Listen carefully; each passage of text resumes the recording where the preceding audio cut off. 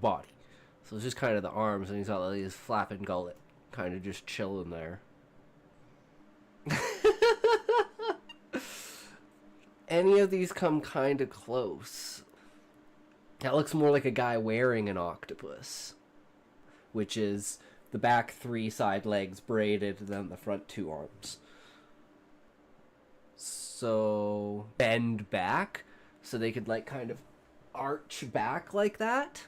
Beak doesn't open at this end, it opens like this. And how they used to fly is they would open their mouths and they would swish their heads back and forth, and they would catch other birds. Oh my god. I mean, it's close.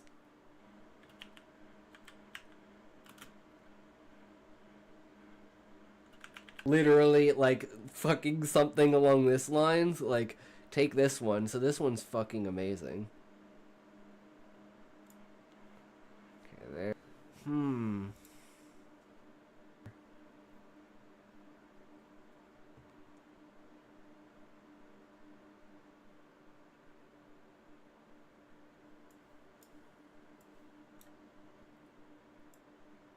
The contrast. I love it. This is interesting. This is really interesting. Yeah, this is more like it. Ooh, I like this. Workstation. You can't say fuck you to your friends. Who can you say fuck you to? Fuck you. This could be like a forming of picture. There. Being created alongside, and you can see how there's like the crystal shell of the celestial being, and then this is like the rock and everything that's like being pulled out of space around it over time to form it into a planet. And how did it get like an actual body out of this? I'm so confused. And a female body of that. That is actually, that is not that bad at all. That's the avian right there. That's what the basic, I guess, female concept for an avian. And the males would have more of like a hippogriff, like thick mane around their necks. That it's like, I'm thinking of them as like the kind of dwarf species, because they're a little bit smaller, and so literally they have their manes braided in specific ways, and it's like you know, different braids represent different houses, represent different cultures, and you know, stuff like that. So you can tell like what basically family an avian male is from based upon the braid of his mane. Remember, if you can't say fuck you to your friends, who can you say fuck you to? Fuck you.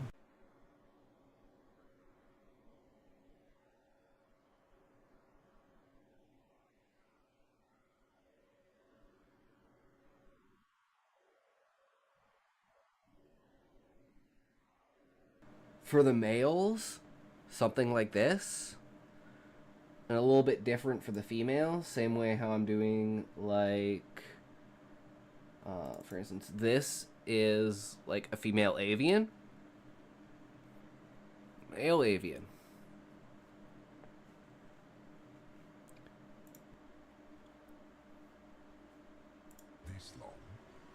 Alright, never done this before.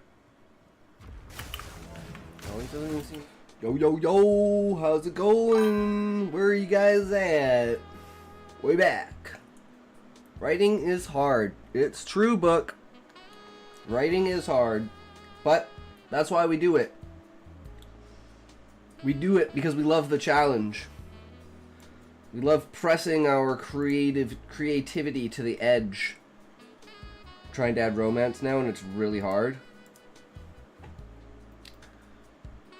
That's why, book, you start with the smut, and then turn your smut into an actual story. Welcome, Beezus. Welcome, Sean. How's it going? Alright, so, kind of a short react today, but hey, Apparently, editing 51 novels only takes 7 minutes. So let's do this. It's a book though, young adult, so light on the smut. Romance isn't smut. Smut is easy relative to romance. That's why you start with the smut. Figure out what your characters are like through that, and then, you know, work your way backwards from there.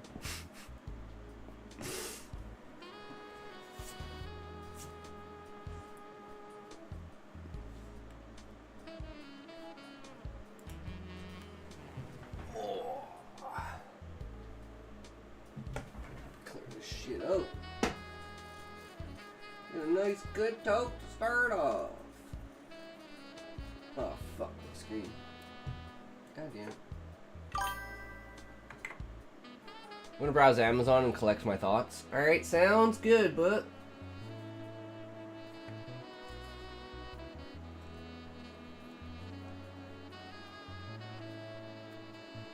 And hopefully we will be able to fully finish Reverse 9/11 today and start on a new story tomorrow. Get everything set up. I'm thinking if we get the story done after the commentary, before Expedition 33, if we get there,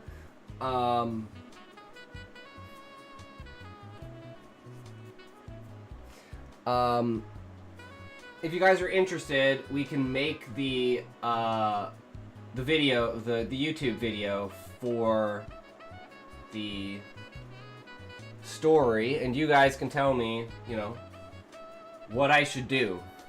Because whatever I'm doing, it's not working. So we need to do something different. And we've tried like 4 different things and nothing's caught on. So at this point, it's like, we're in complete experiment mode. Whatever the fuck goes. We just need to do something, right? Like, there are a lot of really popular, really high-end, like, story channels that are absolute trash shit. And they're just, like, random, like, stories scraped from the web. I'm like, I want to, you know,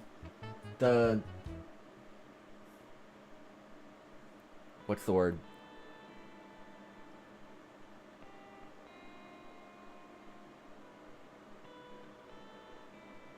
Like, I want the full process, you know? Like, I write the story, I edit the story, I turn the story into a video, and then I post the story, right? So it's like, it's a lot more involved on my end than it is, like, having, like, either AI-generated stories or... I mean, we do AI-generated stories, but only if they're good. If they're better than the story that I wrote.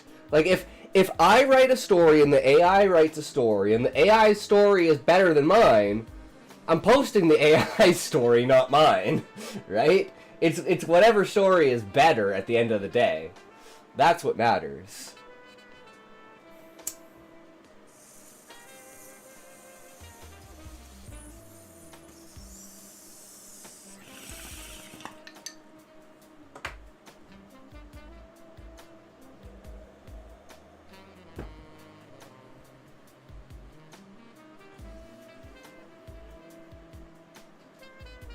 What's your goal, book? Like, what are you trying to accomplish? Maybe we can help.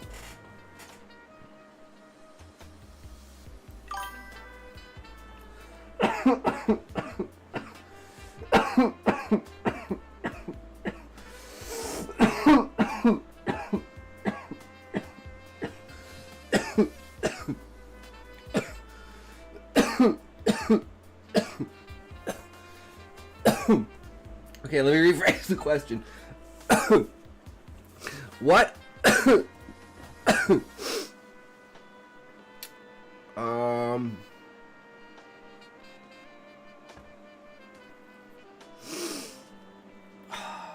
It's not on, Smokey.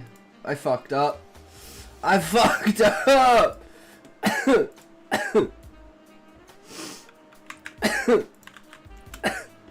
12 Quatuor Vigintillion 345 Tres Vigintillion 689 Duo Vigintillion 23 Un Vigintillion 456 Vigintillion 789 Novemdecillion 12 Octodecillion 345 Septendecillion 678 Sextecillion 901 Quindecillion 234 Quatuordecillion 567 Tridecillion 890 Duodecillion 123 Undecillion 456 Decillion 708.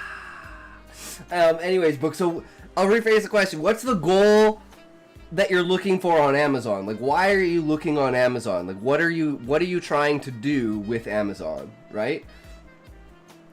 I guess that's a better way, because, like, more narrowing down the question. Because, like, if you're looking for something on Amazon and you're not finding it, as far as, like, oh, you're just distracting yourself. Okay. How dare you start your stream and not have TTS ready? I know, right, Smokey? It's like, you guys pay $17 for that TTS. It's like, I have to make it worth it for you guys.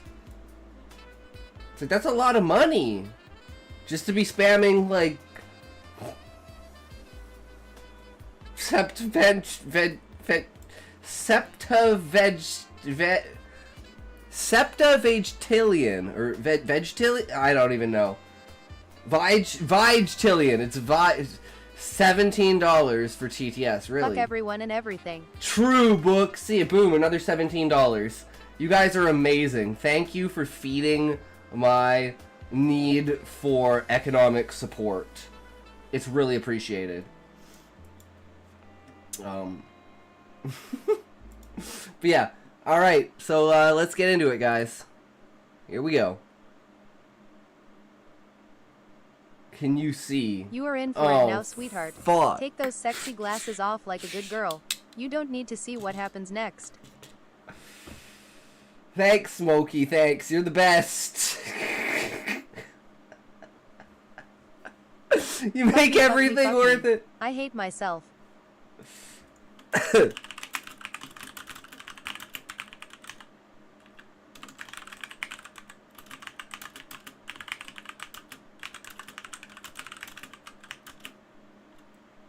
Book buyer, I hope everything is okay.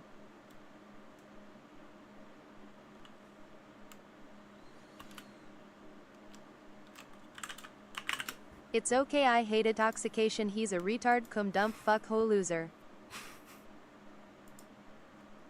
True. It is, I'm just in a mood.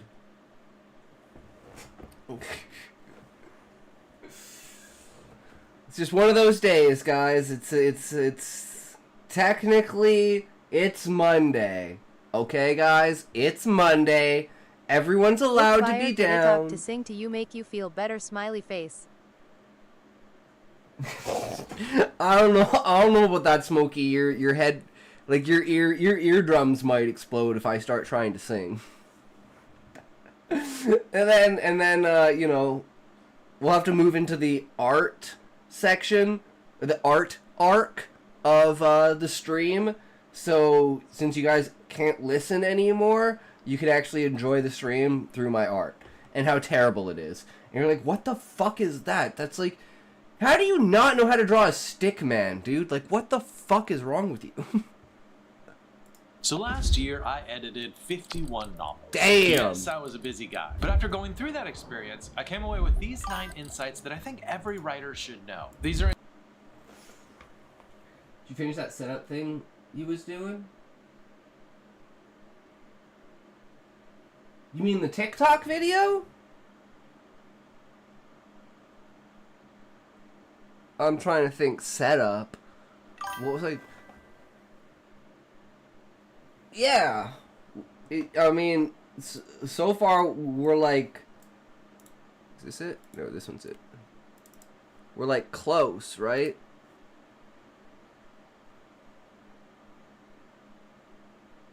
This is what we wound up getting.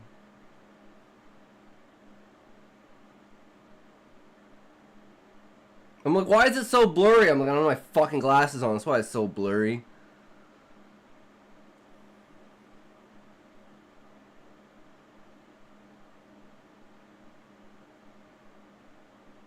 Yeah, welcome to the other side, guys. You get to see my room as is.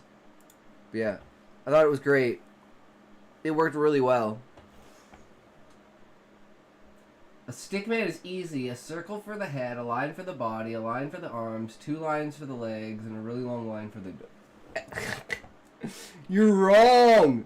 You're actually wrong. Book. You're missing 1 line, and I'll show you what that line is.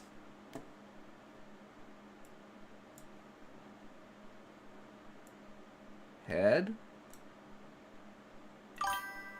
Shoulders, body, arms.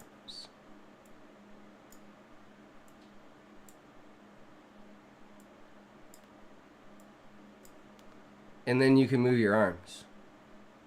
Or you could do like, you know, diagonal. But you need shoulders, because without shoulders... That's his 3rd leg. What do you mean? His 3rd leg is longer than the rest of his legs.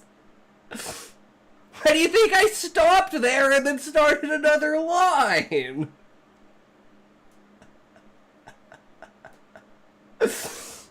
How do you know my line didn't have shoulders? Well,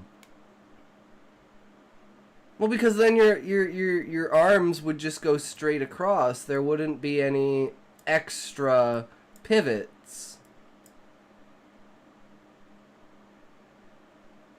He's like this.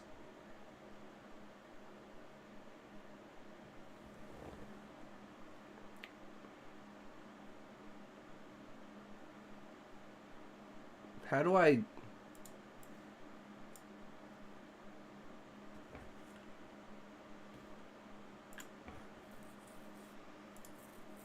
Okay, I'm just opening a new one, I guess.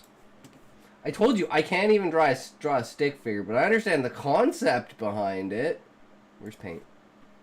Let's try again. So we got head. Give him a little bit of a neck. A little bit of a shoulder. He's got arms.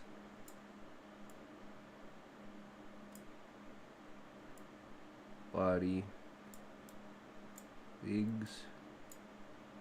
Schlong.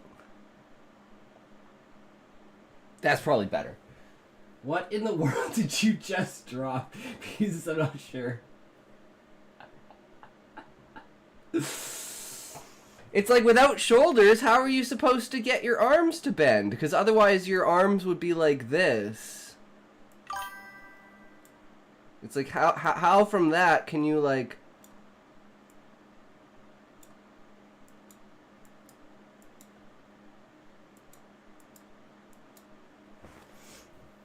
So he walks on his schlong. No, it drags behind him like a tail. It's like, you know, the old adage, I use my dick as a belt and a tail?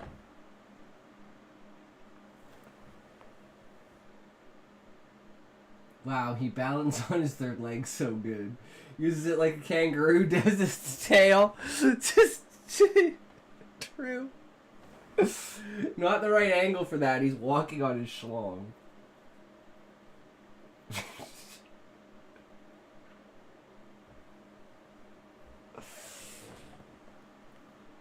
How do you know he's not facing the other way and that's it literally dragging behind him? Like, what if he's facing that way, not facing this way? Right? Like, this is the back of his head, so this is like his hair.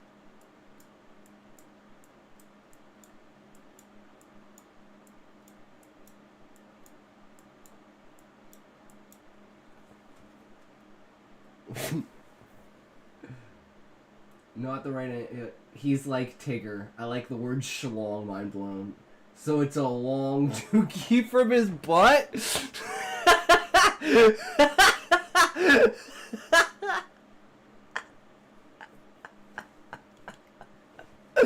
Or tapeworm. Like that bear. The bear meme with the bear... like the 10-foot long tapeworm coming out of its ass. Oh my god. Okay. So apparently we're not a good editor, because if he edited 50 books in a year. He edited every book in less than 8 days. So unless those books are like 60 pages long, like holy shit. That's insane. Insights which will I mean, his name is Book Fox. So, your book buyer, he's Book Fox. I mean, your writing career, they'll help you write your novel, and they'll just help you feel happier about yourself as a writer. Ultimately, by watching double this fuck video, him? True, Book. He's stealing your shit. He's a freaking plagiarist. That's all he is. be set up to write a better novel. 1. What writers think is Alright. Notes on editing. 9 steps. I'm pissed now? Oh, I'm sorry, Book. Maybe this'll help.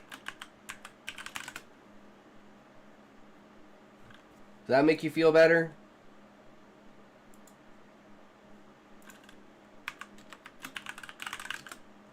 Or how about that?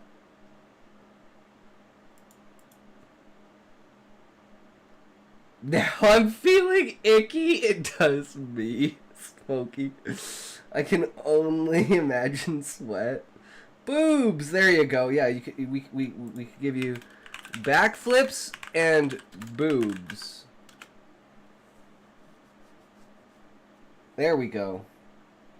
That's what it's all about, guys. Backflips and boobs. 9 steps of editing. Happy Book now. Yay! I was glad I could help, Book. wrong with their book is often not what's wrong with their book. Okay, so writers think is wrong with their book is not what's wrong with their book. That's why I use AI, because AI can look at it from a completely like unbiased perspective. Is that my problem? Number one? I mean, it could be, Book. Like, what do you think is wrong with your book? Right? I thought you had a really strong premise, a really strong character idea, and it was based on something that was extremely relatable. But it's like, it depends on what your target audience is, right? Like, for instance, if you just gave me Sean's book off the bat, like, for instance, cat version, I probably would have stopped reading it at the wedding scene because there wasn't enough conflict in it, because it's not my... I love conflict. I want shit to fucking happen, right? That's why I don't like Slice of Life, because the problems in that are the problems I have in real life. I don't want to think about those problems. I want to think about greater problems. I want to think about the world ending. I want to think about, like, Expedition 33 level fucking emotional shit, right? But it's like, I can appreciate the story, and I can read the story, right? It's just not 100% my cup of tea. Same with, like, your book about horror. It's like, it's not necessarily my cup of tea, but it's something that's like, always reading stuff outside of what your genre mainly is gives you a better idea of other aspects that are more dominant in other genres, right? Like, you're gonna have more character interaction and more character, like, not necessarily depth, but like the web that your characters are in is going to be a lot deeper emotionally in, like, a romance novel than it is in a slice of life or a fantasy or a sci-fi or historical or even a comedy, because it's more prominent. Not the other ones don't have it. It's like, you're gonna have it at 80% in a romance novel. You're gonna have it like 30 or 40% in, like, any other genre, right? Because it's not what you're emphasizing the book for, because the book isn't about the romance. The romance is a subplot to the main book. I would like my God Vessel novel idea then. All right, explain your premise for this god vessel. Is it like gods inhabiting the bodies of mortals, kind of like American Gods? If you ever seen the TV show American Gods, something like that, or is it like them just visiting Earth, or is it like they, stand kind of idea, like where it's like it's a secondary possibility? Yes, and it's very sexual. Damn. So it's like the gods come down into human vessels to like fuck around because you can't do it like as a god because like you're not a physical being.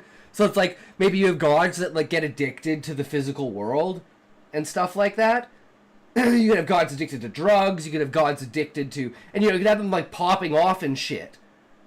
And it's like the people know that like you could be and it could be like anyone. It could be like they change bodies all the time. So it's like you have this impending doom on your characters that one day one of them will be possessed by a god and just run around orgy fucking everyone.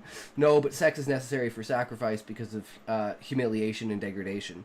I love that book. That's amazing. Can definitely get on board with that.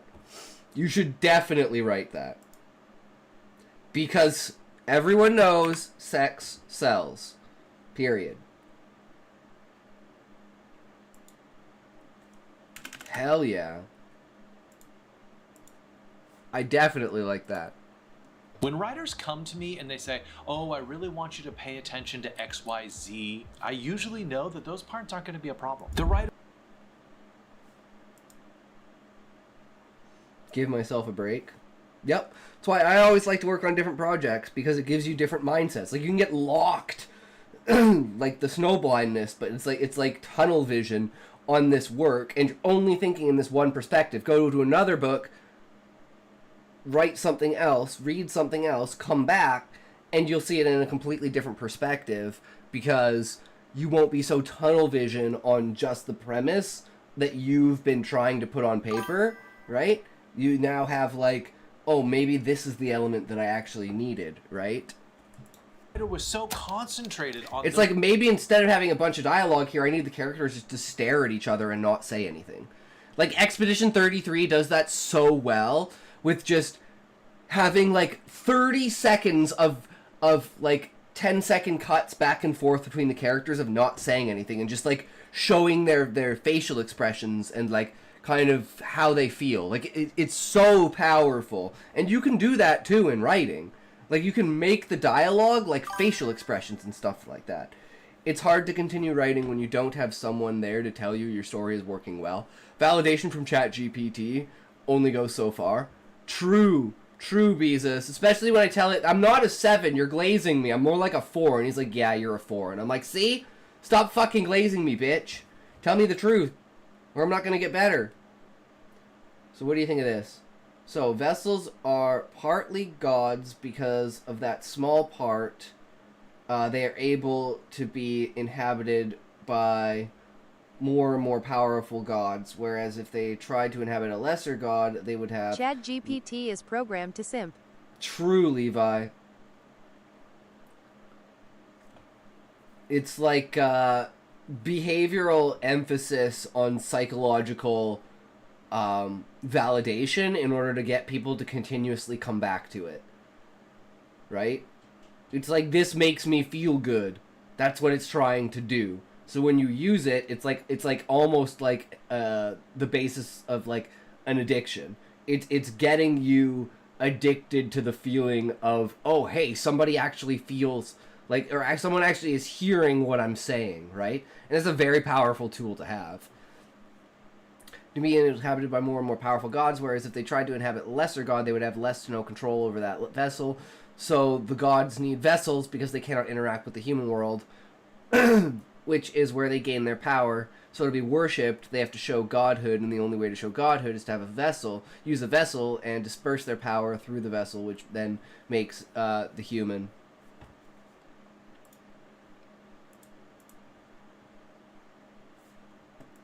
I like it so far, definitely. They gave a lot of attention to it, and they ended up doing it very, very well in their book. Usually the biggest problems in their book were things that weren't even on their radar, and I have to be like, This needs revision. On the other hand, I at least got to tell them, like, hey, that stuff you were really worried about, you were fantastic with that. 2.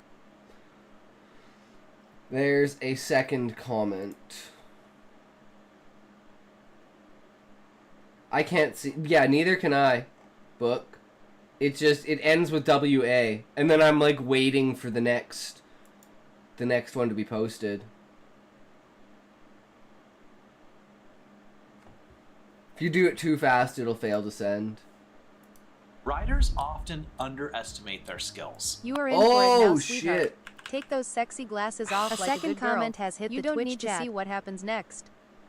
Want to worship the gods for those tiny bits of magic power that they see now. The gods do not technically lose anything, but they do become more corrupted by human greed and by human vices. The more they interact, they have to be careful how to use their inhabit.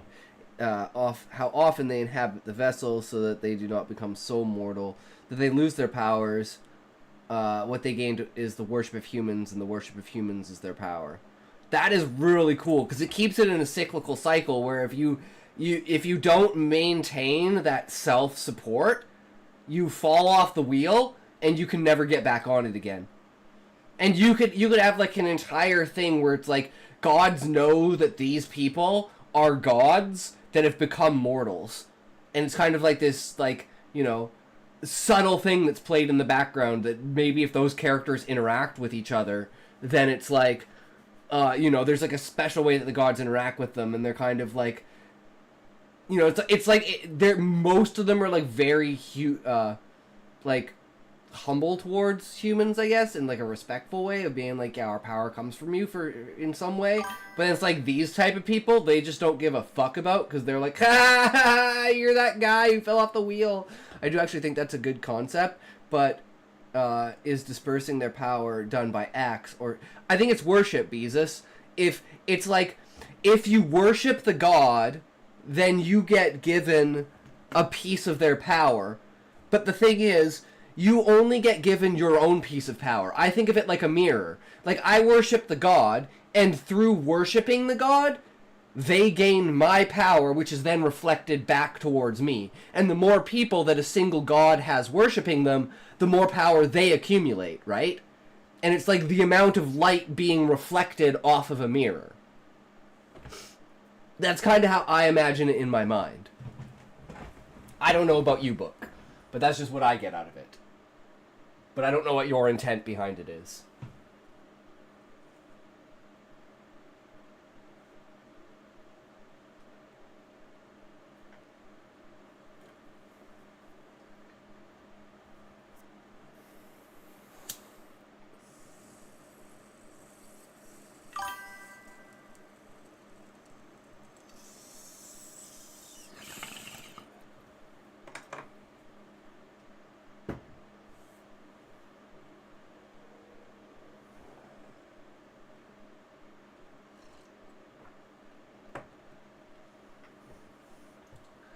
Done by acts. So a concept I have is, for instance, if you are barren, to have a child, you have to sacrifice an elder in your family.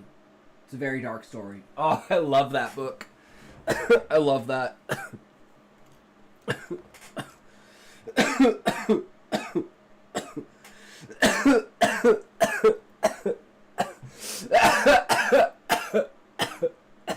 I thought you can have a god that's like the opposite of Aphrodite in like looks. Like it's like this like obese, like fucking disgusting fucking bitch. But it's like if you continuously like have sex with her, you get like super fucking powerful. So people will just fuck her to get super strong or something like that. I have a good sacrifice for every god. Nice.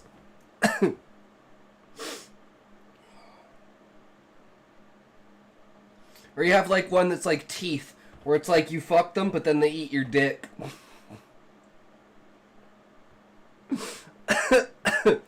Yeah, very interesting shit with that.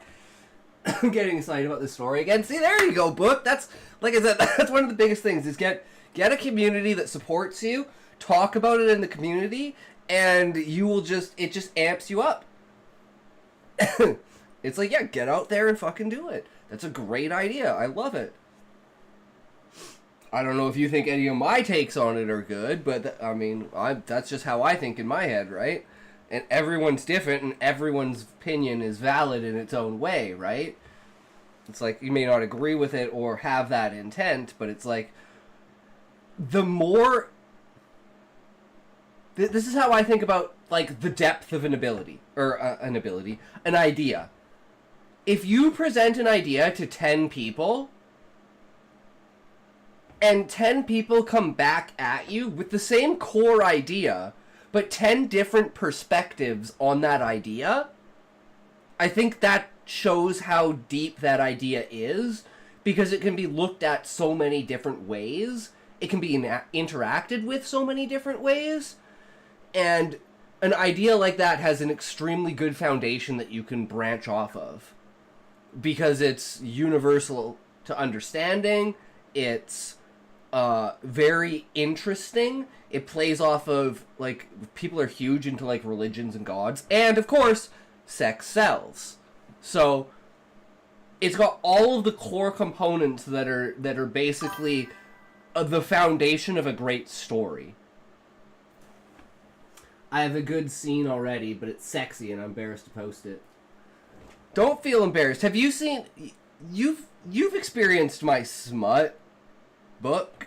We're all about smut here. Smut is fine. Smut is good.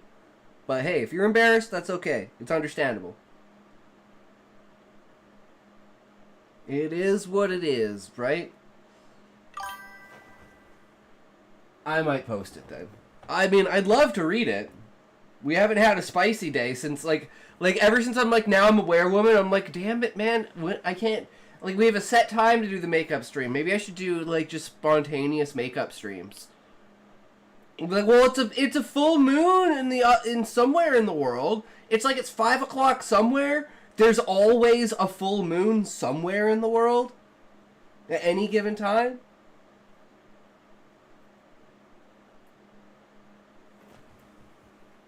It's very short and incomplete. Oh, that's okay. So is my chapter 1. It's like, and like I said, I'm all about the idea. Did you get the idea across? And can I see the potential that this can evoke, right? Because like I said, I'm not going to remember the words that you wrote down on the page after I finished reading it. I'm going to remember the ideas that you presented to me. That's what I'm going to actually remember, and that's what's important, because that's lasting. Moon cycle is consistent across the world. The moon is in the same phase everywhere. Don't ruin it, Levi!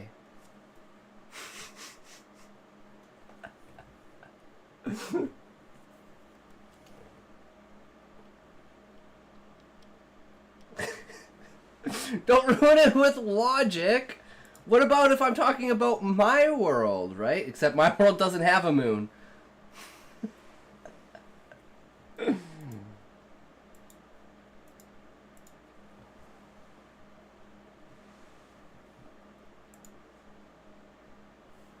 Okay.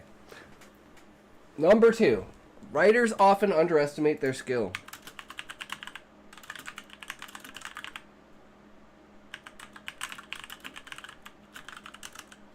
Oh, guys, remember. Tide goes in, tide goes out. Tide goes in, tide goes out. No one knows why. You know? Put the trash at the end of your driveway, then boom, it's just gone. You know? Take the trash out, it's just gone. You can read it after the video if you want. Yeah, that's the plan, book. Sounds good. So if we could actually get through this 7-minute video, but let's see. I always spend the beginning of each feedback essay talking about what the author did well. And usually the first thing... Well, the mechanics of moon phases work if it were some other phenomenon that merely resembled how the moon be, then it might be possible to have differing phases around the world. I mean, at the end of the day, Levi, Earth only has one shadow because we only have one sun. So imagine if there were multiple suns casting multiple shadows.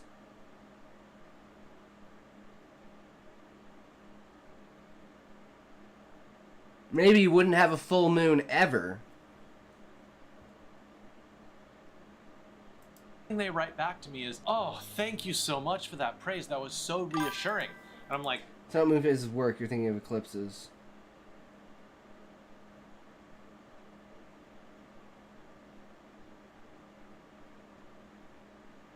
Damn it, Levi! Stop! Moonphase is the moon day night cycle. It's the shadow of the moon, Levi. But if there were multiple suns, then you would have, like, at any given point in time, more light on the moon.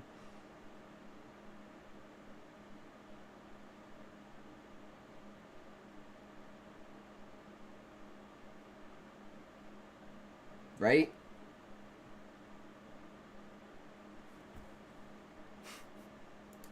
I was just being... Isaac Asimov, Nightfall, 4 or 5 suns, and only one moon. Meaning that only one night happens every 1,000 years when the smallest star is eclipsed by the moon when it's alone in the sky. There were multiple suns, then it depends on the type of orbit. Yeah, so just imagine, like, I'm sure at some point in time you could have it where either the moon was, like, fully lit or never fully lit. Because you could have multiple shadows coming off of the Earth hitting the sun, hitting the moon from different angles. You could also have the suns, like, shadowing each other if they were, like, multiple layers out, right? There's tons of different configurations you could hypothetically create. Whether they were stable or not, that's a completely different idea, right? being honest, and they're always so surprised as if they weren't aware of their own awesomeness. But see, that's what I try to do. I'm like, well, what are the things in here that I notice that are good? And then I'm like, well, what are the things in here that I notice that are bad? Well, I'm not good enough to know things that are bad, so I only see the things that are good. Right? Or if there's like a spelling mistake, or if I'm like, don't understand something, maybe it could be more clear, but I'm very stubborn with like the way that I use my poetic language in order to accumulate like a set feeling, and only if you see it from a certain perspective do you get that feeling. So it's more of whether I can evoke that well enough, moreover in the setup of it or foreshadowing, rather than as an innate outcome of just using that word, like replacing leave with lead for lead you on. There's an S-type and a P-type orbit. But let's assume it's the S-type orbit. Yeah, the moon could be illuminated from both sides. S-type orbits would typically have one star being smaller, so it might only be dimly lit on the shadowed part. Very logical. look, as a writer, you need to be just as knowledgeable about your strengths as you are about your weaknesses. And let's be honest, writing can be a soul-crushing business. So, of course, when writers come to me, I want to tell them all the things that they're doing really, really well, all the things that they're talented in, all the things that their book is succeeding in. 3, writers underestimate the amount of revision required. Look. Oh, yep. We're there. We're at that point.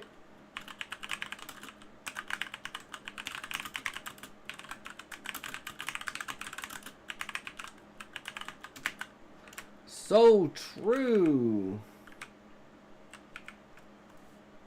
Look, I know this can be a huge downer, and I don't mean to be a, like, sad. And that's why we spent, like, what, 3 days or 2... Actually, no, we spent 2 days writing it, and so we spent 5 days editing it, and this is the 6th day of editing, and we either have today and then tomorrow, or we're going to finish it today. I don't know. We're like 80% of the way there. Sally all over you, but by the time you get your work to an editor, you might only be halfway or 2/3 through the process of writing your novel. I know, you want to reach through the camera and punch me right now, but if I can prepare you now for the Number 3 is the biggest deal. My story is 70k words, but I've written about 150k words total probably during it. Yeah. I'm at the point of I need to get better at just like getting rid of stuff. Right? It's like, I really don't want Cryogen to actually be like 10k words. But we still need to add like 6 or 7 more scenes to it. And it's like, when we put, like, a good thing for this, Beezus, is when we put, like here's a good representation, look. So we put the story through AI, right? Now, mine is 17,840 characters. His is 11,200. So, almost like 35%, 40% of what's written was truncated in some way. And that's just with like, this is like 4,000 words? I don't know, how many words is this?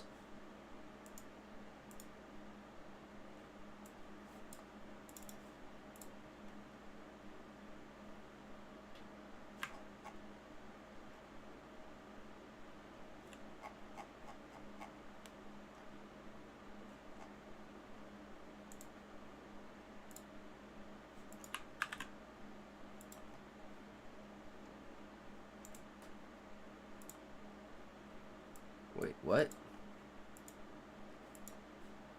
Oh, it didn't oh, I'm an idiot. Didn't copy it. Hold on.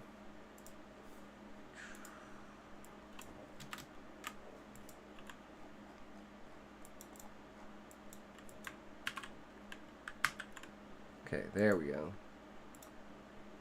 Nepotism Unleashed. And this is tools, word count. 3,100. So this one's probably only like 1,800.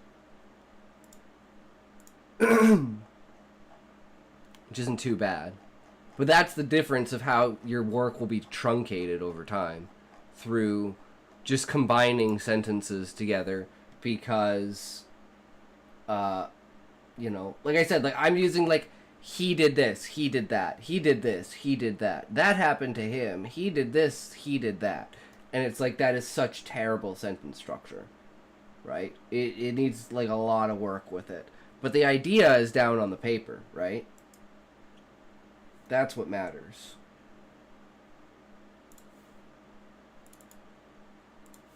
Knowledge that there's gonna be a lot of revision you have to do, then you're gonna be psychologically prepared and be more willing to hear the feedback and be more willing to do the work of revision. Yeah. For the dirty secret about POV. POV is just point of view. When writers come to me, they're often worried about whether their plot makes sense, or whether a particular character is cliche, or whether the ending works. And yeah, those are all normal things, and those are all things that I can address in feedback. But almost never does an author come to me and be like, I don't know whether this point of view is working. Honestly, I kind of wish they would come to me with those type of concerns. But sometimes I say, you know, in certain sections you veer more into omniscient, and other times you're more limited third. Other times I say, you know, in 2 chapters you go into this other person's point of view, and I don't think it's working. I think you should stay with the main point of view. Now, the second most common piece of advice I give about point of view is POV switching. When you're in roving omniscient POV, meaning you're writing one chapter from this particular character's view, and then the next chapter from another character's point of view,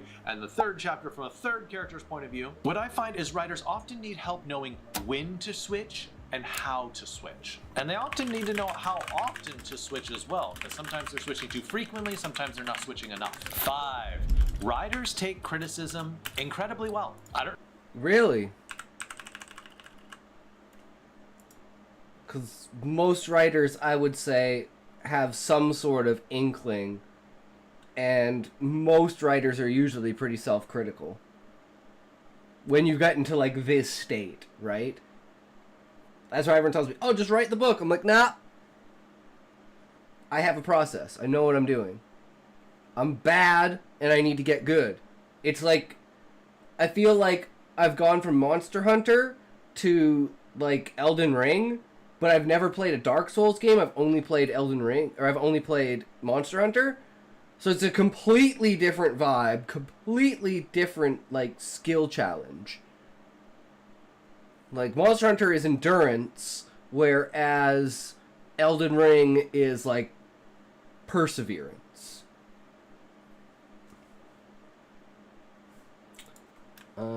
Writers take criticism incredibly well.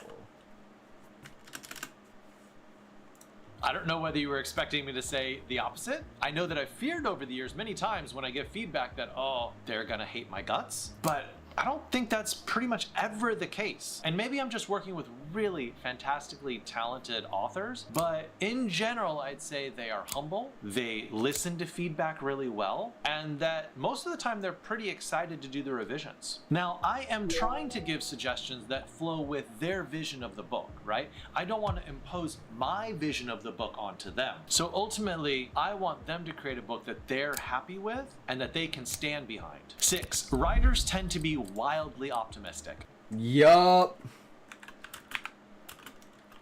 But hey, there are things that you have to know in nuance, right? There are two sides to the coin. I'll be right back. Going to grab something to eat. All right, sounds good, book. There is hope and expectation. Elevate your hopes. Temper your expectations. Hope for the moon. Expect dirt. And you will always push yourself because you're always hoping, but you're never really going to be let down because you're already like on the low end with your own self, right? So it's like you're already on the ground, so you can only be lifted up. That's how I think about it. But you're always hoping and aiming for absolute brilliant success, and, you know, like I said, I want my book to be banned because people are dying from reading it because they can't put it down.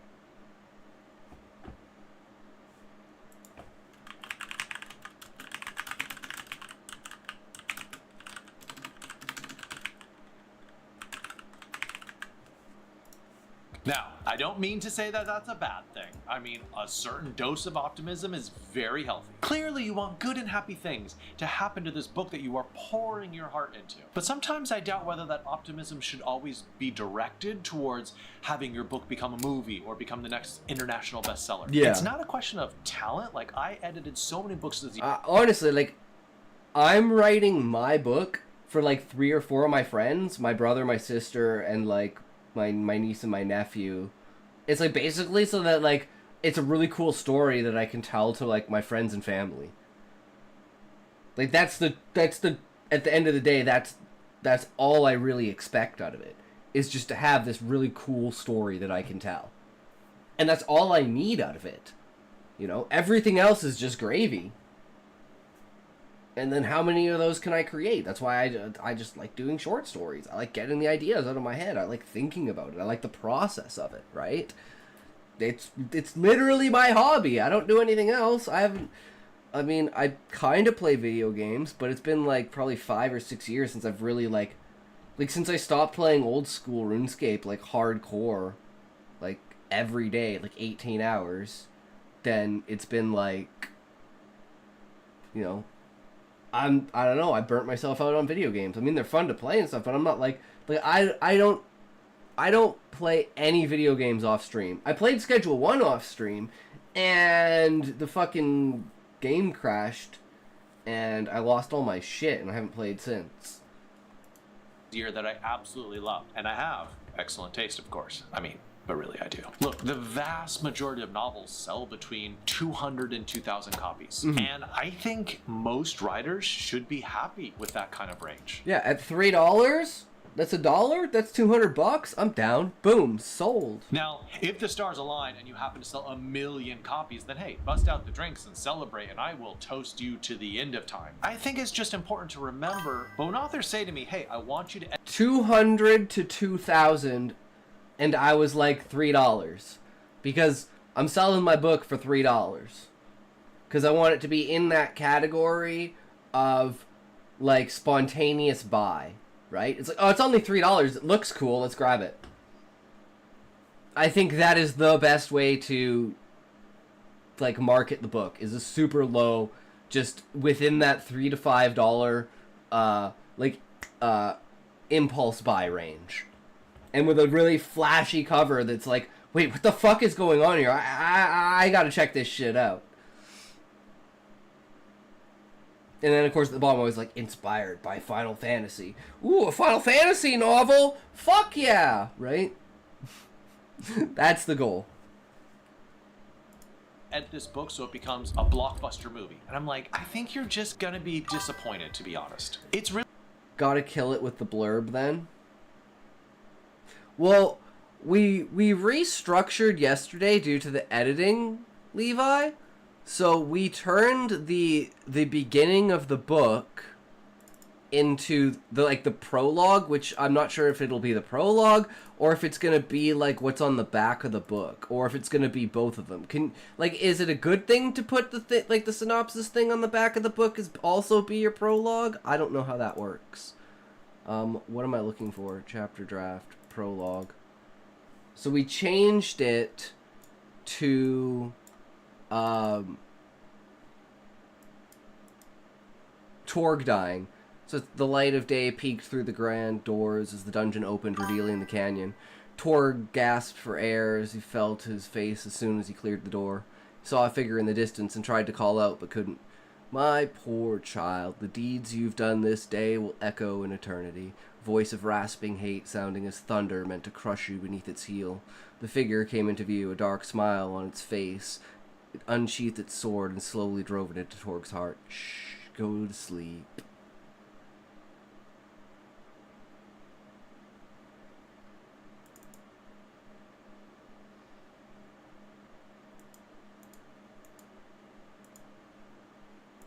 And then, like, the main one that I do is, like, if you're talking, like, one sentence.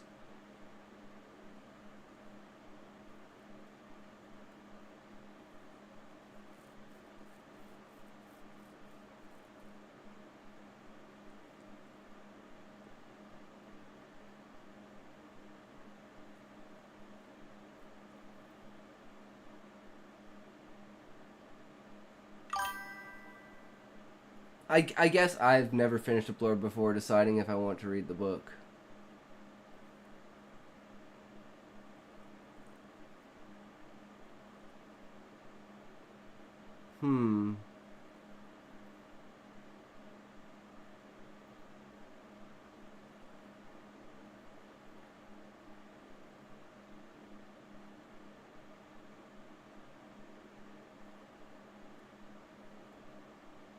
I guess you could say because of the main thing, because you could either have Husai receiving the Calm Pearl, or you could have the fall of Garuda, the death of Zaid, and the exile of the Adventurers Guild.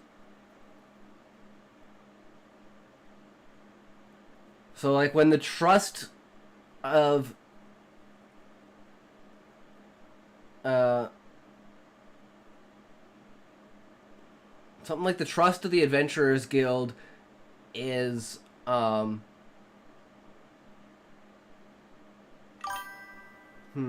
I go with Weather Event Catalyst, the story. That would be Husai receiving the...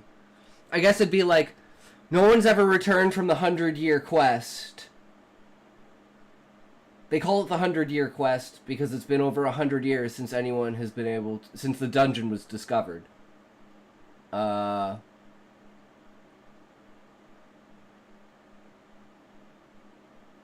Sitting on Husai's desk is now the evidence of the completion of that dungeon, or something like that.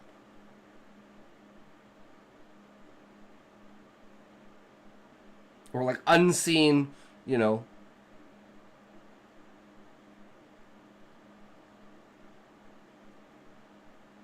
something about him like finding the Calm Pearl and what's on the Calm Pearl, his connection. It's like he had a decision to make. Either join the Adventurers Guild or go on the quest. You'll have to get the book more figured out before writing the blurb.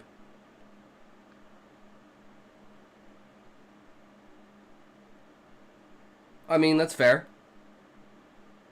I'm just thinking off the top of my head, like, what the concept or the idea behind it. Like, for instance, like, a blurb for Cryogen would be like,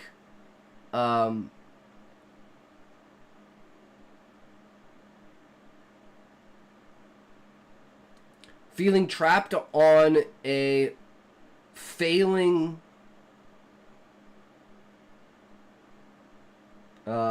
trucking ship, Julek Helsing strives,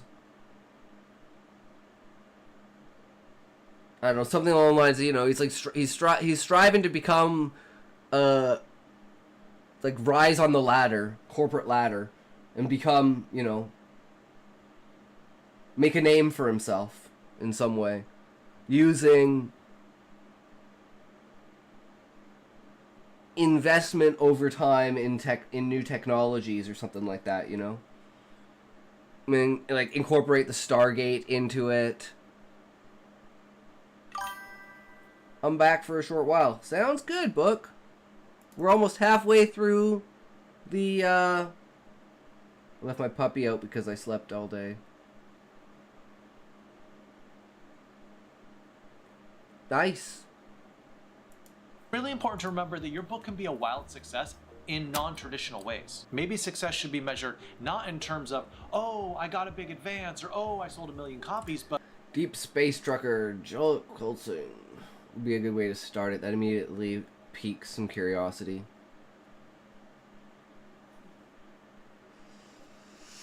Yeah.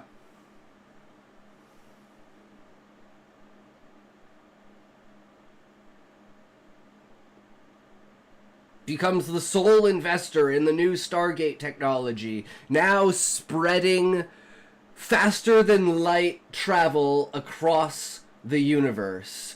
The hero of humanity. And then you could have the underneath, but his addiction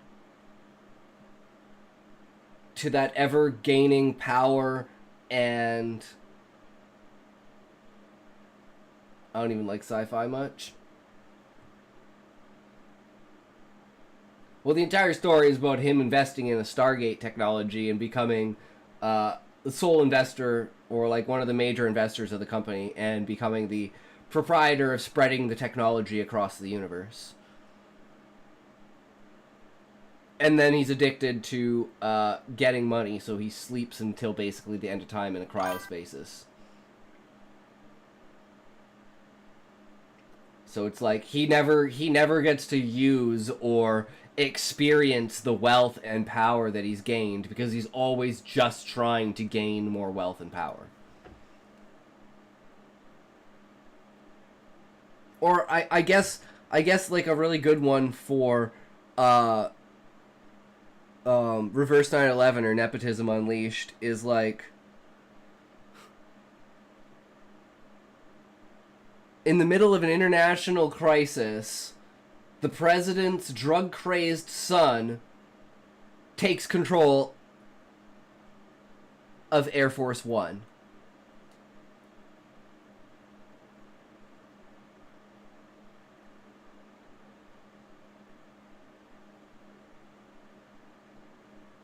I'm sure you could definitely refine it, but I think that one has a more clear cut, exact, like, oh shit with it, you know?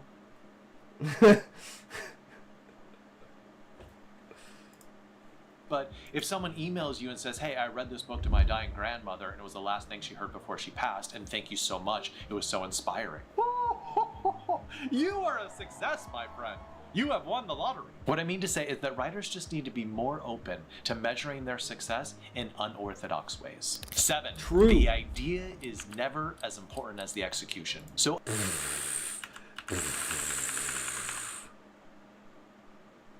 I mean, that may be how other people are, but like at the end of the day, I'm an idea reader and writer. I only care about the idea. I don't care, because I'm not educated enough to understand, like, really the difference. And I'm not going to remember it afterwards. I'm just going to remember the impact of the idea, right? But Sure. I'm always willing to look at other people's perspectives because I know I'm retarded. And if I only listen to myself, well, I wouldn't be here. Like, I wouldn't be streaming. So out of the 51 books that I edited this year, a good percentage of them, when they described what the book was about, I thought, oh, that sounds interesting. Like, I am going to enjoy reading this. And some of the ones that had great pitches ended up just being okay and they needed a lot of revision. But the execution of your concept is 95% of a book. How the scenes were structured, how the details were chosen, how the characters were drawn. A lot of authors, and a lot of would-be authors, have excellent concepts for a book. The trick is to be able to execute those ideas in a way that's good fiction writing. That's also why a lot of unpublished authors are way too worried that like an agent or publisher is going to steal their idea. The ideas aren't worth much, right? It's the actual execution which is people put too much emphasis on the idea. Like, I do this because I like the ideas, but it's like people do put too much emphasis on how, like, what the idea is, right? It's like bragging. You can say you are great at sex, but show me you are. I mean, that's fair, book, right? Like, I mean, I know how to smoke weed. I can show you. Watch. This is how you smoke weed, guys. You take your empty bowl. You take your weed. You pack your bowl. Put the bowl in the down stem. Take your lighter. Light the lighter. Put the lighter over top. Put your mouth on the hole. Suck once you light the lighter.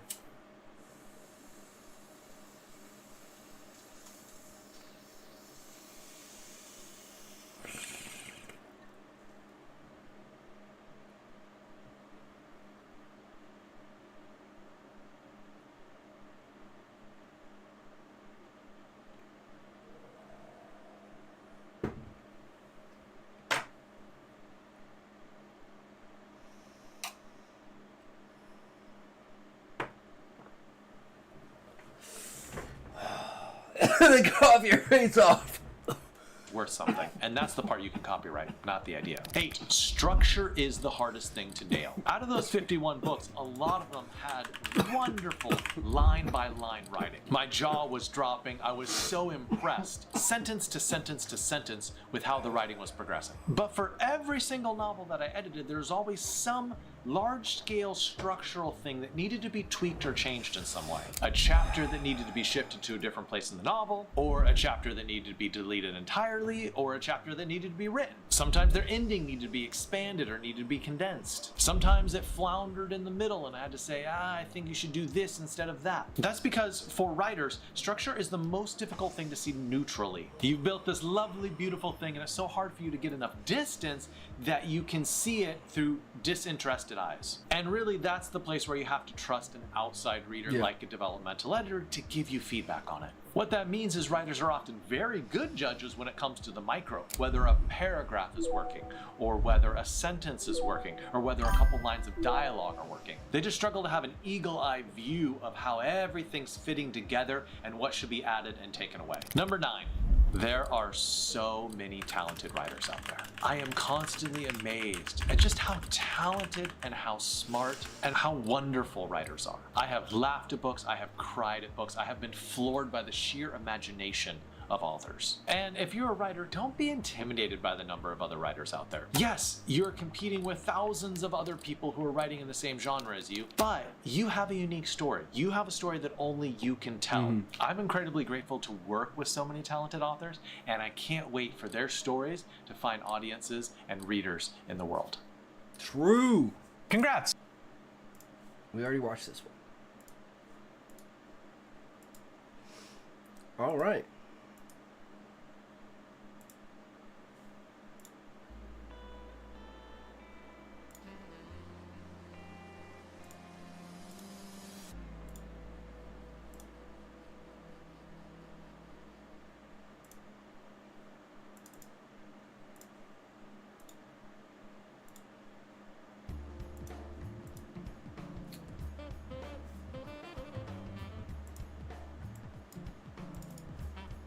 Sean, once again, good sir, are you here?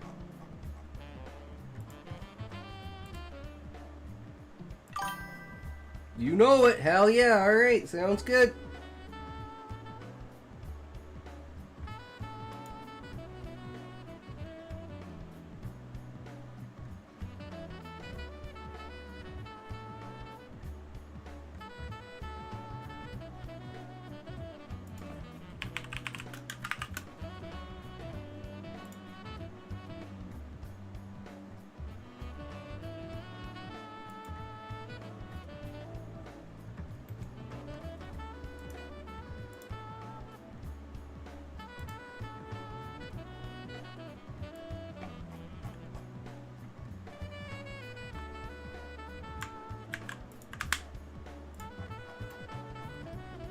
Alright. Okay, we'll start with Sean's and then we'll read yours book. Chapter 14.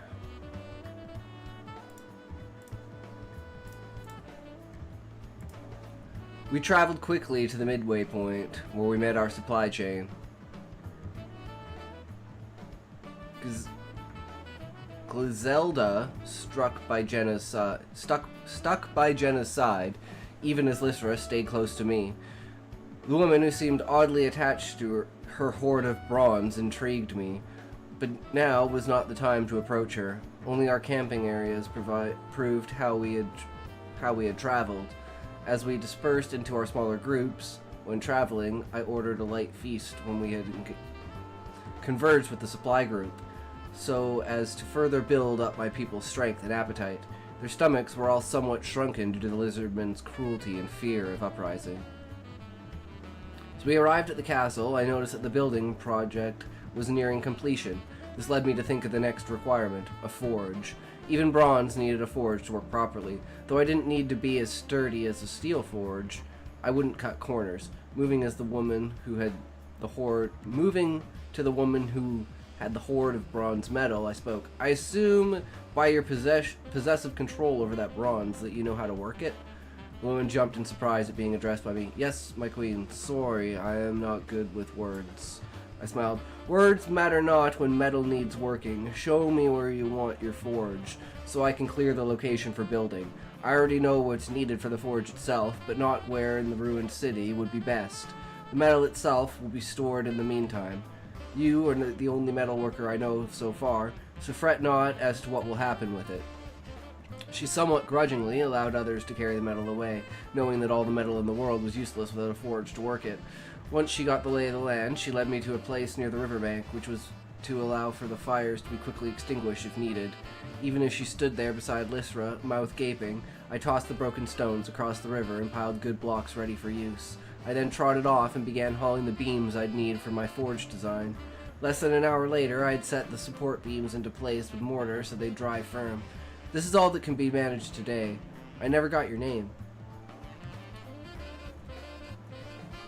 Startled once more, she tried to answer me. Apologize, my queen. My name is Trina. Frustrated at her own speech issues, she blushed, embarrassed. Just then, another woman came running up. Trina, I lost sight of you. I've been looking all over the castle, trying to find you. What if you had offended the queen by not speaking? Who knows what might have happened? Cleared my throat, and the woman, more a girl, really turned white-faced to see me standing there. Trina didn't offend me in the slightest. She's my chief and currently only metalworker. I needed her to guide me to a spot for her forge. I take it you've been her interpreter for some time then. What is your name? Gabby. If it please you, my queen, said the clearly worried girl, her hair whipped around her face in the strong sea breeze. Excellent, Gabby. Will you work with Trina as her receptionist? You take the orders, show them to Trina so she can nod or shake her head to say if she can accept the work or not. And assuming she accepts, haggle for a price of the work. And if she rejects it, then she can hold one finger for resources being short, and 2 for her ability being insufficient, or 3 for too much work already, and needing to come back later. I think that's a fair setup to keep things simple. Gabby's eyes filled with wonder and joy at being able to help her friend, or maybe sister, officially. Yes, my queen, forgive my excitement. Trina is my best friend. Getting to work with her is a dream. If only just then I got a pulse of power from the emerald in my coronet. I now knew that Gabby and Trina were half-siblings of the House of Tolmore. Well, Gabby and Trina of the House of Tolmore, when the forge is complete, the two of you will live here inside the building. Half-sisters should live together when possible, don't you think? I smiled at their stunned faces. I didn't make that name up either. You are literally family. The coronet knows who's of noble blood and who isn't. Don't worry about court stuff, just live your life here together. It's what you want, and besides, nothing saying there isn't another Tolmore family member who's more suited to court life. When there is a court to have a life in, that is. The two clung to each other with happy tears running down their cheeks. On behalf of my sister and I, thank you, my queen, for telling us that we are family after all. I smiled and waved as Lysra and I went off to the castle. When we reached the audience hall, I found 10 men prostrate on the ground in front of my throne, under guard. Let me guess, the idiot new rule morons got another clever idea in their heads. Ah, shit, my TV broke. Hold on a sec. Okay, it's back. I need a new fucking HDMI cable, but fuck, it's been like 2 years and I still haven't gotten a new fucking cable. Marta, standing beside my throne, bowed with a grin. It seems, your majesty, that the castle knows your will, even when you are gone. 8 of these are new rule morons, with the other 2, well, I guess 3 executions wasn't enough to send the message. My rage boiled as I looked at the line of men now kneeling, with their heads on the floor. None of them can move once they had stepped one toe where they weren't supposed to be. They fell to the ground just like that and haven't been able to move since. We carried them here as they were, and they haven't eaten or drunk since then either. Though they have soiled themselves, we've cleaned the mess as we noticed. I expect the castle is waiting your judgment. Take them to the square. I don't want their blood on my audience chamber floor. Defying my will in and of itself is treason, and attacking the lizard women or their eggs is pure evil. There's only one sentence, death. The execution was swift, and unfortunately as painless as possible. I'd have loved to publicly torture them for their crimes in front of everyone until they eventually died, but that would stain my soul, thus giving them a victory that I wouldn't allow them. True. Good.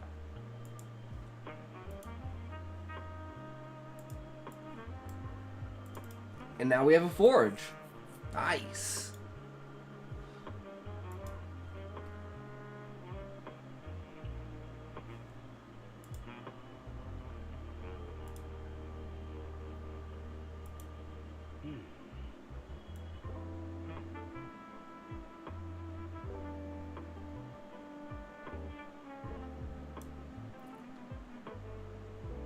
Is writing what you want me to... Short and simple? True, Sean.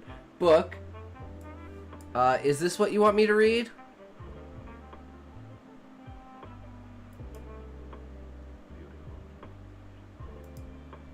Alright.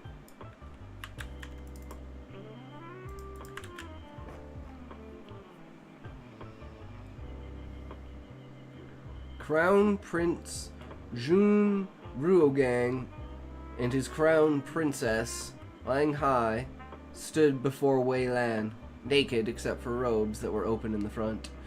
They were here for their fertility rite, the one that would hopefully allow them to have a Huang Tai son, a royal grandson. The current emperor had only this one crown prince and a sickly princess. That was all his dozens of concubines had been able to birth and raise to adulthood. There had been many miscarriages and stillborns, as was usual for the royals. Having even 2 survive was a miracle, and to have one as healthy as the crown prince, unheard of. Chris AM, welcome, welcome. WW, true. So here they all were, waiting for Bai Hai to be ready so they could start the ritual. Most of the prep work had been done, but she was nervous, and that was making the preparations harder to manage. She was laying on the ritual bed with Yuan Zhelan, the vessel of family, her partner for the ritual. He was trying to prepare her for his entrance into her body, but she was still dry. The ritual couldn't start until she was prepped. As Zhelan sucked one of her nipples and played with her clit, she all All she could think about was how many eyes were staring at her, and what was about to happen next. Finally became clear, after a half hour of fruitless efforts, that the rite was not going to happen unless something changed. Gotta get some aphrodisiacs up in there. You gotta get her drugged up.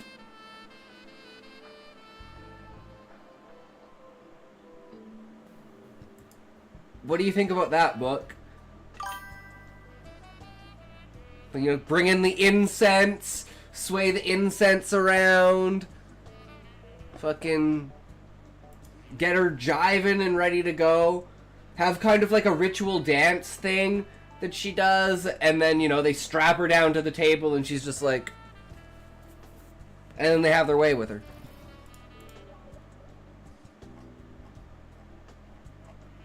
That's how I imagine it.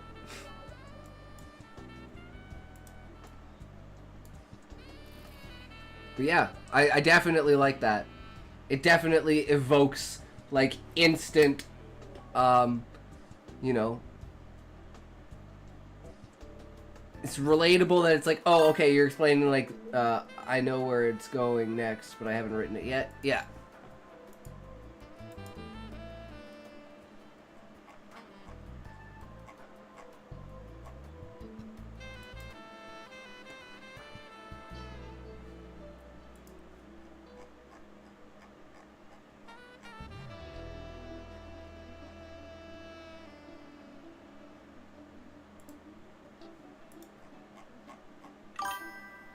Gonna go check on Ellie, be right back. Sounds good, book.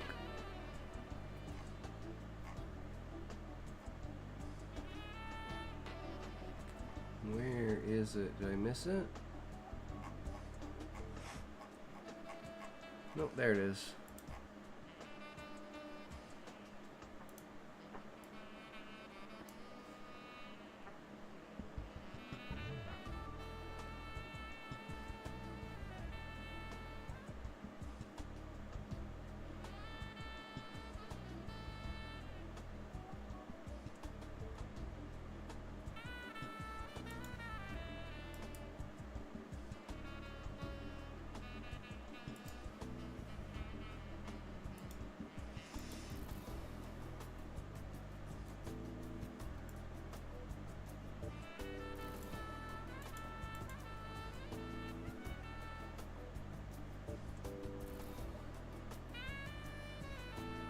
I think it's supposed to be this one.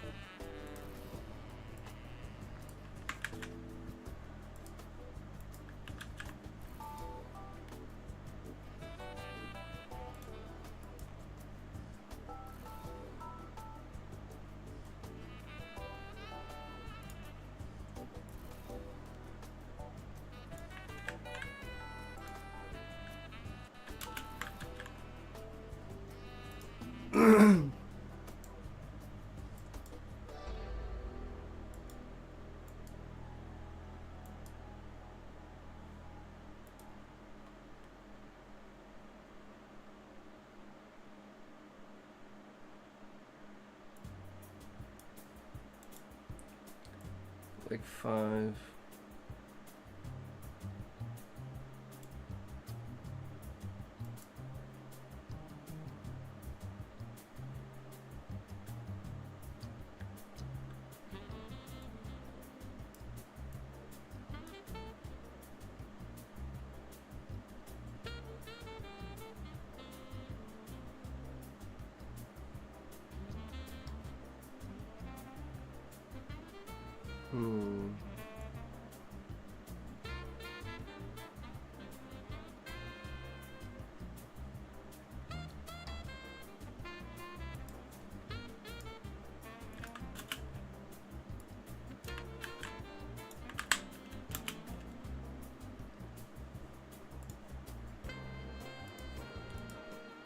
Grabs a fresh bottle from the mini fridge. 5 angles, Harold.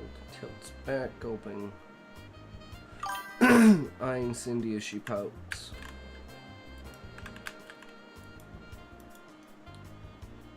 Sings with each flash. Slams the bottle down.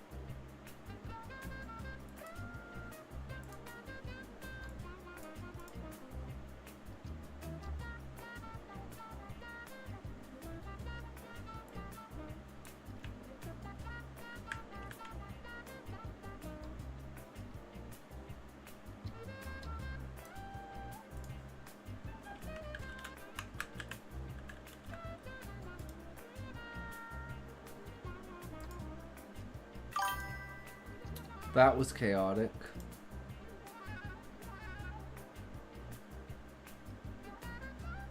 Is it like a, do you have a big dog or like a small dog, Book? Cindy smirked as she lined the rest of the Coke up on the table.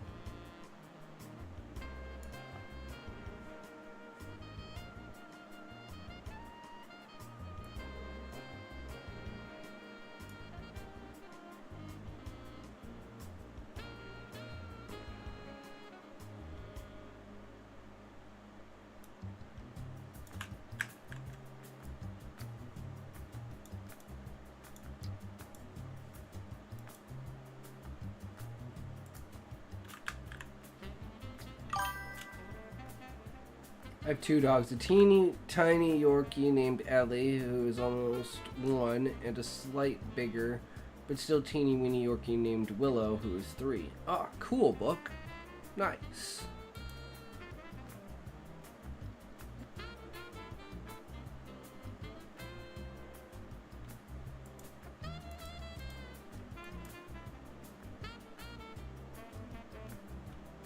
Their combined weight is about 15 pounds. Damn.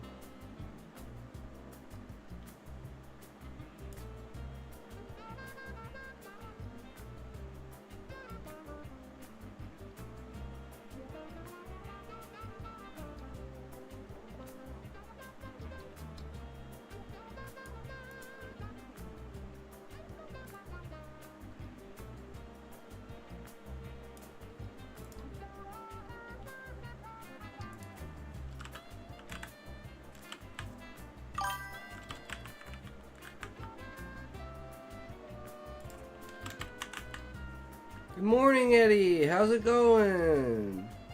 Okay, time to plan my new novel. Hell yeah, Book. Get at it. Let's go. Power of teamwork. Let's inspire each other.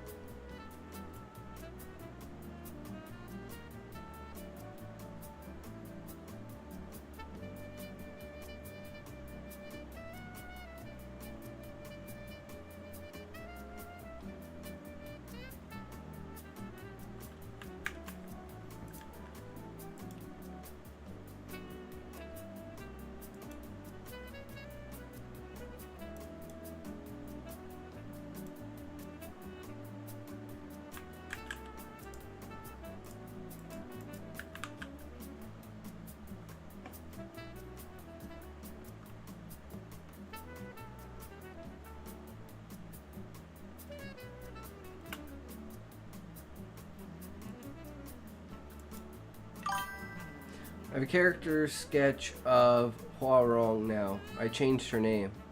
Okay, cool. Nice.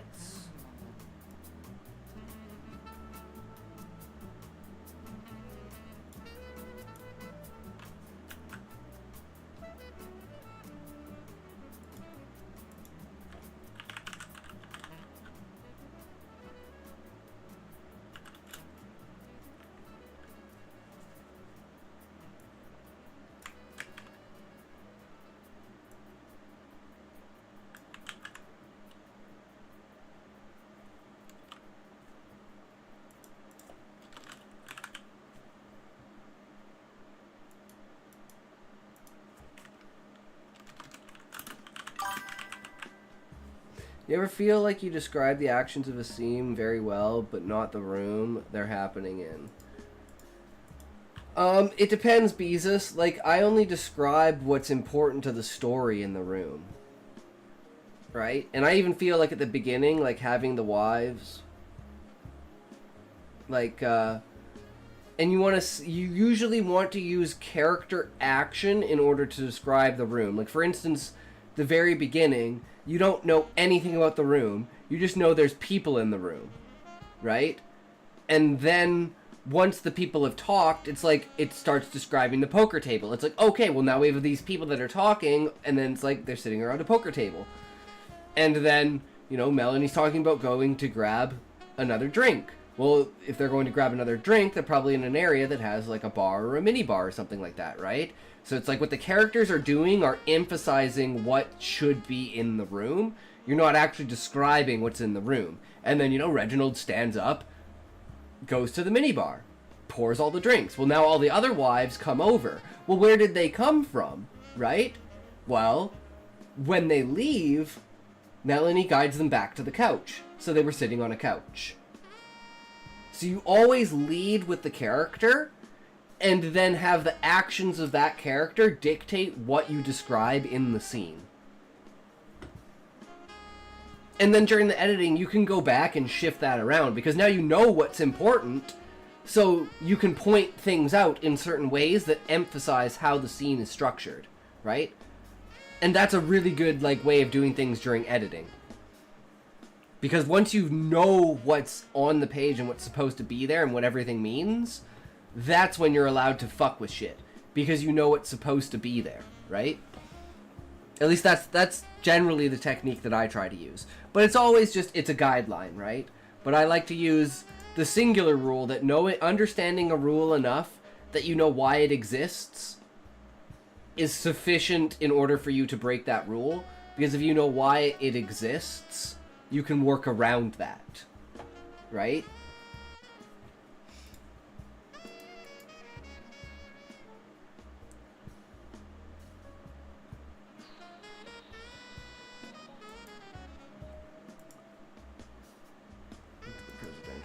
Sweet. So yeah, we want this. Loose chips across the board. Do or die, my friends. Fate is in your hands now.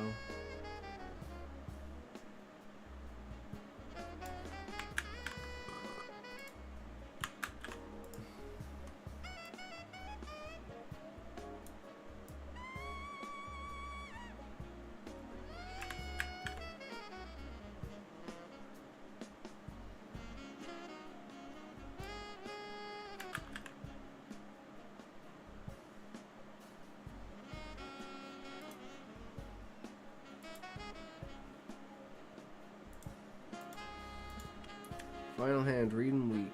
Stone cold victory.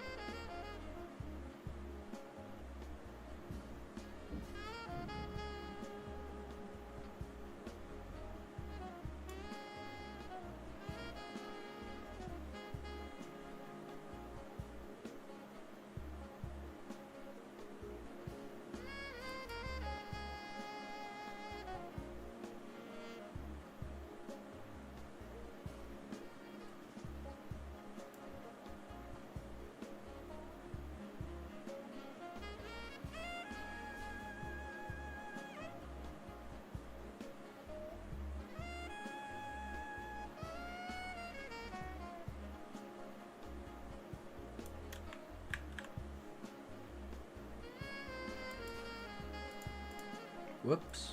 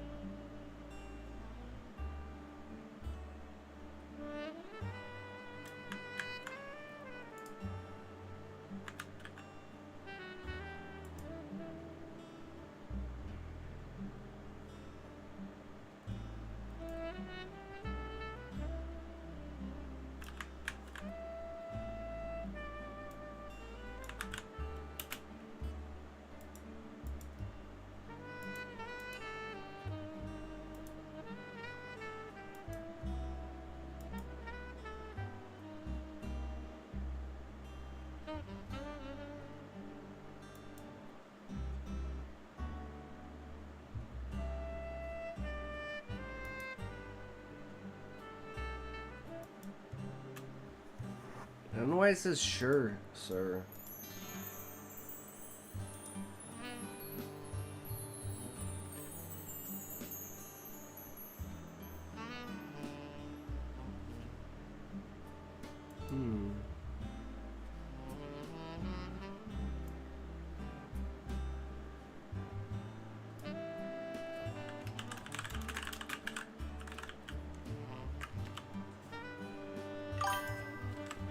True, Eddie.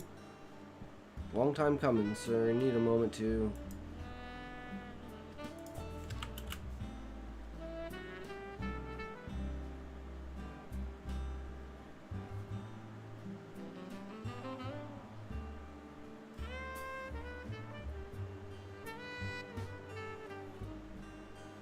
Well, guys, this is a good point. Look at this. These are exactly the same, right? So it's like this was obviously a good sentence. If it didn't change anything. So we got one good sentence.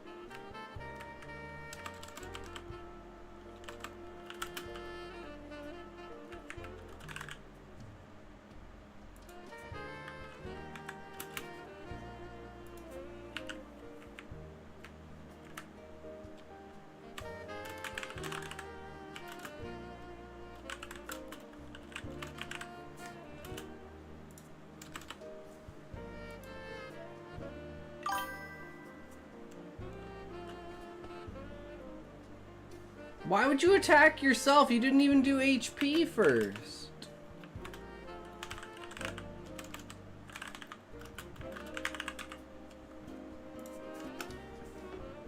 Ah, take that.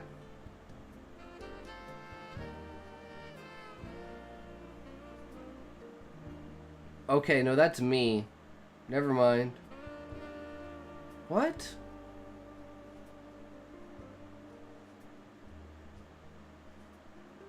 I'm so confused. Why did it say you attacked and not I attacked? Why is the command fucked up?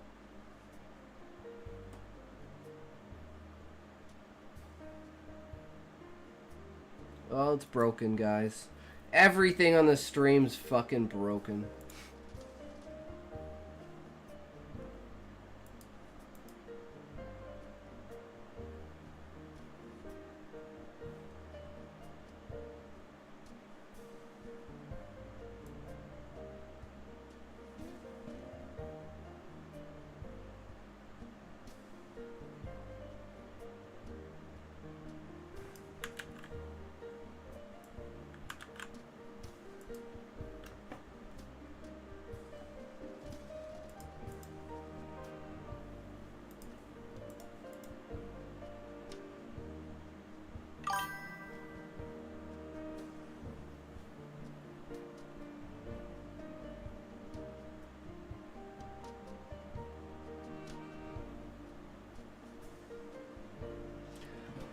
True, Smokey, true. It is about that time, isn't it?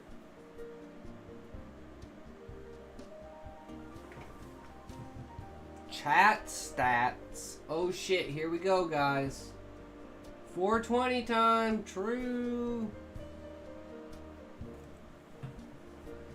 Let's smoke, boys.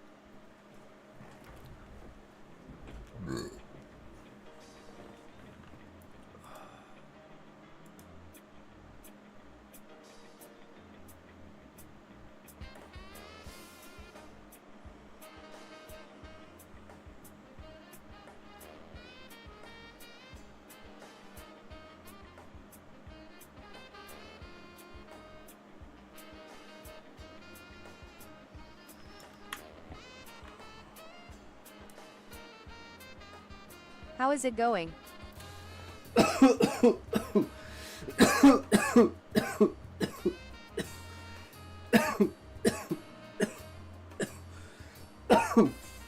It's going good, Smokey. We're slowly but surely working our way through the story. And then we'll finally be able to read the final result and see if it's any good. Now let's cough together. True.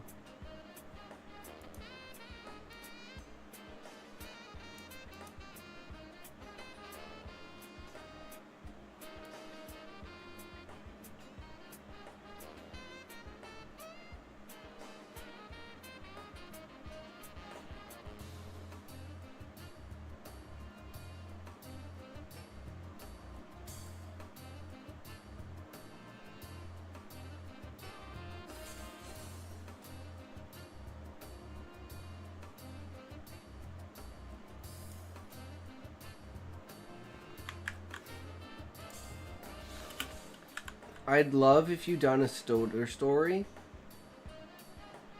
I have done a stoner story.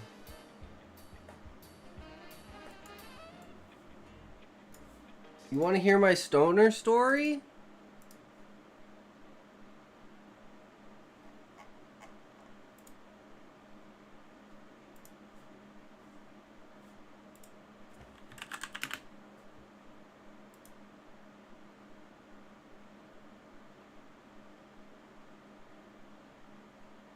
Well, the Please moon only of if a I am not 2005 interrupting viewers. suburban night.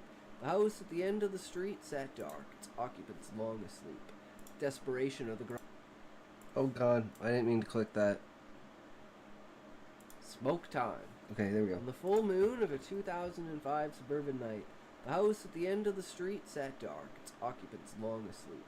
Desperation of the grinding sound as the lighter's gears turned and struck the flint, creating a spark that would not last, which made Colin slam his fist on the black wooden desk of his smoke shop. Just a few more small sparks and it'll light, I believe, he said under his breath as he fumbled with the lighter in the cold room. Throwing the lighter to the ground with the rest, Colin sighed and stared out the small window of the shop door. Maybe if I'm fast enough, I can light some paper with the oven tops. He breathed heavily into his hands, warming them for the trip ahead. He opened the door and wind immediately threw the door closed against him.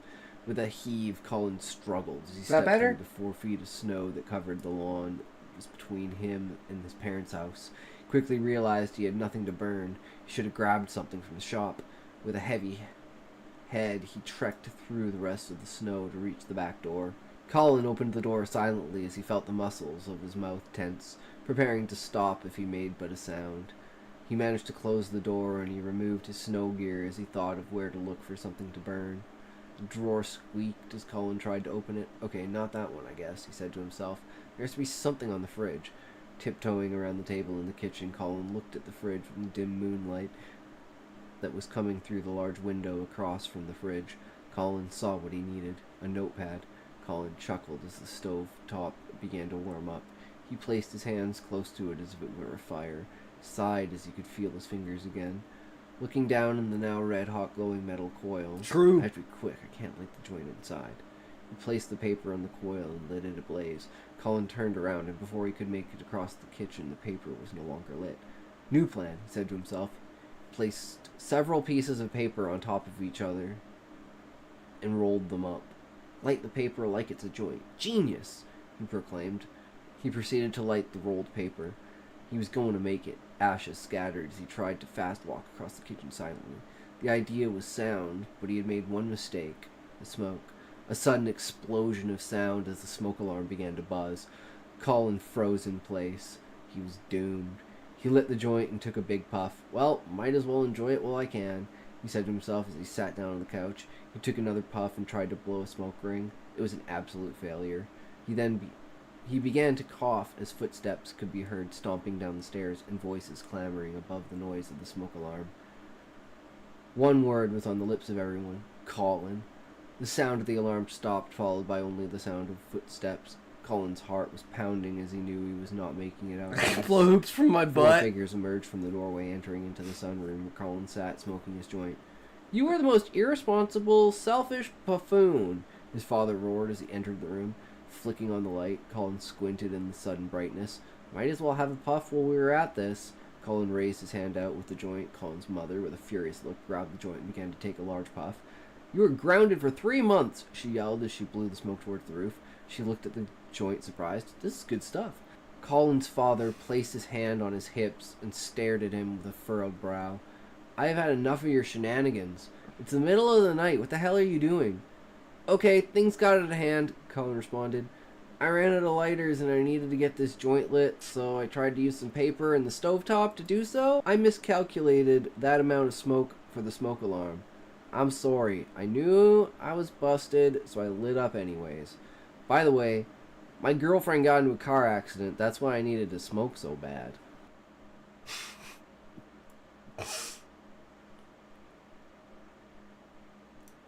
And now look at what our stories look like.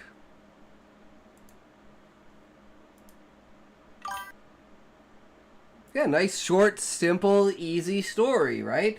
We just started off with those ones, like 2 to 3 minute stories, and then like 5 to 7 minute stories, and then like 11 to 15 minute stories, and we're kind of in the 8 to 20 minute story range now. I don't know how long this one's gonna be.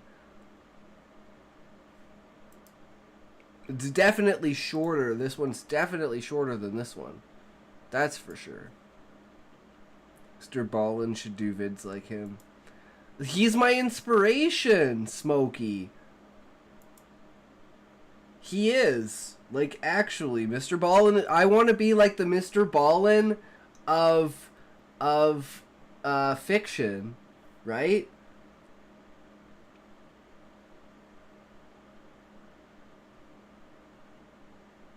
But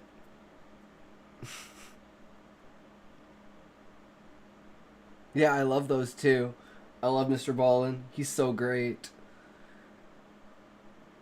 Yeah, I haven't watched him in a while. I haven't had time, man. I used to watch him every Sunday. Every Sunday. But hey, I have a ton of content to catch up on, right?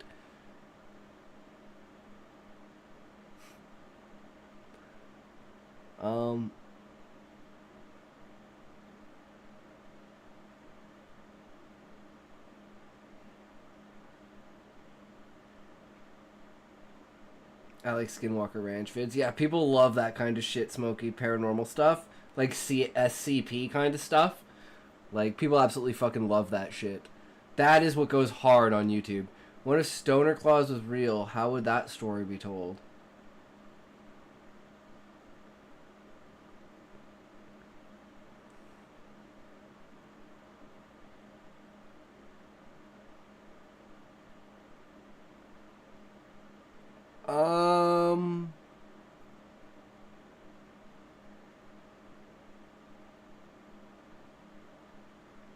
Okay, so imagine Towley.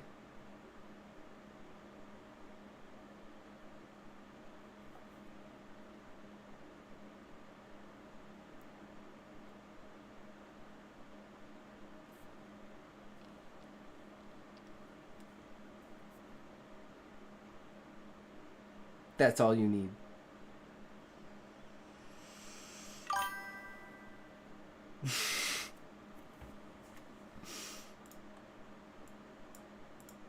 Somebody gonna get hurt real bad. Oh yes, it is very much okay. We will show the Towley.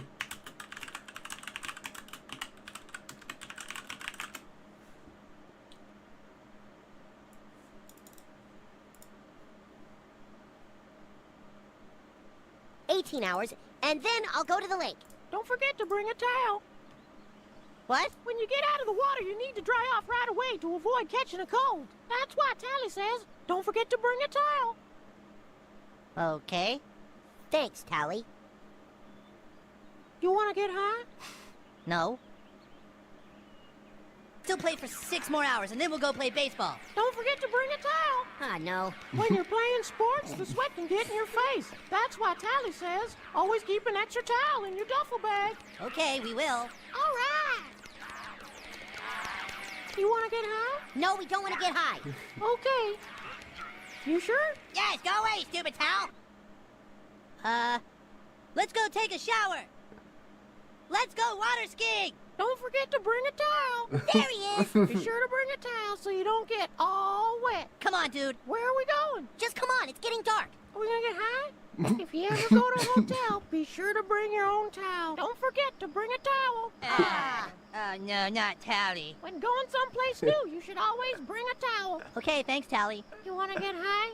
No, we don't want to get high. You mean you don't want Towley around? That's right. So am I to understand that there's been a Towley ban?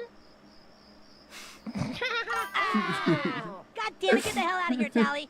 All right, see ya. Towley is a tough choice because even though I can see how always having a towel around can come in handy, it's just always so high. Yeah, I really hope I win because... Wait, what is this again? I have no idea what's going on. Okay, wait.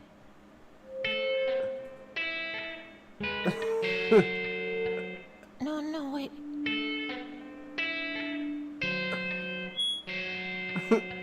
Next, please. I've got no help here. Well, what about the new waiter? The new waiter is useless, and I think he's high. How spicy would you like your chang sauce? Can you just place our order, please? Oh, man. I have no idea what's going on. Everything okay here? Fine, except this towel has been mixing Chang sauce for 15 minutes. He's clueless. Don't call me shoeless. You're shoeless. Yeah, well, you're a towel. You're a towel. All right, that's it. You're a Get out of here. towel. You're fired. Yeah. Not him, you. Oh, I know this company would be honored to publish this book. I just have one small question first.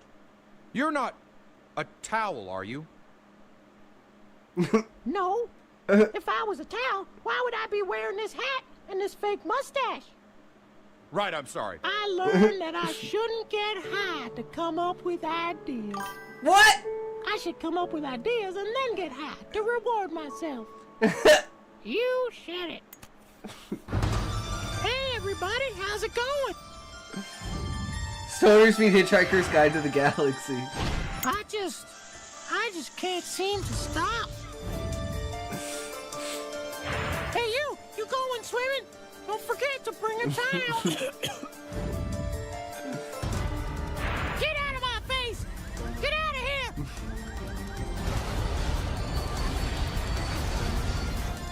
My name is Towley. Towel.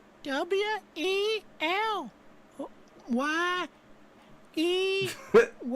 I'm just an ordinary towel in a lot of ways, except for one. I'm addicted to marijuana and crystal meth and crack. You think you're better than me? Huh? You think you're f***ing hot shit? A lot of times when Tally shoots heroin, he just gets angry at everybody. You can all suck it. You're all a bunch of cows. That's what you are. Hey, we need a towel. Just a sec. Not just a sec, we got a bunch of wet campers down there. What's going on?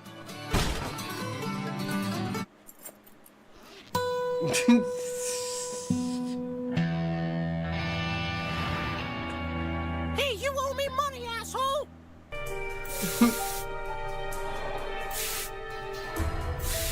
I feel like I could conquer the world. 2,000 cans. It's like I'm walking on sunshine. Now have 3 levels of membership for our weed. There's Tegrity, Tegrity Plus, and Tegrity Elite. But you don't want to be elite, because elite's got no integrity. She likes the banana kush for her back pain and some of the platinum OG to wait. What the fuck? Who put the chillax kush in with the OG mellow bliss? What the fuck, you retards? People don't want to mix their mellow with their chill. They'll get all fucked up. God, fuck. Hey, Tally, it's cool. Relax. No, it is not fucking cool. I'm trying to run a legitimate business here, and my back hurts. I can't sleep. I got no appetite. This shitty town is so fucked up. We gotta buy all our product from fucking 6th graders. And who knows what the shit they're putting in it. And then to top it off, I got a couple of little dick lickers coming into my store telling me to fucking relax. Fuck you. You relax. You're a town.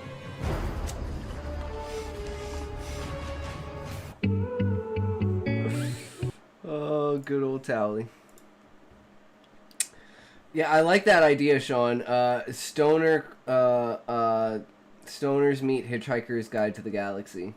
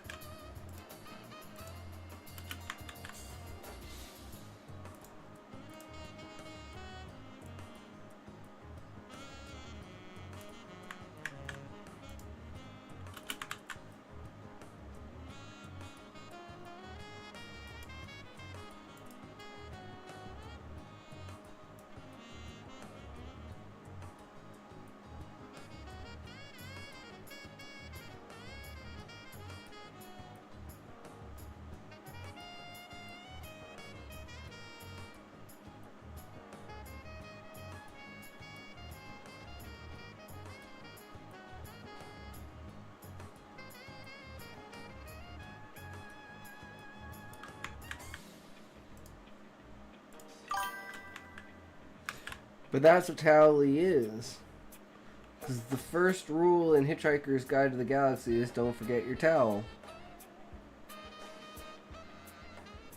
Yeah. That's the origin of Towley.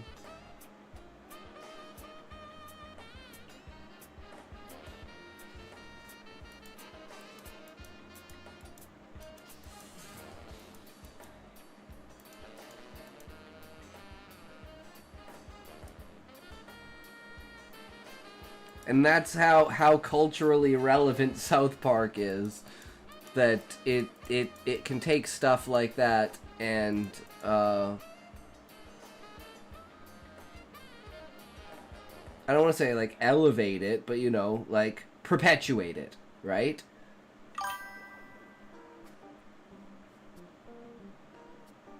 Like the like Simpsons did it. Like every idea ever it's been done by the Simpsons, and like the Simpsons predicting shit.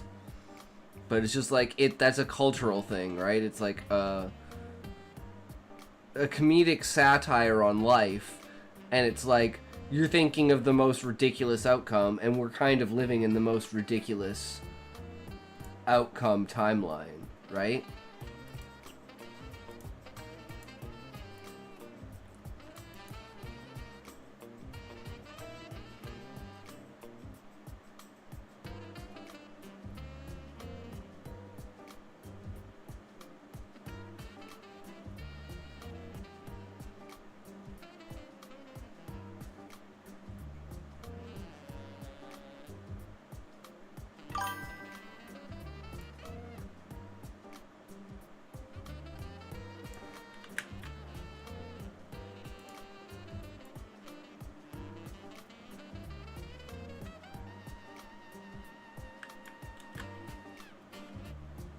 Art imitates life, and life in turn imitates art. It's a cyclical thing. It's because it's self-expression, right?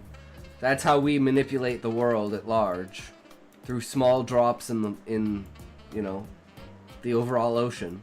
But without those individual drops, there wouldn't be an ocean, right?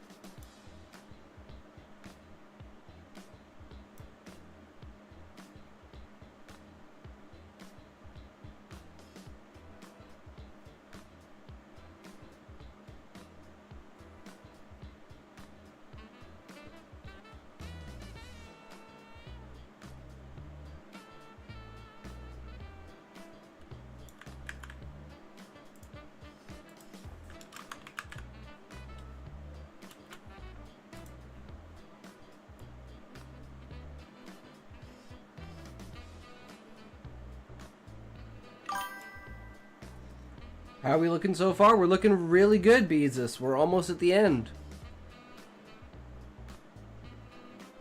And then we gotta just... The last step is to put it through AI and rate it. And figure out what things need to be improved. And then we can go back and look at those.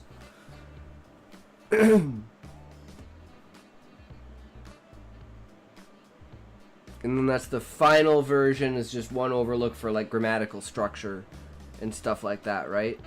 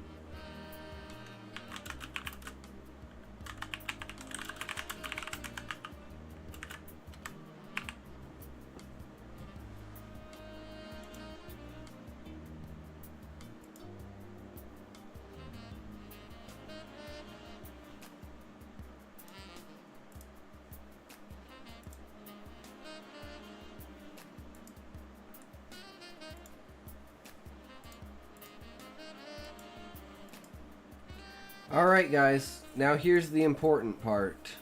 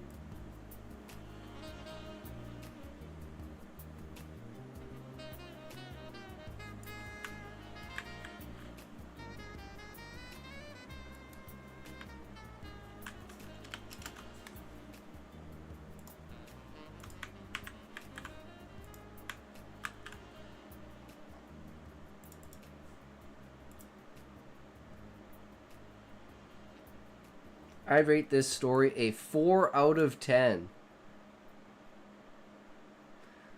Writing is a vivid, energetic style. Actually, I should do this. Let's restart this because we want to put the think on because we want it to give us like what we can improve on, right? That's kind of the whole point.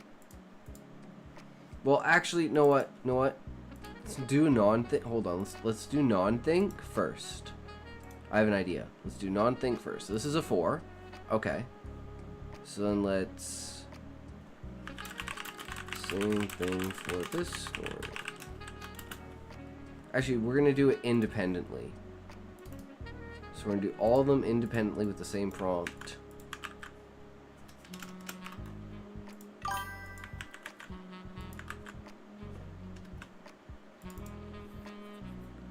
Four out of 10. Okay.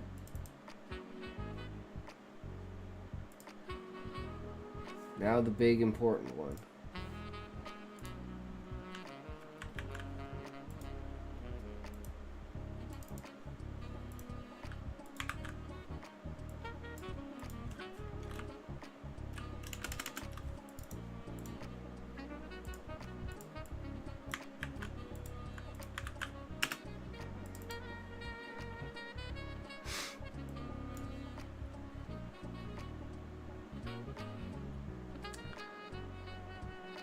I'd rate the story as 7 out of 10. The writing is vivid and atmospheric with strong sensory details like the thick cloud of smoke and the sharp scent of oak and tobacco that create a palpable scene.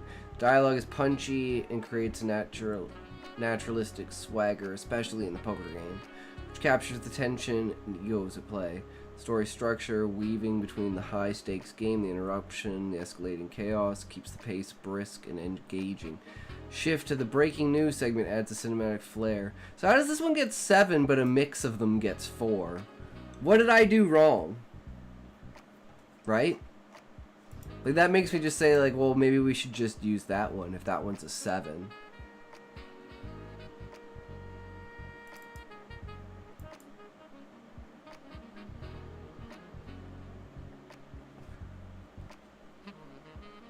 I mean, that's a pretty significant difference, right?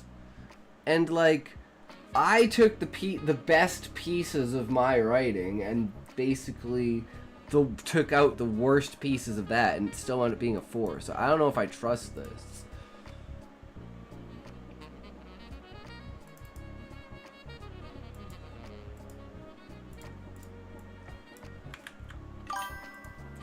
If you do it twice, it'll probably give you a different rating. Okay, let's try that.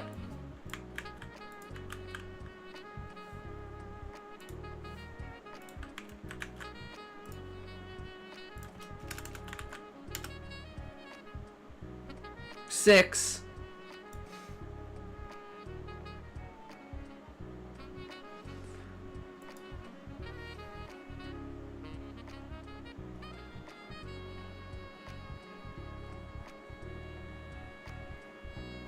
See, that's why it's like you don't really take this seriously. What you take seriously is this. Watch the difference.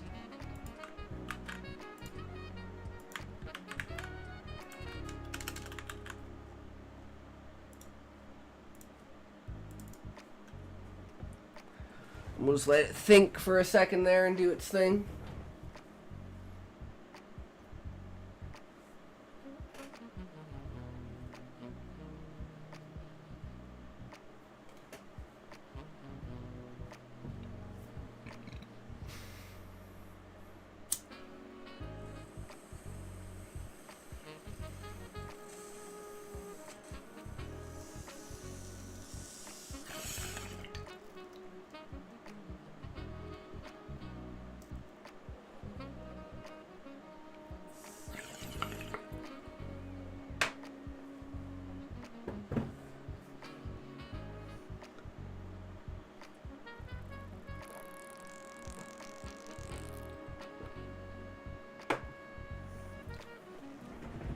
Alright.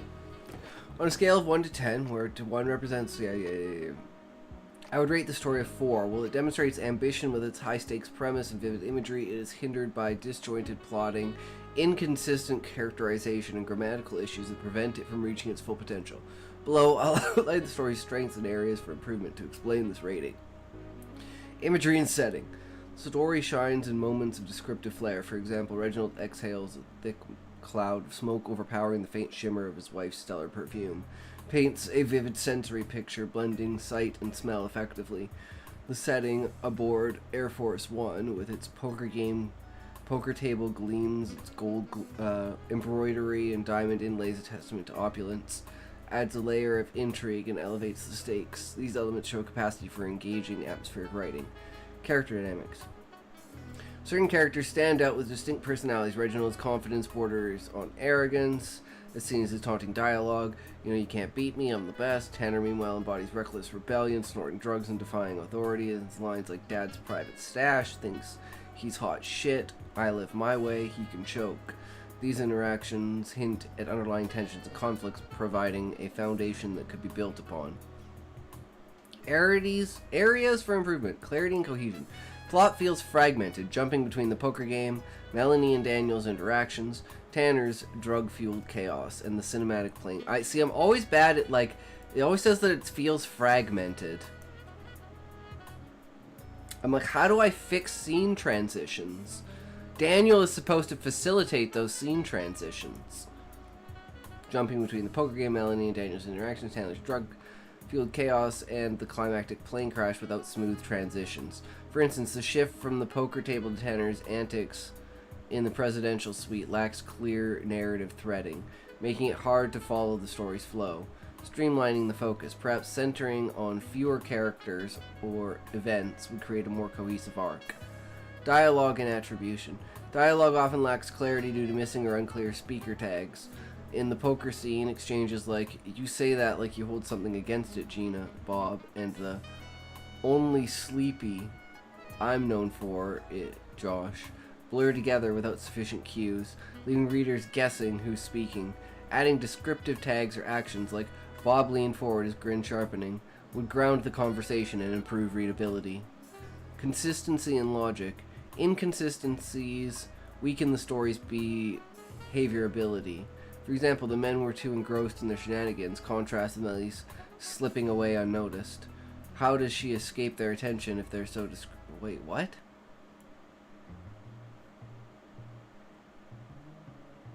How does she escape their attention if they're so distracted? Because they're distracted. That just doesn't... Okay, that's just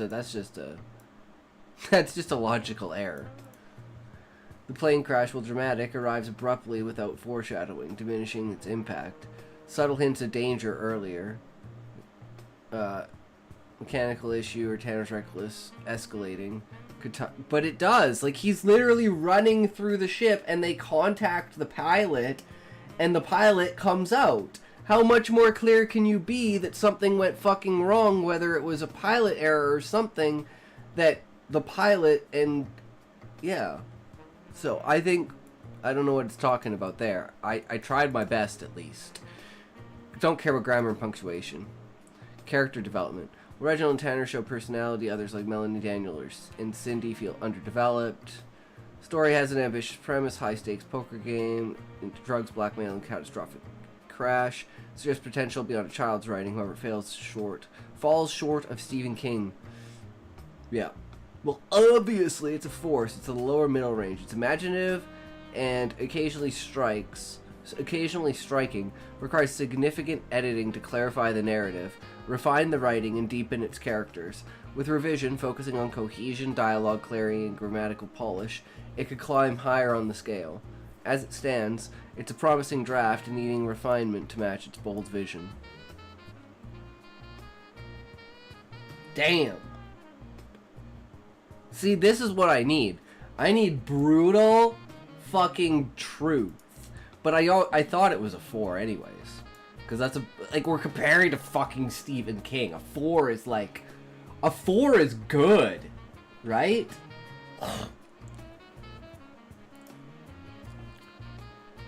Can you rewrite this? Fixing the transitions. Separate them from the main scenes to show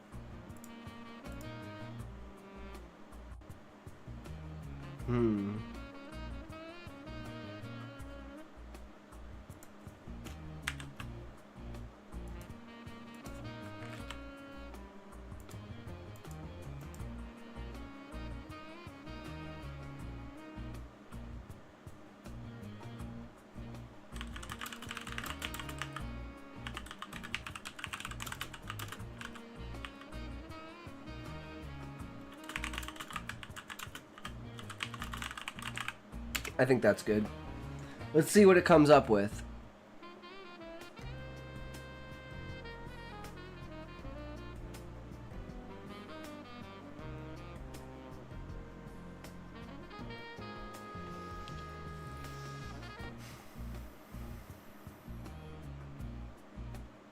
See, what I don't understand is, you know how I'm doing this, right?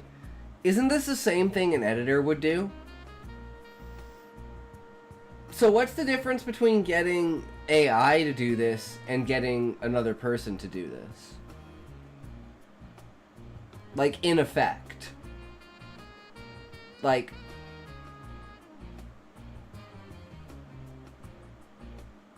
And let's do a comparison between them and see, like, how it is, right?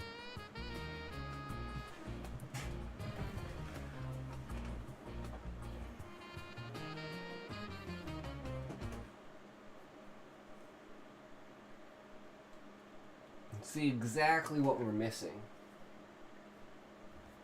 because it's a very powerful analytic tool, right? Because that's what we're using it as. We're using it as an analytic tool. Oh.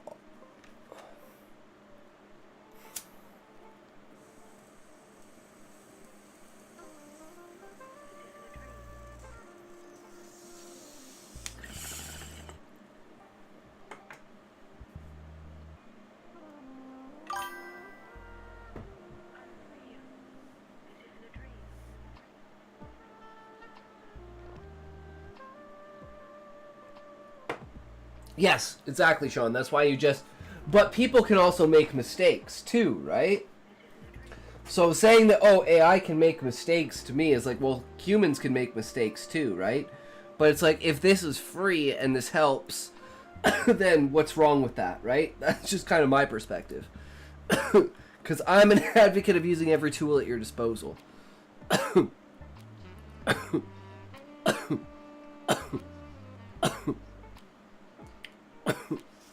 So let's see what we got here.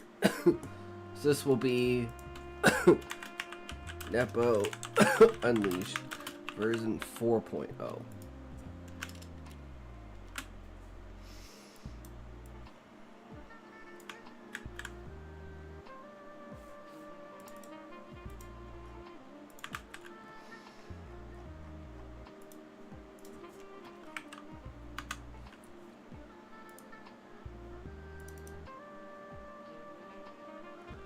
Transition to scene 2. The poker game continues.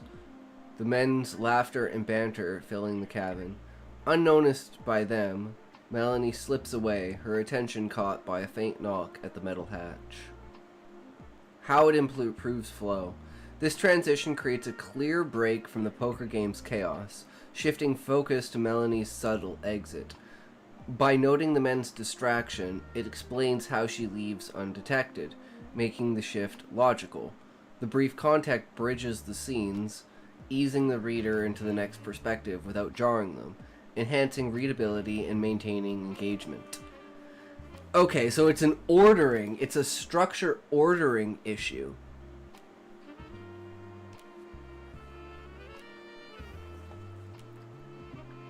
To drink, downs it fast, the burn sharp against his throat. And then this is the transition.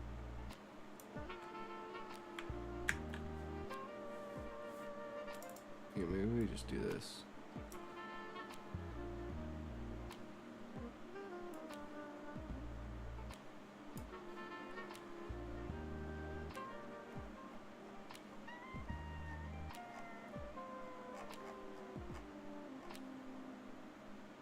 Okay, so there and there. That's where we are.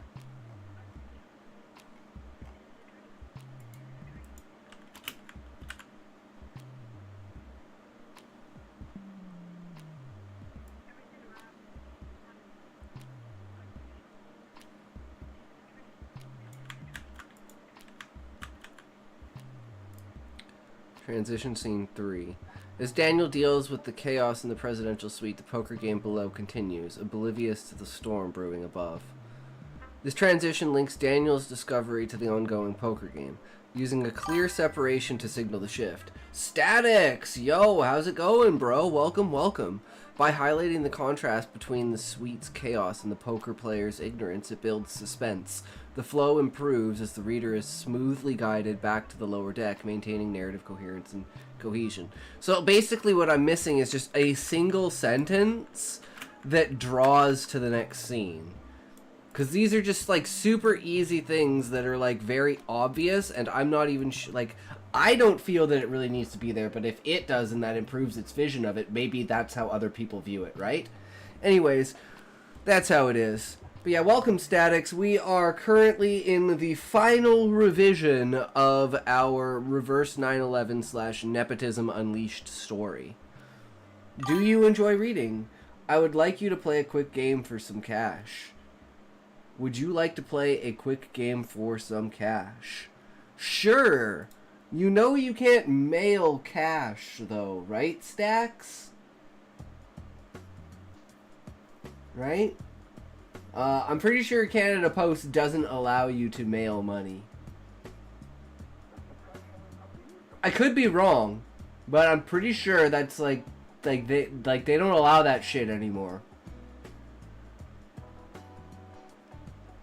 But hey, I'll play a game right now for some points. Let's go! Wait, what the fuck? Why is it broken?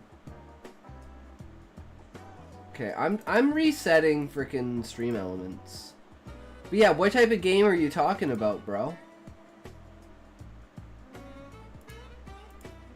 Let me reset this bullshit. Eddie in the mix! So Stacks, what's your proposition, good sir?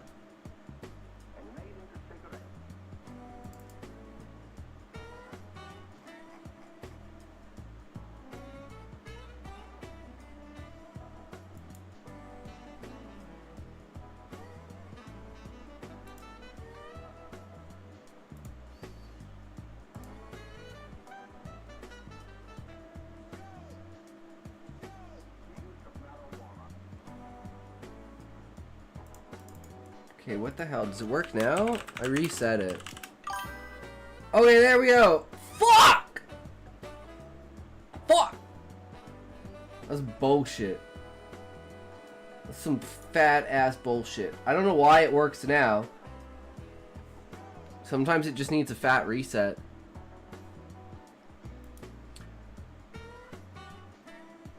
Scene 3, Tanner's Chaos.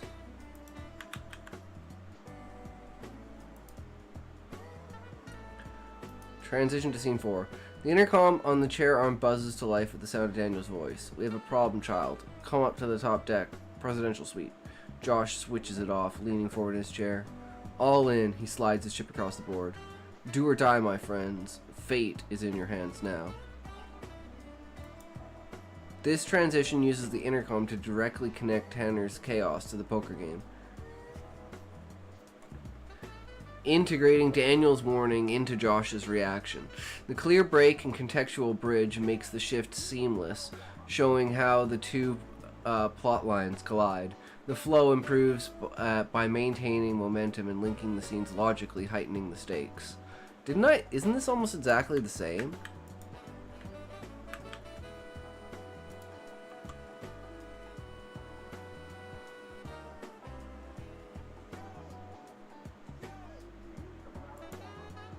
Like, these ones make sense, right?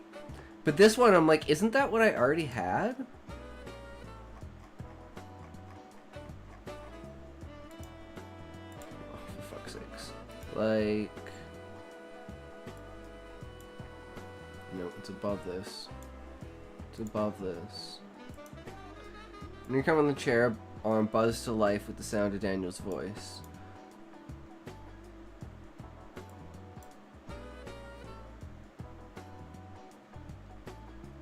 So it just switched everything around.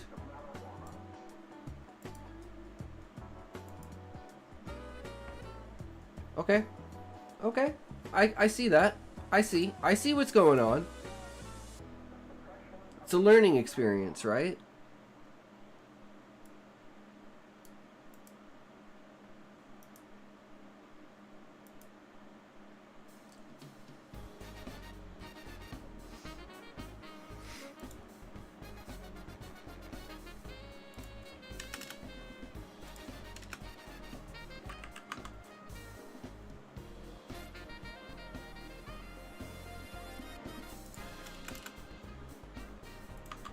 Whoops.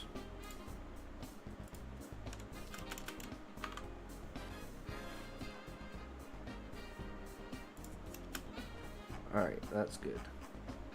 Everything's separated so we know where these lines are.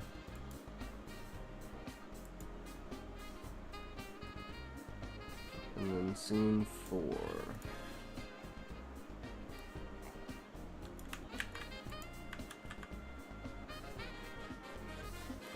Transition to scene 5. Inside the plane, the world watches in growing alarm. News anchors scramble to make sense of the unfolding crisis. Yeah, just a simple line that transitions. So we need that. This transition shifts perspective from the plane's interior to the external world, using a clear break and a descriptive bridge. It prepares the reader for the change by connecting the onboard chaos to its global impact. The flow improves as it logically progresses from internal action to external reaction, building suspense.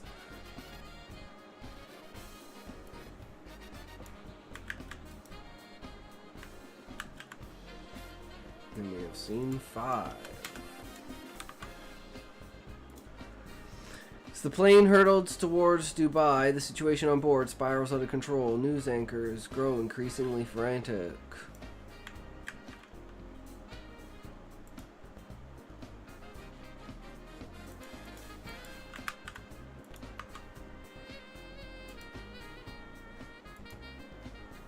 Plane's descent and crash.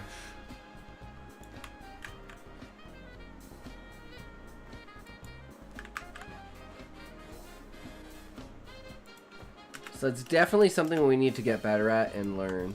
Because I knew, like, definitely for the final scene, like, connecting between the dots of, like I was like, do I go to a commercial? Do I say, oh, we have to go to a commercial break? And, because it's like, I'm trying to do a huge satire and, like, super emphasis on, like, how the media portrays this. So it has to be extremely hyperbolic, right? And it's like, oh, we're trying to get ratings as much as possible. Here's a commercial, guys. Be right back. By separating transitions with line breaks and asterisks, They're now visually distinct, making it easier to analyze each shift. Each transition includes a brief bridge that clarifies the change in location, time, or perspective, provides context to justify the shift, avoid abrupt jumps. Story now progresses logically, with each scene building on the last, leading to a cohesive and gripping climax. These changes make the narrative more enjoyable and easier to follow, addressing the original query effectively.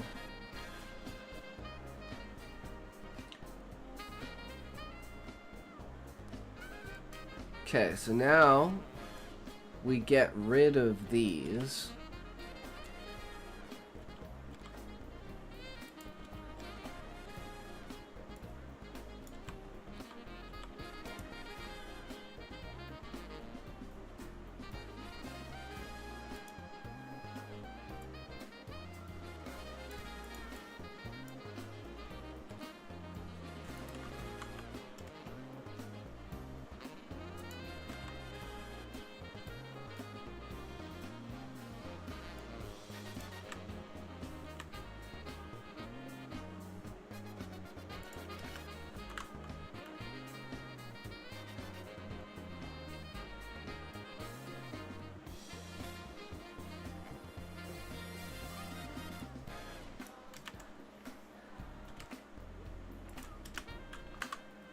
So this is the transition, and then this is the next scene.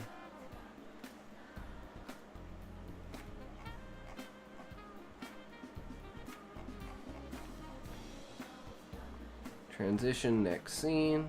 Transition, next scene. Transition, next scene. Transition, next scene.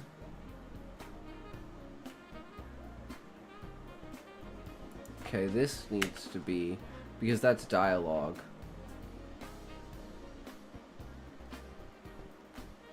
Dialogue. Wherever dialogue clashes like that, there needs to be...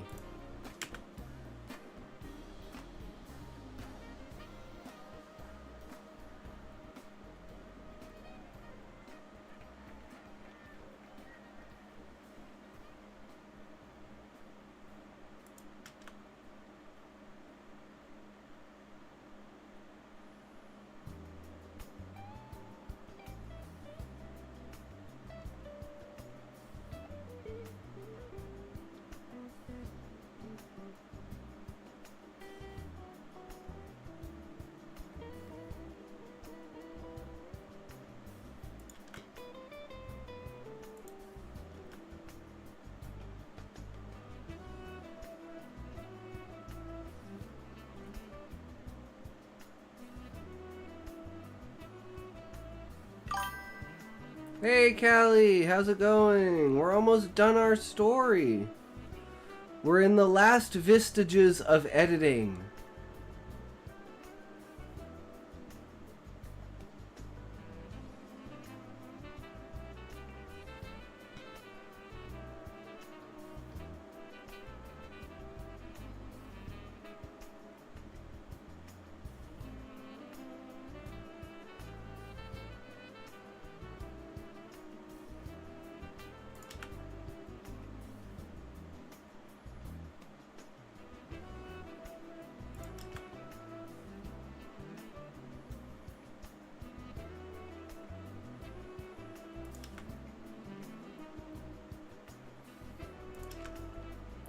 How was your day today, Callie? Did you get any writing done?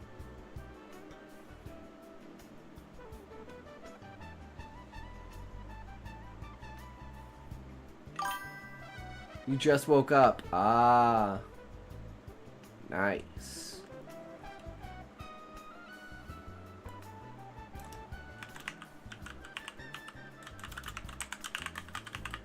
You have chosen?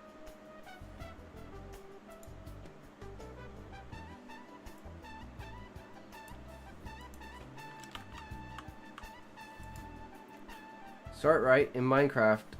Start a library of my stuff. Start writing in Minecraft to start a library of my stuff. Interesting, Callie. Whoops.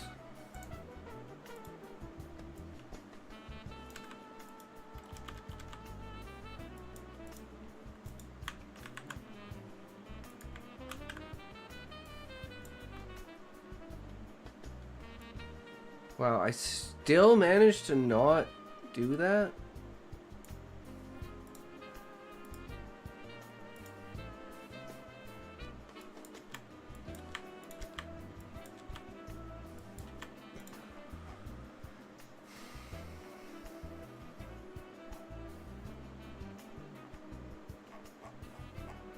Where's scene 6?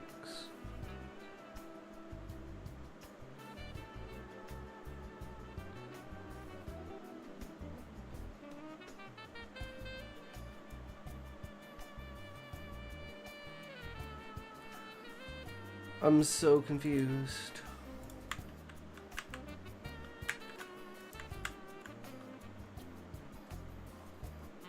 Okay.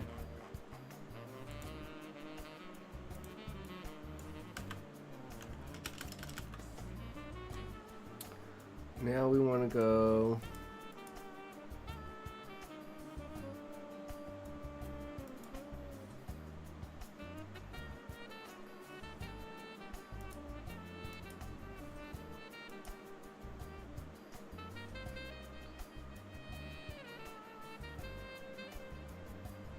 I'm wondering if doing it under a specific author.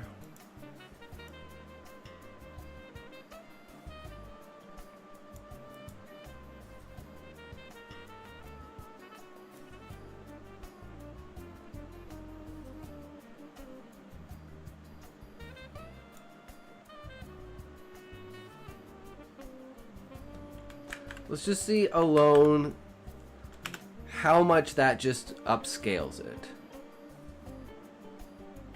I'd rate the story a 4, so it doesn't change it at all. Clunky prose and overwriting.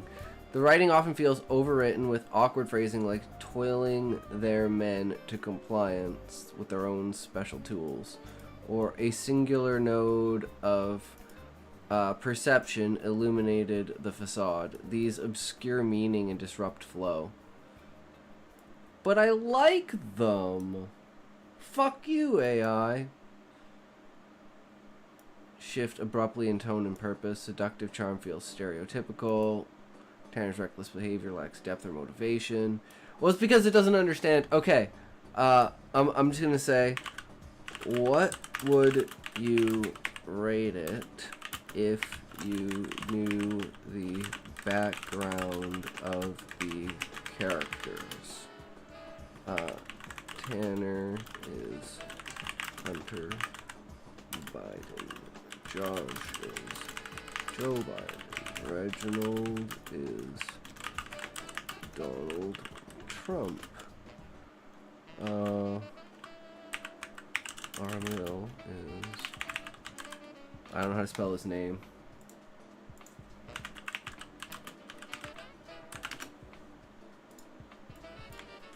Okay, it does have it.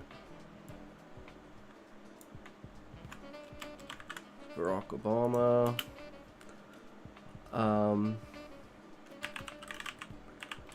Richard is George Bush. Bob is Bill Clinton. Melanie is... I don't know how to spell her name either. Melania Trump.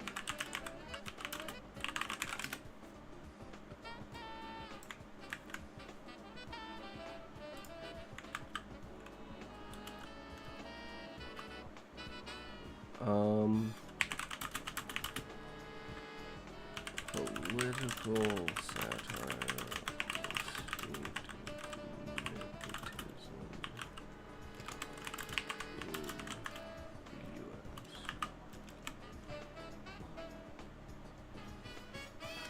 Okay, let's see.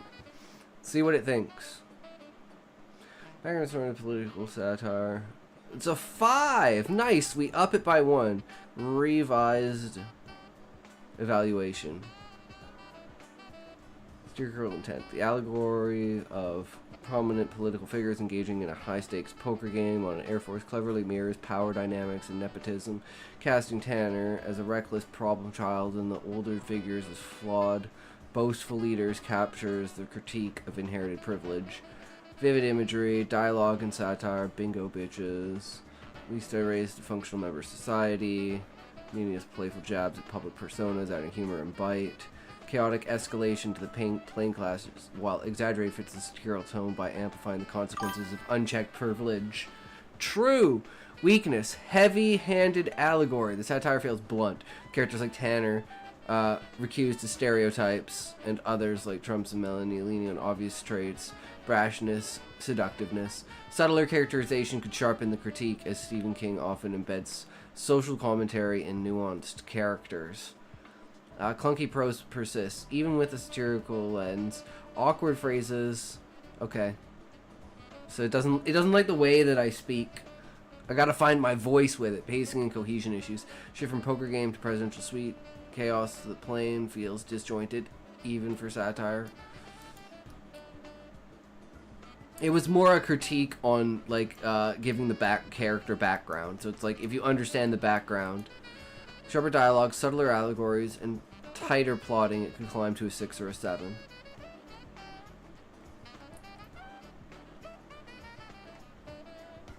I mean, I'm still completely content with that, right? Like, that is exactly what I think it is. It's like a 4.2. But a 4.2 is not bad, right? For just like a random story. So I think we're gonna call this complete.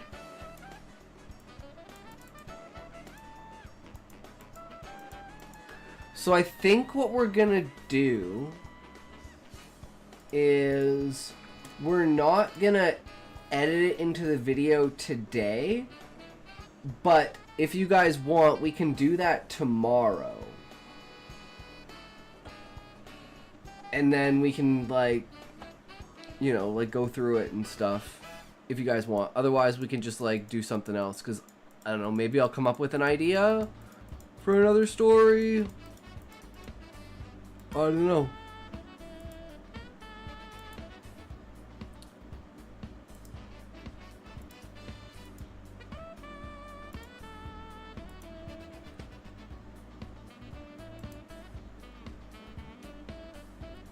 Alright, are you guys ready for story time?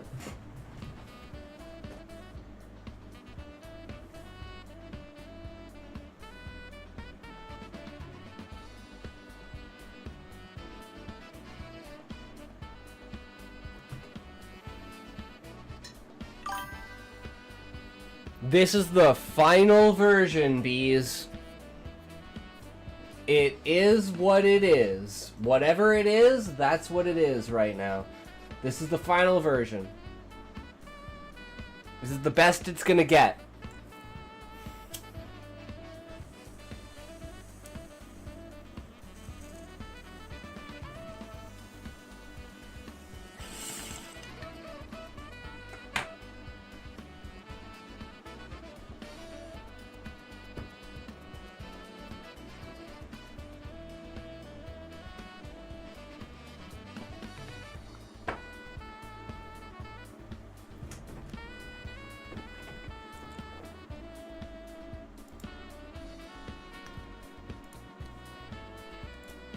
All right.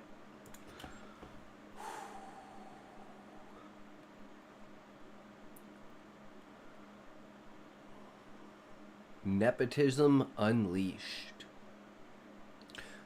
Reginald exhales a thick cloud of smoke, overpowering the faint shimmer of his wife's stellar perfume.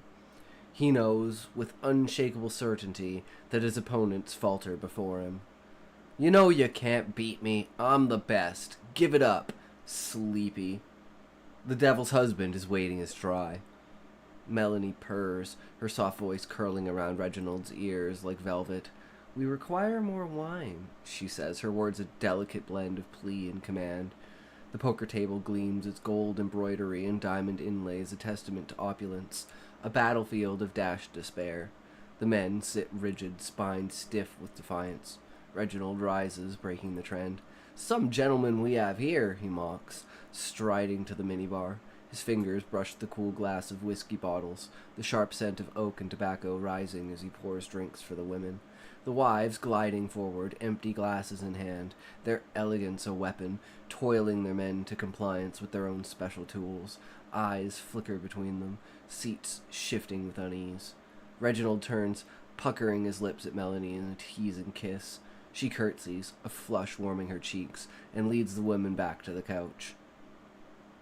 Her steps light as whispers. Bob leans back, grinning slyly, looking over at his wife. You say that like you hold something against it, Gina. He edges closer, voice dropping low. She's the devil, no doubt. But better the devil you know, huh? His gaze cuts to Reginald, who smirks. The only sleepy I'm known for, Josh drawls, pausing for the punch, is sleeping with that all day and night. Laughter explodes, raw and ruckus, bouncing off the walls. Reginald leans in, mischief glinting. At least I raised a functional member of society. He fires back. Oh, and Bob, I didn't get humiliated in public over something like that. Reginald continues, looking at Josh. Pardon? What was it you said you would never do? Oh yeah, that's right. We all remember. At least At least he builds bridges, unlike our mill over there, torching them with that Our Care fiasco. I think pieces of that are still holding together thanks to Josh. My era wasn't far off, and I didn't love it, but it is what it is. I didn't tell him to do it, Josh smirks at Dick. Why'd you do it? Dick flushes crimson, braced for the storm. The table roars, fists pounding, chips rattling. Josh slips his hand down while they're distracted.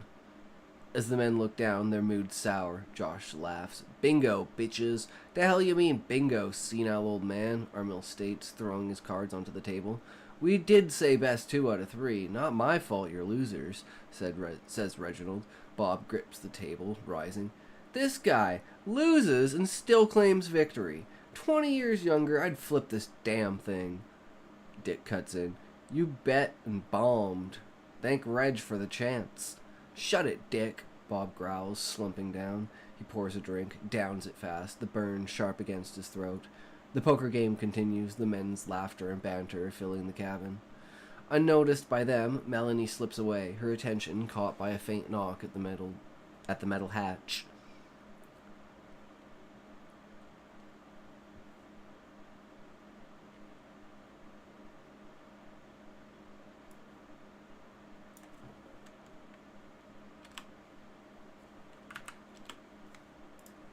Melanie glides to the metal hatch as a knock echoes.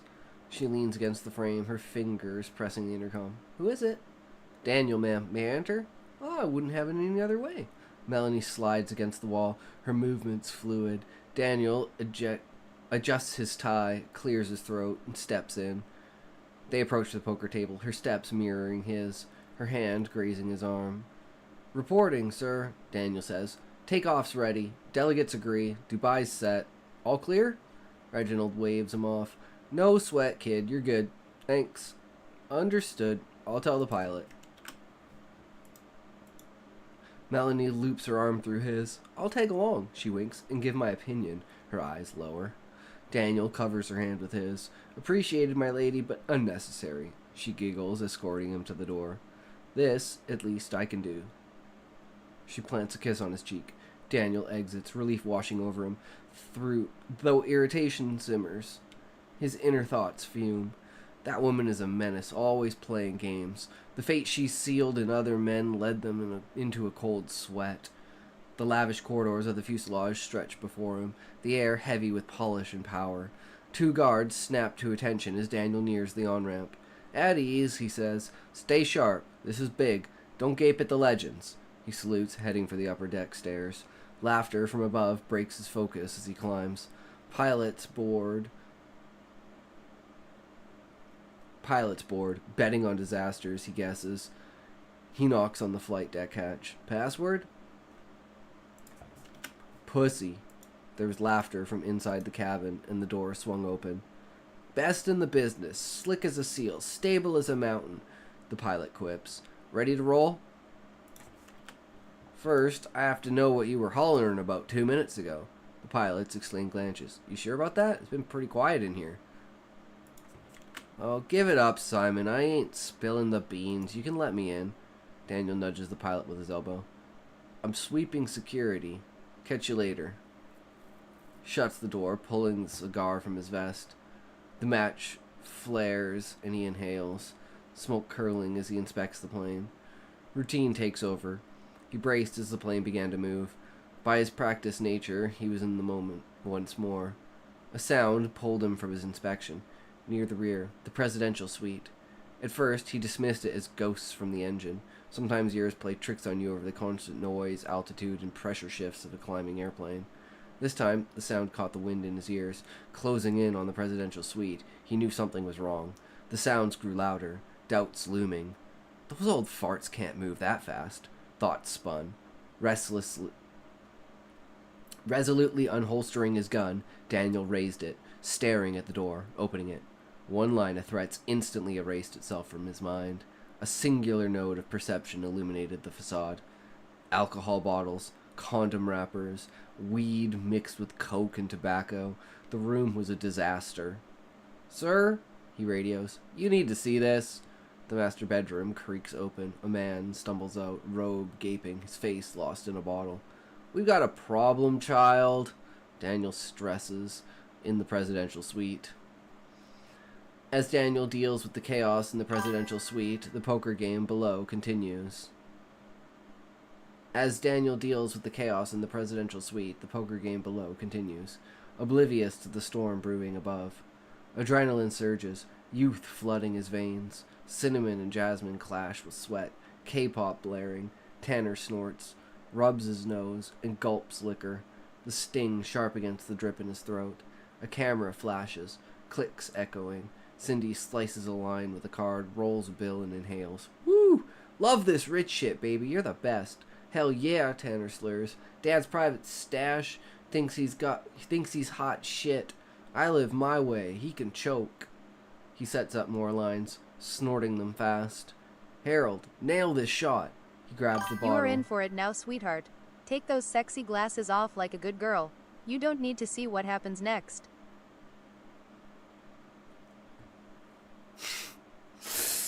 The fuck, Smokey? I literally can't do this. So I can't fucking see. Thou shan't see. I guess we say, what do you guys think of the story so far?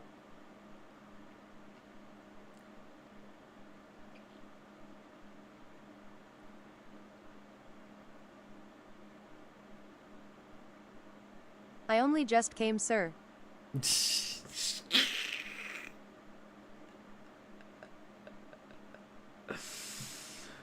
Oh, Smokey, Smokey, Smokey, what are we gonna do with you?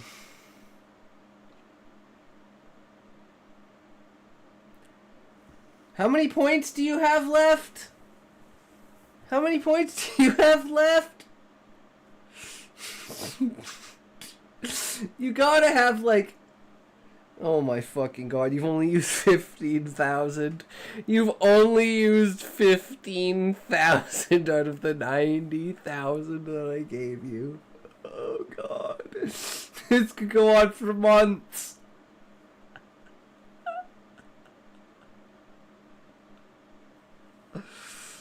Oh shit. And gamble doesn't fucking work on Kick, so you can't gamble all of your points away accidentally. Fuck.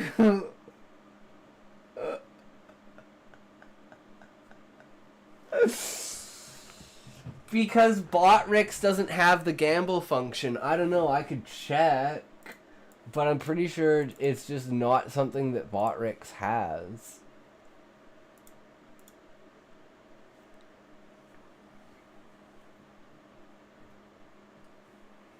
As I can't see, so I can't actually do it.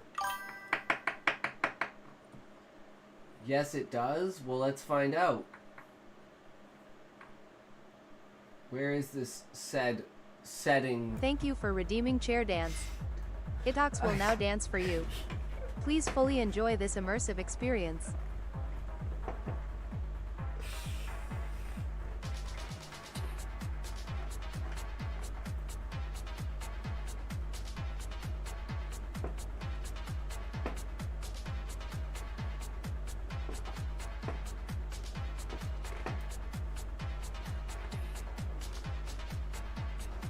Keep dancing, bitch, it ain't over yet.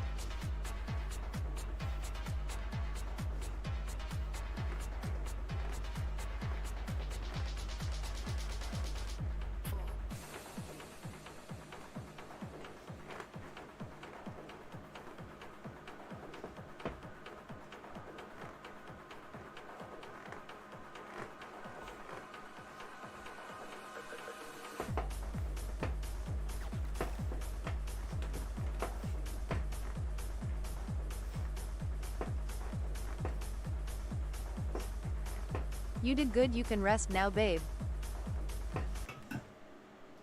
Oh, thank That you, was thank fun, you, wasn't Smokey. it? Oh, that was hella fun, Smokey. Let's take this toke.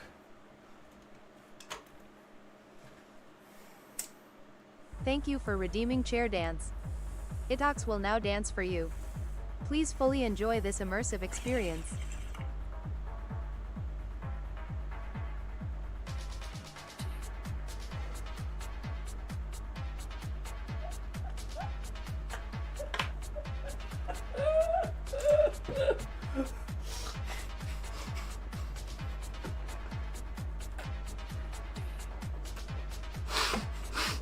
Keep dancing, bitch, it ain't over yet.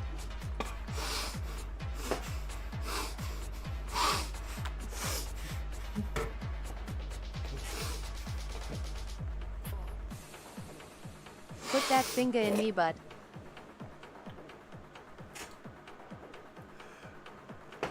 Take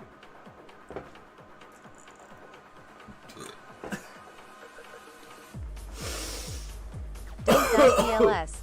Oh god.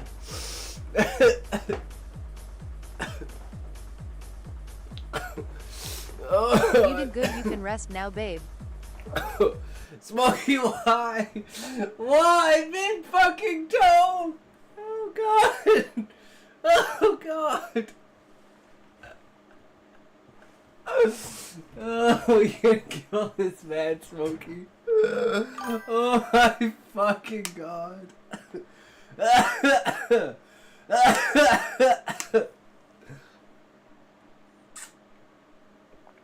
You do not die yet.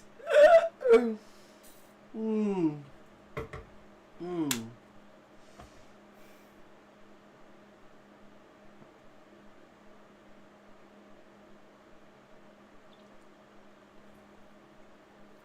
Oh my god.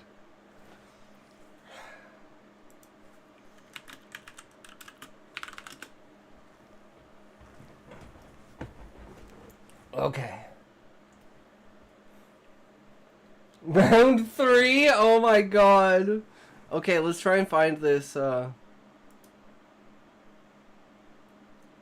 Where is it?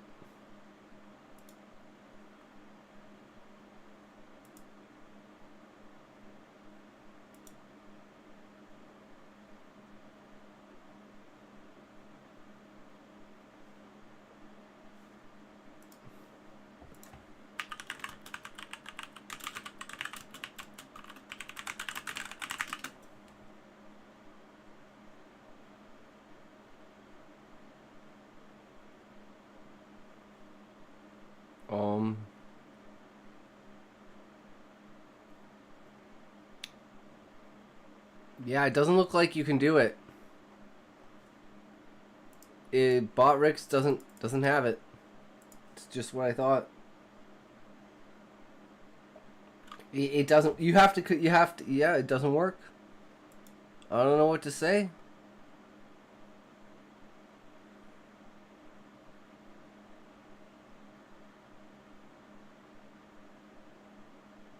Where the hell did we leave off, guys? Alright, well, let's just go start from the beginning of the scene.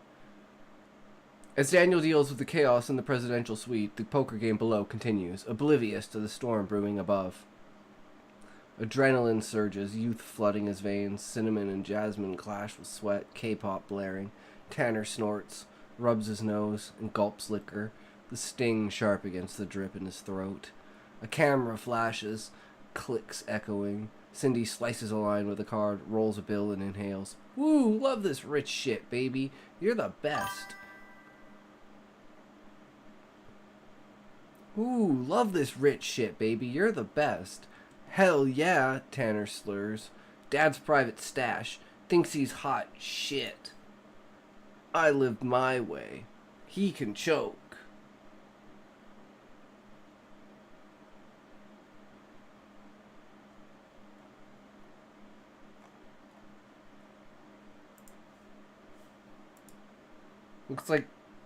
Looks at chat like I'm a piece of shit.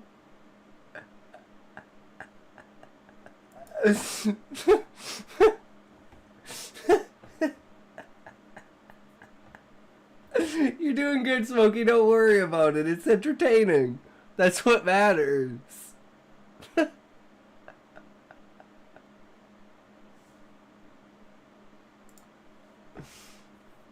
That would just come out of the corner of the screen? I've never seen that happen before. Oh, it is what it is.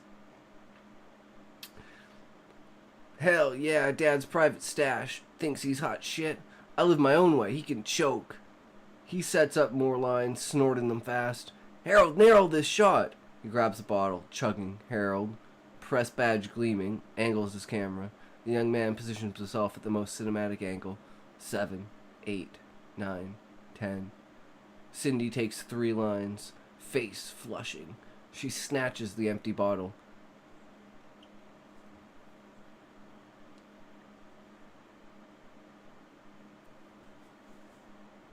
Gentillion 567 Novemdecillion 890 Octodecillion 123 Septendecillion 456 Sexdecillion 789 Quindecillion 12 Quatuordecillion 345 Tridecillion 678 Duodecillion 901 Undecillion 234 Decillion. I tried to fuck with you, Smokey.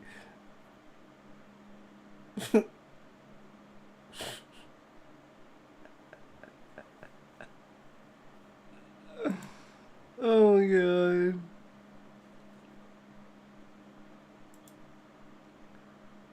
Young man, you didn't get it to hear it all. Now I'm sad. No, I heard it. You didn't hear it, Smokey. I heard it. You please read that comment.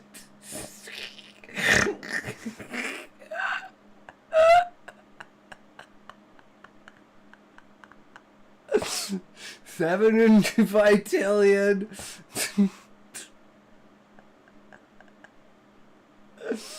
Oh my god.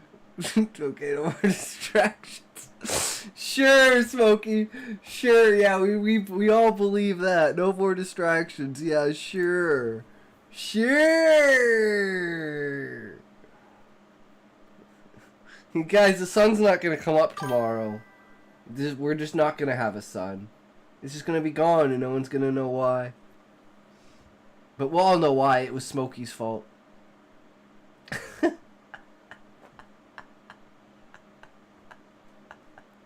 It's 100% Smokey's fault.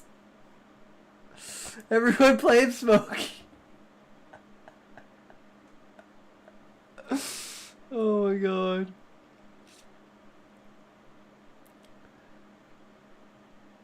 Cindy takes 3 lines, face flushing. She snatches the empty bottle. You finished it, asshole? Leaving me dry? A. The way it's gotta B. be. C. D.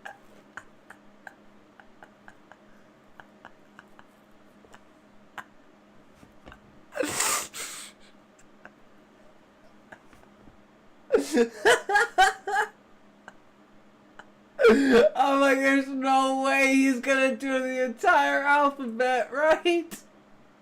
Just wanted to be a troll.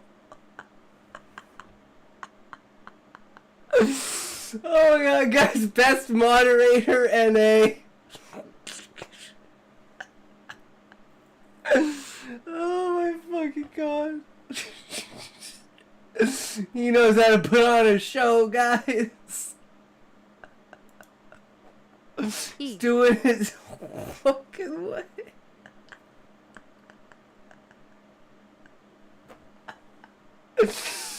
Oh my god. Okay.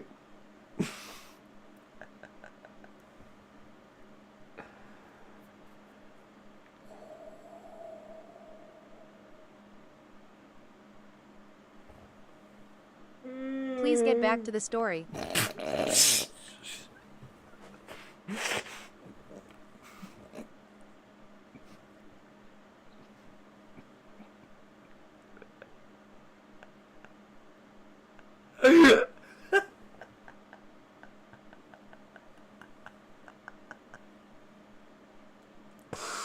You're killing me, Smokey. Oh my god.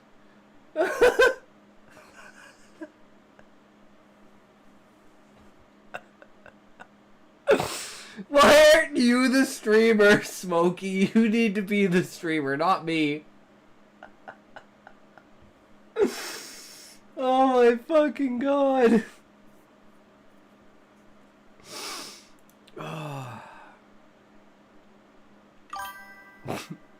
Maybe. Maybe one day. Maybe one day.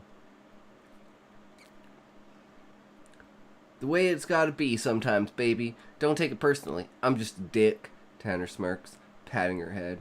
He grabs a fresh bottle from the mini fridge, the glass icy in his grip. 5 angles, Harold. He tilts back, gulping, eyeing Cindy as she pours. Eyeing Cindy as she pouts. The camera sings to the beat of exasperated gulps with each flash. He slams the bottle down, the thud ringing out, and staggers to the counter, fixated on the leftover Coke. Cindy smirks, lining it up. Tanner sways, legs buckling. She snorts all 4 lines and flips him off. The world spins and shakes. Tanner stabilizes, blinking at the bare counter. Fucking bitch! That was the last of the stash up here. Now I have to go grab the other one in the luggage storage. Don't leave, Harold warns, futile. Someone might come. Stash is down there, Tanner snaps. I'm getting it. The intercom on the chair arm buzzes to life at the sound of Daniel's voice. We have a problem, child. Come up to the top deck, presidential suite. Josh switches it off, leaning forward in his chair. All in. He slides his chips across the board. Do or die, my friends. Fate is in your hands now. Grumbles rise. Some fold. Some call. Josh, Reginald, and Dick remain. Final hand. Read and weep. A stone-cold victory. He could relish this moment as he walked to the plane. The thought of them steaming and no way back.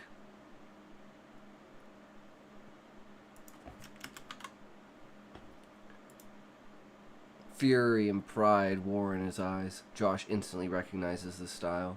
Tanner! He bellows, shock rippling through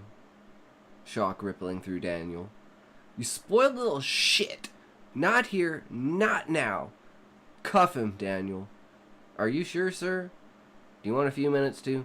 Don't say it. Daniel pauses. Tanner burps, almost vomiting on himself. Drool spills from his mouth. Gonna have to catch me! Tanner slurs, lurching. His feet tangle, and he crashes. Daniel cuffs him, hauls him up. They enter to gasps. Cindy and Harold freeze, doomed. Tanner, how'd you get on? Josh demands. Then to Daniel. How'd they board? Daniel's gut stinks.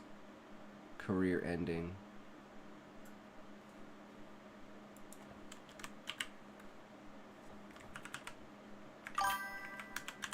Oh, I'm retarded. Daniel's gut sinks. Career ending. Tanner mumbles. Guard, blackmail. Blackmail the guards, Josh asked. Tanner shakes his head. Bribery. Who'd you blackmail? Harold steps in. He hired me to snap pics, record everything, said if I held the best dirt... Said if I had the... Jesus, I can't talk. Said if I held the best dirt, no one else could touch him. Josh and Daniel nod. Not the brightest apple, Josh says. Daniel eyes Josh, confirming the statement. Cindy pulls her phone out during the exchange. She smiles. Follow my lead, Harold. She raises her phone. They have the president! We're under attack! Help us! Harold falls into line, shouting, Get your hands off him! This is being streamed to the whole world! You are done for now! Tanner kicks the wall as hard as he can in his state. The bang rings through the bedroom. Cindy drops her phone and runs over to Tanner. Take these off him now! Daniel looks to Josh. Do it. They're just gonna make a scene. Daniel frees Tanner, springing up. Springing up, eyes wild, bolting for coke. Daniel stumbles across the plane.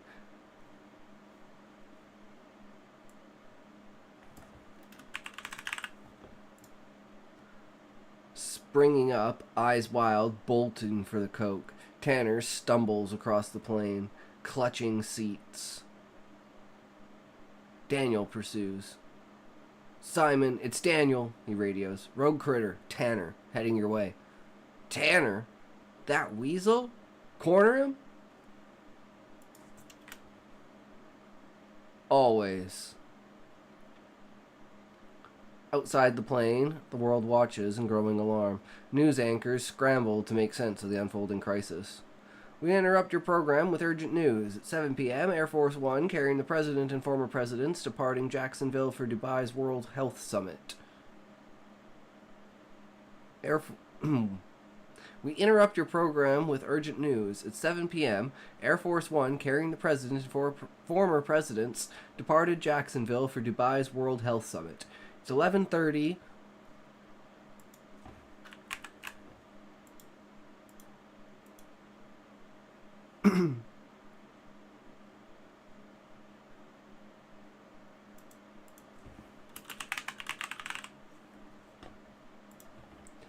We interrupt your program with urgent news. At 7 p.m. yesterday, Air Force One carrying the president and former presidents departed Jacksonville for Dubai's World Health Summit. It's 11:30 a.m. now. Landing's near, but communications dropped. Dubai's air traffic control is scrambling. All we've got is a UTIC. All we've got is a UTalk clip. A jet engine roars. A shaky camera pans. A woman cries. They've got the president! We're under attack! A man with a press badge shouts. Get your hands off him! This is being streamed to the whole world. You're done for now! A bang, then static. That is all we have from inside the plane for the moment. Is this some kind of hijacking? The loudest voices in the public have been against the summit signing this week. Demonstrations have been popping up across the country. Could this be a mutiny from within? No word from officials. We appear to be the only ones reporting on this. As the plane hurtles towards Dubai, the situation on board spirals out of control. The news reports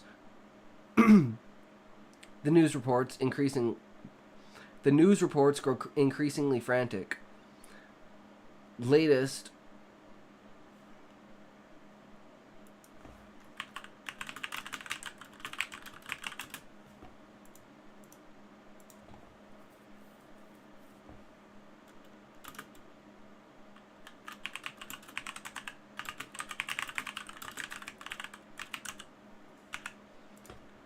Could this be a mutiny from within? No word from officials. We appear to be the only ones reporting on this. Stay tuned after this commercial. As the plane hurtles towards Dubai, the situation on board spirals out of control. The news reports grow increasingly frantic. We're back with the latest on Air Force One. Unauthorized boarders slipped on before takeoff, endangering the president and ex-presidents. This ties to the Dubai Health Treaty vote. The tension around this subject has been palpable. Enforcing a worldwide mandatory all-in-one shot. This mixes all the flu and disease shots into one effective cure. The nation is fractured by this bill. Attempts to stall or postpone this meeting have been seen in demonstrations all across the nation. Could this be an act of the people? We bring you now to the Embassy of Dubai, where our correspondent, Devin, has more. Take it away, Devin. This chaos has us reeling, Devin says. Some hail the cancer cure, but the world does not seem ready for it. The cure only works at a young age to adapt with your body and grow in order for it to become effective. Parents balk at this experimental drug despite its 70-year history and recent breakthroughs. Western resistance pressures the globe. The summit's signing vow has ignited this fire. This has made negotiations tenuous. So the new declaration that the signing will happen is ramped these to the extreme. That's some insight, Devin, but what is to be done but the hijacked plane?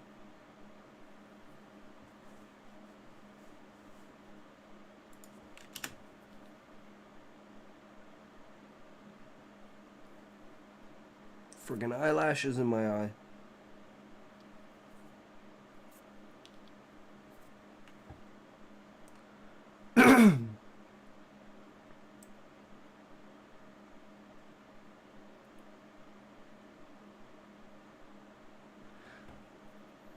That's some insight, Devin, but what is to be done about the hijacked plane? Details are thin. It's on course for Dubai, despite no communications. It has not deviated from its course. Its landing at the Dubai airport should continue as scheduled. Several military jets have been launched to intercept and inspect the plane to make sure there is no visible damage.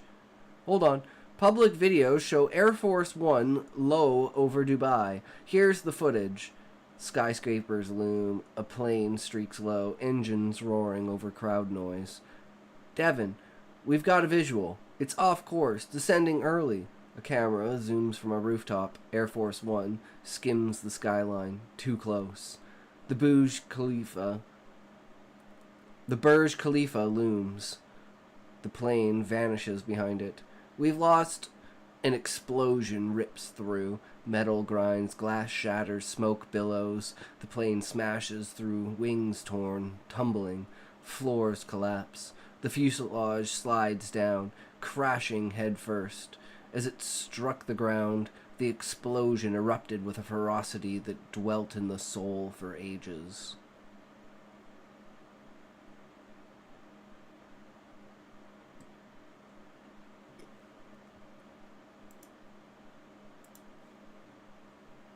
What do you guys think of my story? Is my story good? Guys, is my story good?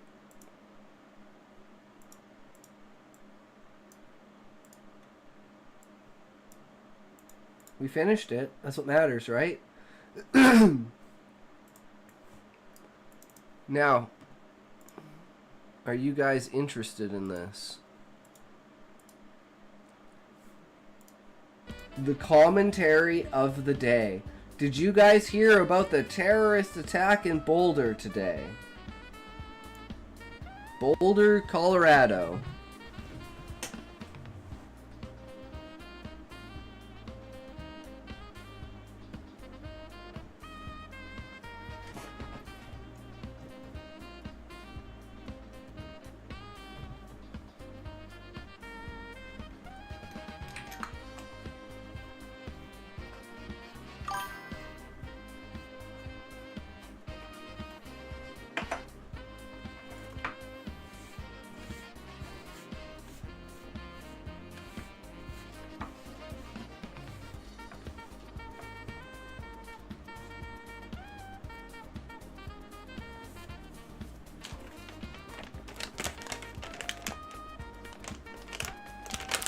So do you guys think that this terror attack is going to shift public sentiment enough for there to actually be a change? And do you think this is going to have an effect on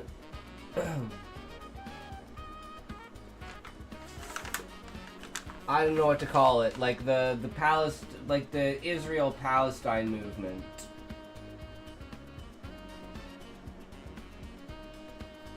Like, with all the shit with, like, the deportations and shit like that and everything that's going on in the U.S. right now.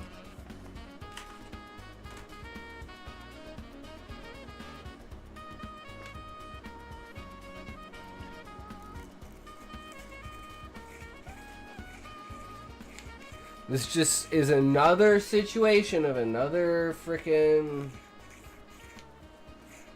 you know, retard. Just going out there and doing some fucked up shit. Now, usually what I would say is this is just people aren't going to shift their perspective anymore, deaths or not. They're too invested in their sides now. No, I mean for not them visas, but for people from the outside actually starting to be like, no, like actually have like real pushback and like do something about the people that are like in the category of extremist under like Palestine Israel conflict, right?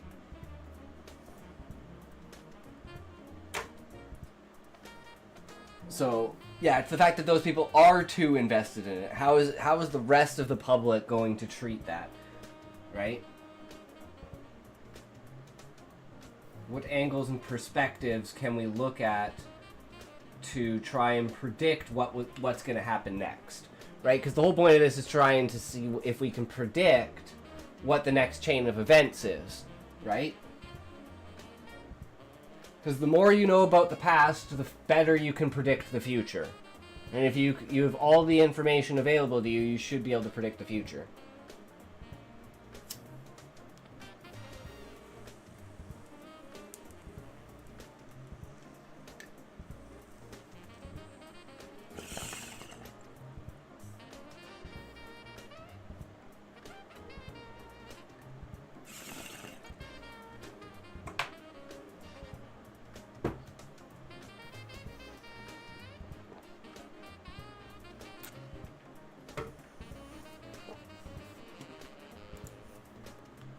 Okay, first let's put in a deep search.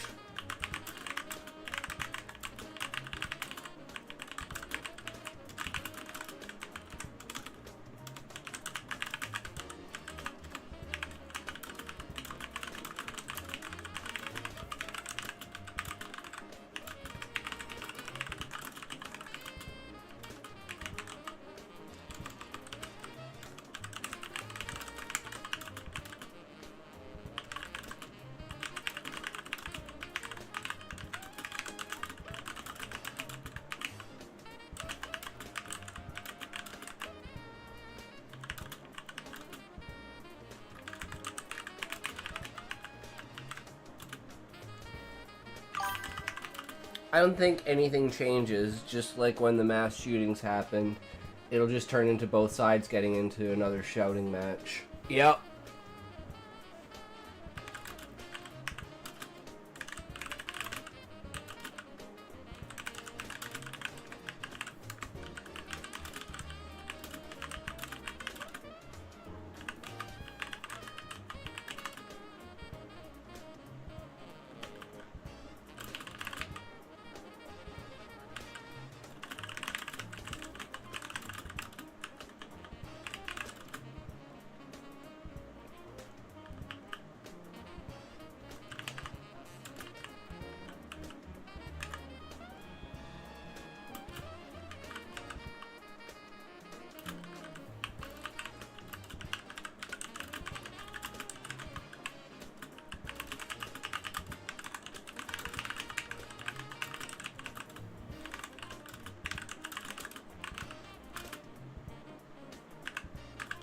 Okay, there we go. With recent terror attack today in Boulder, Colorado, is this just another example of some crazy person using a political cause to work for their agenda?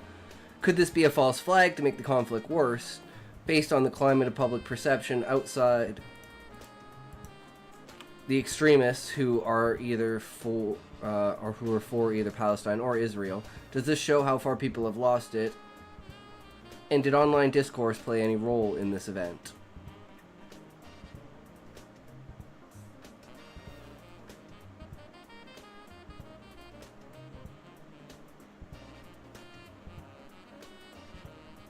Used a flamethrower. It's some fucked up shit, guys. Like, this just sounds like some fucking psychopath. Just like, you know, he's like, yeah, I can use a cause for it and fuck even more shit. Like, this is meta. This is like a meta level psychopath move. Use a political, public, like, like agenda thing to like push your violence. Like, I'm just thinking nowadays, guys, think about this. This actually leads into a very interesting thing. How would Silence of the Lambs be perceived today if, like, you know, the killer was trans? And that's the reason why he needed a woman suit. Do you think that would change the political perception towards the movie? I think it's a very interesting thought experiment. Attacker on Pearl Street, political cause and agenda, where a suspect used a flamethrower and Molotov cocktails, injuring 8 people at a Jewish community event advocating for Israeli hostages. The FBI is investigating it as terrorism. Political cause and agenda suspect Mohammed Sabri Solomon shouted "Free Palestine" during the attack, suggesting it was motivated by the Israeli-Palestine conflict. Its alliance with using a political cause for a personal agenda as he targeted a pro-Israeli demonstration. There's no evidence suggesting a false flag operation, as Solomon was arrested at the scene. A video footage shows his direct involvement. Public perception and online discourse. The attack reflects the polarized climate of the conflict, with online platforms potentially amplifying extremist views. While direct links to online radicalization aren't confirmed, studies show social media can influence such acts. Detailed analysis. Introduction. The recent attack in Boulder has raised questions about its connection to political causes, the possibility of it being a false flag, and its reflection on public perception and online discourse. This report provides a comprehensive analysis based on available information focusing on the incident's context, motivations, and broader implications. Incident overview. An attack occurred. Advocated release of hostages held by Hamas. Suspect, 45-year-old Egyptian national, allegedly used a makeshift flamethrower. 8 people, 2 victims were airlifted to a burn unit with serious injuries, while others received minor injuries. The FBI classified the incident as a targeted act of violence. Video footage shows someone shirtless and holding bottles of liquid, shouting "Free Palestine" and "End Zionists" as he attacks the crowd. With witnesses rushing to assist victims, he was arrested at the scene. Connection to political cause and agenda. Attack targeted a pro-Israel demonstration, specifically a rally commemorating Israeli hostages, indicating a clear connection to the Israeli-Palestine conflict. Solomon's actions and statements such as shouting "Free Palestine" and "End Zionists" suggest he was motivated by ideological reasons tied to this conflict. This aligns with the notion of using a political cause to further a personal agenda, as he targeted a group associated with one side of the conflict. Reports indicate he attacked participants of Run for Their Lives event, which organizes walks to raise awareness for hostages, reinforcing the political nature of his actions. That's a nice pun, Run for Their Lives. False flag analysis. The concept of a false flag operation involves staging an attack to blame another party, often to manipulate public opinion or justify actions. In this case, there's no evidence to support the idea that the Boulder attack was a false flag. Solomon was arrested at the scene. Video footage, including X posts and news reports, show him directly involved. Okay, public perception, online discourse. The Israeli-Palestinian conflict is highly polarized, and Boulder attack reflects this tension even among those not directly involved in extremism. Public perception, particularly outside the extremists, shows divide with varying degrees of sympathy for each side. The attacks targeting of a Jewish community event suggests how deeply entrenched the conflict has become in public consciousness, potentially leading to violent acts. Research suggests online discourse plays a significant role in shaping narratives and influencing individuals, especially in conflicts like this. Studies on media coverage highlight how social media can amplify extremist views, spread misinformation, and contribute to radicalization. For example, analyses of Western media coverage show biased framing that can influence public opinion, potentially reinforcing polarized views. While direct evidence linking Solomon's actions to specific online content is not yet available, law enforcement is investigating his online presence, suggesting a potential connection. The attack may indicate how far tensions have escalated, but it's unclear if this reflects a general loss of control among the public. Rather, it highlights how polarized discourse, especially online, can contribute to isolated acts of violence by individuals influenced by extremist ideologies. Of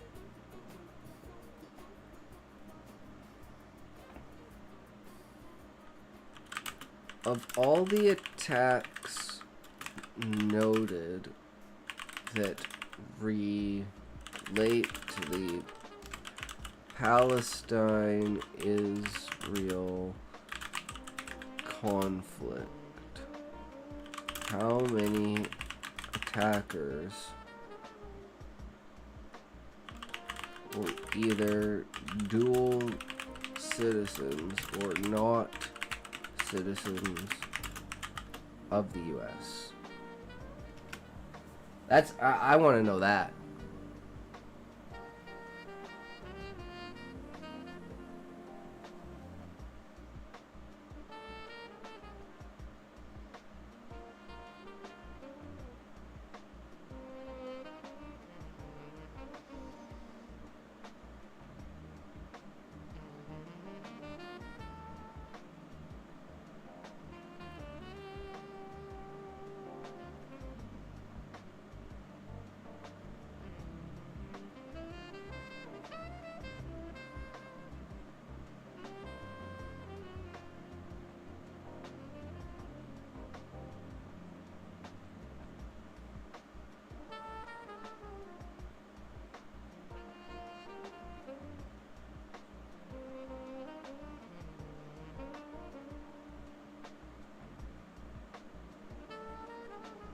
Damn, I didn't know there were so many events. What the fuck?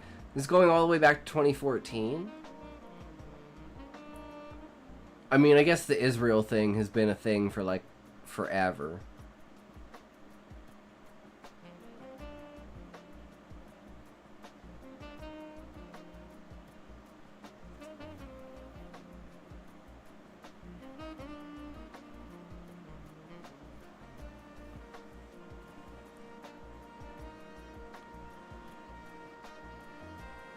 The recent attacks in the U.S. linked to Palestine and Israel conflict, such as the Boulder Capitol Jewish Museum incidents, have raised questions about the citizenship of the attackers. This analysis focuses on identifying how many attackers were either dual citizens or not U.S. citizens based on available reports. From the incidents identified, the Boulder attack involved an Egyptian national who overstayed his visa. Well, what do you know? Indicating he was not a U.S. citizen. The Capitol Jewish shooting involving Elias, identified as a Chicago native, suggests he was a U.S. citizen with no evidence of dual citizenship. Okay, so we just have a 1-for-1. Other potential incidents, like 2019 Jersey shooting, were motivated by general anti-Semitism rather than specific conflicts, so they're excluded. Given the data, it appears there is one attacker who is not a citizen, clear evidence of dual citizenship among the attackers.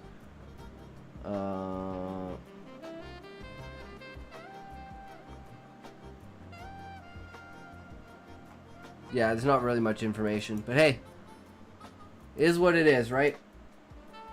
We figured it out. But, we haven't done anything with Expedition 33, and I think I just need to, like, reset my shit and figure my shit out. So, we're gonna try this again, and we're gonna try and find, like, a,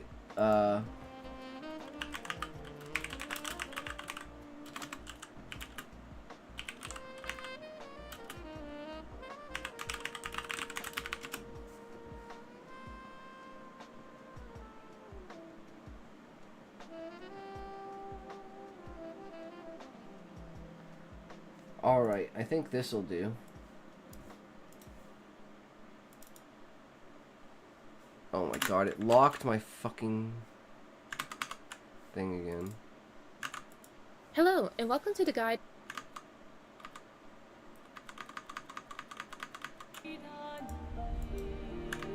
Okay, there we go.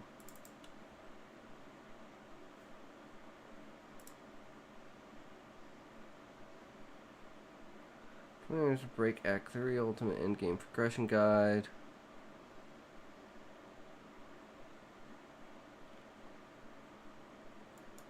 Okay. Starting Act 3 can be overwhelming for many because of the sheer tons of activities you can do in this chapter. But the most important thing to do first is to learn the Painted Power Picto and immediately use it for your builds. This Picto will allow you to break the damage cap and reach millions of damage. Oh, it's a Picto! I have to actually put the Picto on so I can break damage. Oh, I'm retarded.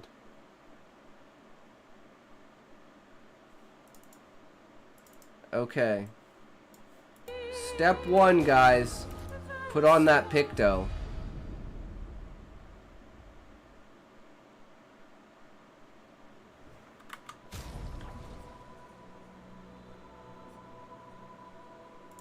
Who should I put it on? Oh, no, that's not what I want. I want this. This one. Painted Power.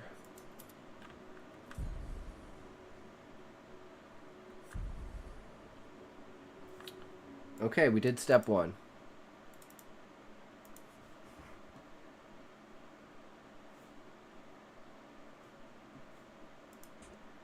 If your characters are built properly. Endgame enemies have millions and millions of HP, so not including Painted Power in your builds right away at the start of Act 3 will give you massive headaches in the long run. Yep. Step 2 is maxing out your party members' bonds. At this point, you already know that you can increase their bond levels by simply interacting with each of them in your camp. As you increase your bond levels with Haven 2! Welcome, welcome. How's it going?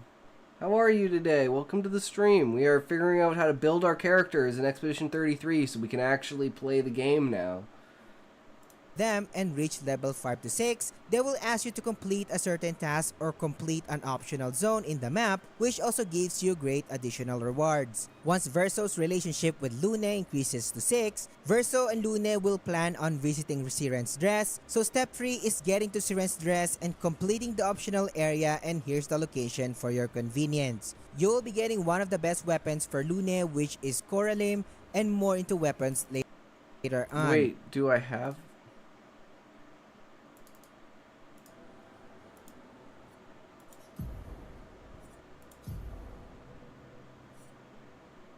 Colim. Okay, I have wondered what this game is. It's the most amazing game ever. Coralim. So I have Column. It's not the same.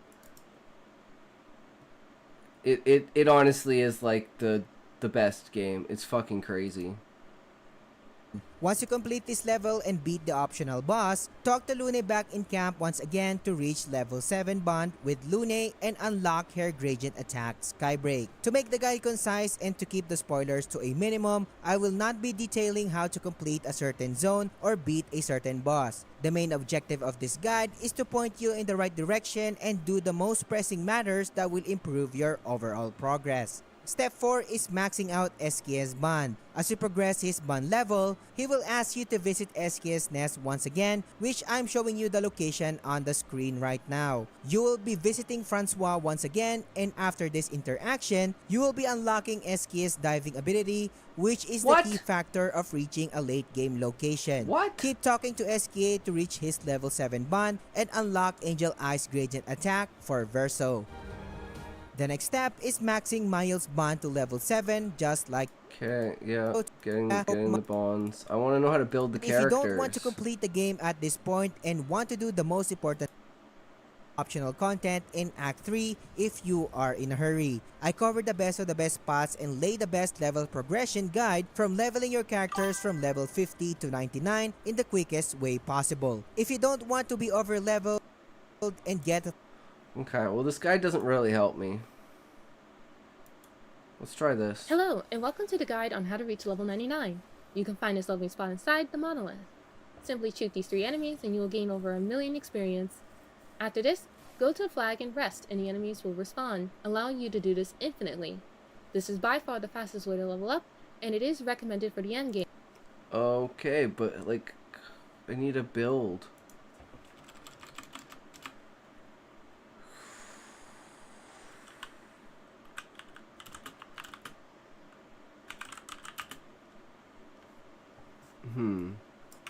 maybe how to build Mael guide expedition 33. Let's just start with Mael. How to play Mael. Okay, let's learn. In this Clear Obscure Expedition 33 guide, we're going to be taking a look at Mael and how to use her in this game, what her mechanics are, including her stances, what they do exactly, how to get the most out of her skills, what are some good weapons to use for her, and what Pictos and Luminas you want to focus on when using her in the game. First of all, let me just say that Mael is the highest potential DPS character in the game. She can deal insane amounts of damage, and even if you're not playing her perfectly, you're probably still out DPSing other characters in your group. But let's get into her mechanics and talk about stances a little bit first. So Mael has 3 stances in the game, and she can also be stanceless. And when she starts combat, she's going to be stanceless. And by performing skills in combat, she will change stances. And the stance that she'll change into is dictated by the icon in the top right of the info box of the skill that you mouse over. So you can see it there. The stances are defensive stance, offensive stance, and virtuous stance. So defensive stance makes you take 50% less damage and also provides you with +1 AP, or whenever you parry or dodge, you usually get 1 anyway for parrying or dodging. So this would provide you 2 in each case, which is great for stacking up AP on the enemy's turn, and also, you know, preventing damage with a 50% damage reduction, so that when it's your turn, you can, you know, use another ability with a lots of AP cost and still have like lots of health. The offensive stance increases your damage by 50%, but increases the damage you take by 50%. So ideally, you wouldn't end your turn in this stance, simply because you'll take more damage if you do, but it's a good idea to be in this stance before dealing damage with skills, because they'll be more effective. And lastly is virtuous stance. This is the best stance of Mael. You want to try and be in this stance as much as possible, because it just provides 200% increase to the damage that you do with no negative downside. And keep in mind that this is going to apply to like counterattacks that you do in combat as well, which is a good source of damage on Mael. So if you can manage to get into virtuose stance and end your turn and then counterattack a couple times on the enemy's turn, you can often wipe out enemies or deal substantial damage to them before you even get to your turn. So I already know how to do that. Now, unfortunately for Mael, there are not a lot of skill ways to get into virtuose stance. There simply are only very few skills that will put you into this stance, and a lot of getting into this stance is relied on a single skill called Swift Stride. And essentially what this skill does is it deals a little bit of damage, but if you use it on a target that's burning, you will put yourself into virtuose stance. And Mael has many skills that set burning, as do some other characters in the game. And because this is the primary method for her to getting into this stance, playing in a group that does the burning status effect is pretty much very important for Mael, because you want her to be in this stance as much as possible. So ideally in your party, you might have a character that goes before her. Hold on. Guys, hold on. Much as possible. So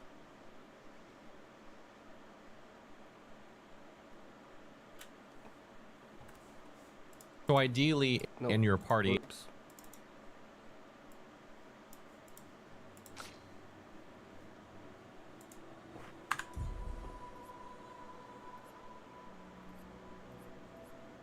I have every single one of them except for the combustion one, which I don't have yet, because I'm only level 50. Where do I see... Oh, I have to click on them? No, oh, I have to be at a save point.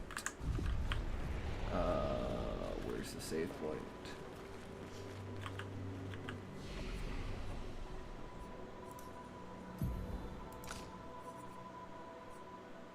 Where's combustion?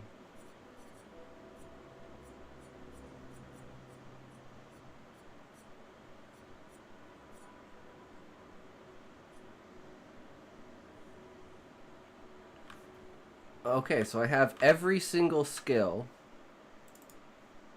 So we want Rain of Fire, Flurry, Flurry, Sword Ballet.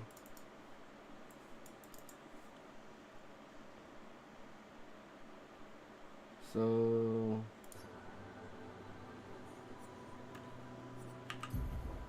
Rain of Fire, and we're breaking the rules. Oh, we're breaking the rules. I guess we don't really need it.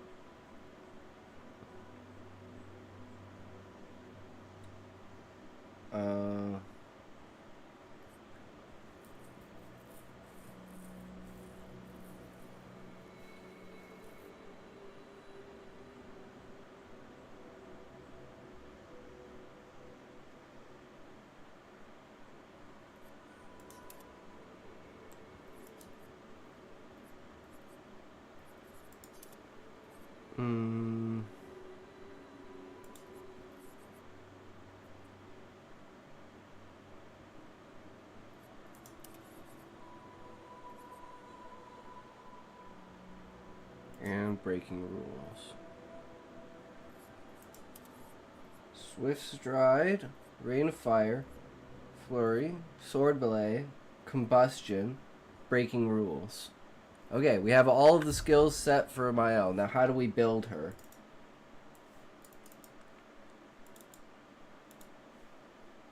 You might have a character that goes before her, sets burning on a target, and then immediately on her turn, she uses Swift Stride and goes into Virtuose Stance.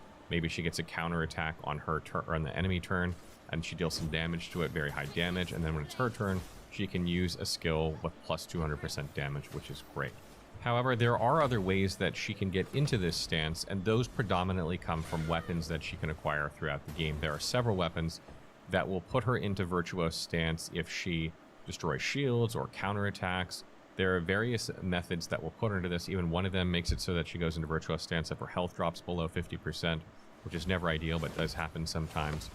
So you might want to consider using one of these weapons, particularly the counterattack one, or one of the weapons that will put her into Virtuose Stance when counterattacking, because this is a great way for her to get into the stance during the enemy turn, so that on her turn she doesn't have to use Swift Stride with her turn, and she can use a skill that deals very high damage instead. So when you look through Mael's skills, you'll notice almost immediately that most of her skills either deal fire damage and set burning, deal physical damage, or you use the weapon's element. Later on in the game, you will get some skills that do void damage, but early on, you'll basically be doing, whatever weapon element you have, or one of those two other damage types. So there's a couple ways that you can apply burn with Mael. Spark is an easy one. This will hit once and apply 3 burn, and if you're in offensive stance when you do it, then it will apply 2 more burn, so you can get up to 5 burn in one go with this skill for very low AP cost, which is not bad early on in the game. Rain of Fire is also not a bad skill. This hits twice, applying 3 burn per hit, so 6 burn, and if you're in defensive stance when you use this, it'll apply 2 more burn per hit, up to 10 burn, which is even more burn than the previous skill, but it's a little bit more expensive. Another really good skill early on that doesn't do fire damage but relies on burn for its damage is Combustion. This actually deals physical damage in 2 hits, but it consumes up to 10 burn stacks for increased damage. And this thing hits like a truck from the early to mid game. It gets outpaced later on in the game by some of her other skills, but early to mid game, this thing can just absolutely annihilate enemies, particularly if they have more than 10 stacks of burn on them, or at least 10 stacks of burn, because it will only consume up to 10 stacks. Another interesting skill is the Mezzo Forte skill. This only costs 1 AP, and it reapplies your current stance and gives you more AP. This is a good way to gain some AP and stay in Virtuose Stance if you're already in it. That way you can counterattack for high damage on the enemy turn if you're familiar with their attack patterns. Or maybe you end up in Virtuose Stance from counterattacking on the enemy turn. You don't have enough AP for the skill that you want, but you don't want to lose Virtuose Stance. This is a good way to extend that. See, I've used so it. You can further pad so your I know AP how to and play then the attack character. I something just don't know how to devastating build next the turn. character. Another really good skill early on that's outpaced later on is Fleurette Fury. This deals physical damage and 3 hits, but if you use it while you're in Virtuose Stance, you'll stay in Virtuose Stance. So this is a great way to maintain that stance on the enemy's turn, so you can get those high counterattack damage. And it can also break enemies, and she has very few skills that can break enemies. So this is a good one to have for breaks and to remain in Virtuose Stance. And the last skill that I'll mention is a very important one called Breaking Rules. It doesn't deal very much damage, but what it allows Mael to do is destroy all the shields and gain AP for the shields destroyed. So if you got an enemy that's got like 6 shields on it, 7 shields on it, you don't want to waste all your AP to gun through it. You just use this on them, and that's the end of their shields. And if that target is defenseless, they have that status effect, then she gets to go again. So this is a really strong skill for getting through the shields of enemies, which you will face throughout the game periodically. So taking a look at weapons, I highly recommend weapons that, again, get you into Virtuose Stance as often as possible. Typically, these are ones that, will apply to counterattacking, like Jerem is a good one for that. It allows you to switch to Virtuose Stance on counterattack. It also applies 5 burn on counterattack, which just benefits this playstyle tremendously. Jerem.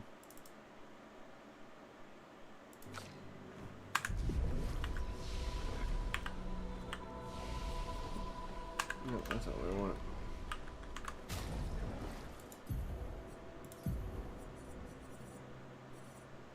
Don't have it. Where do I get it?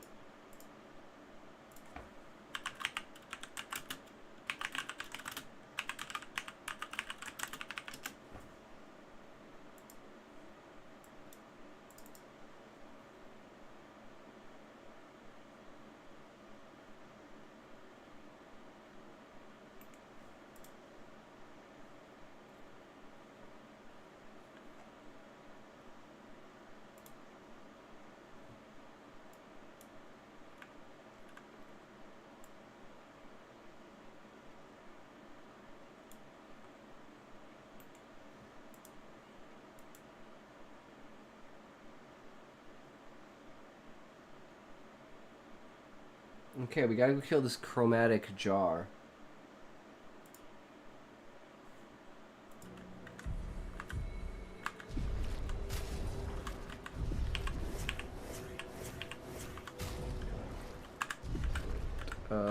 I guess I have to go to the continent. This is the continent here, right?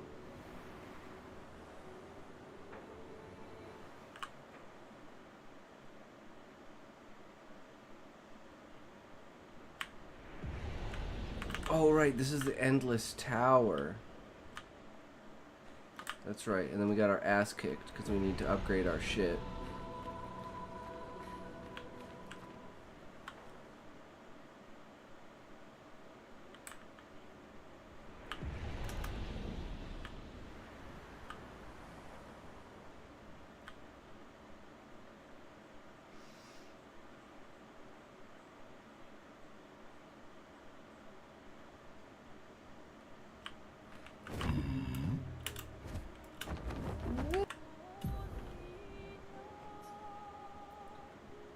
It is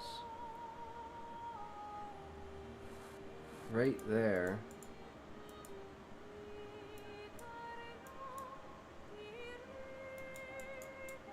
Can I not set a marker?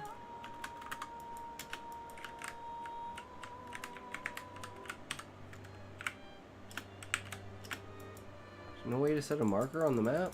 That's annoying.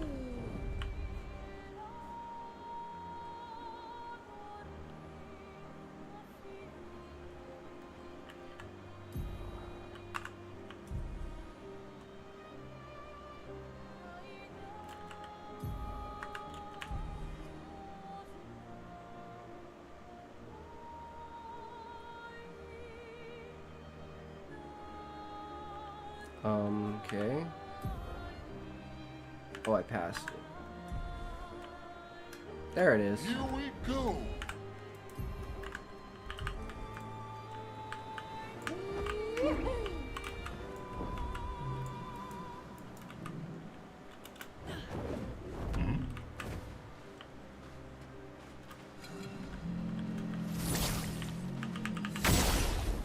Let's see if I can even fucking kill this thing.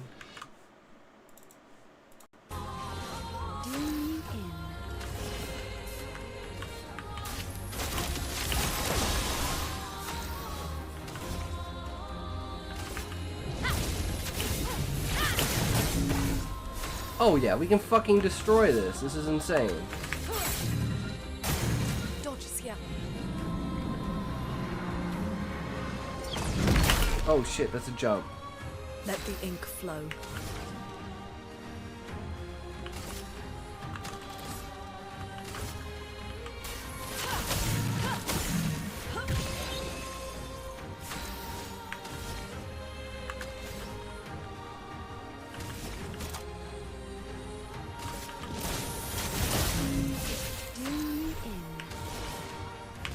Take this.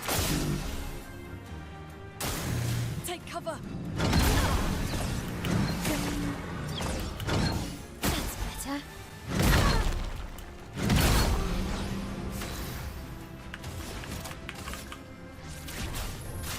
Feel the embrace of fire. I don't know why CL is so fucking weak. Oh, I fucked that up. Still killed it, holy shit.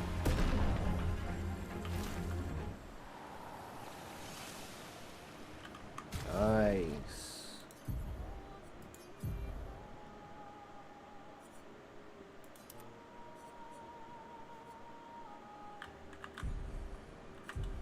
Okay. We got that now. What's next? Oh, not that one.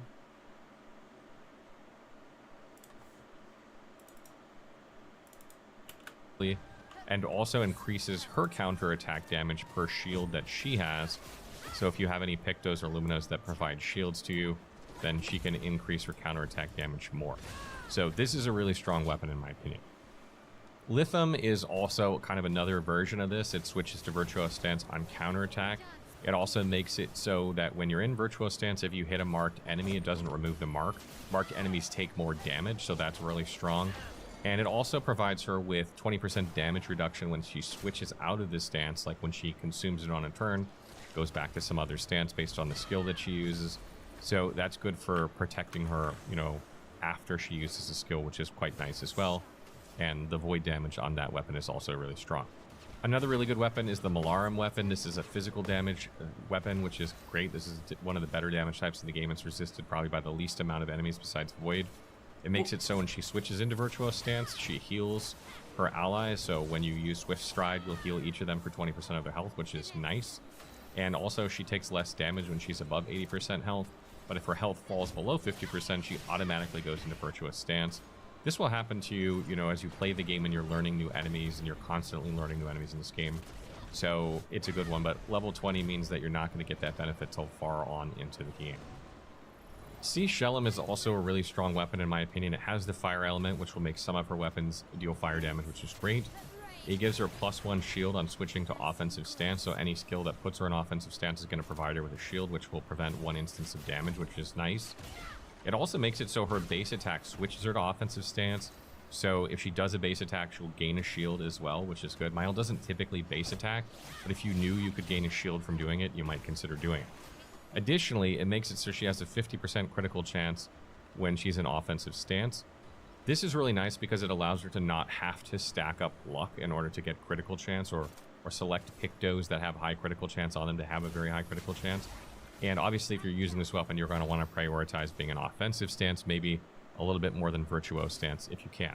Still think you should probably be in Virtuoso Stance as much as possible because your damage output will be higher, but if you can't, definitely want to prioritize being in offensive stance. The Dunam ability is also quite good in my opinion. It makes it so that when you're in defensive stance, whenever you gain AP, you also give AP to allies. This can help, you know, it's not going to benefit your own personal damage with Mael, but it will help fuel them with AP so that they can use high AP skills on their turn, which will in turn increase your overall party damage, which is quite nice. Additionally, you'll gain +1 AP on stance switch. You normally gain 1 AP anyway, but now you'll gain more. So it should give you more AP overall in order to play with, which will make it so you can use your abilities more easily. Another great weapon for Mael is the Metalem weapon. This allows her to begin combat in the Virtuoso Stance, so her very first attack will be in this, which is great.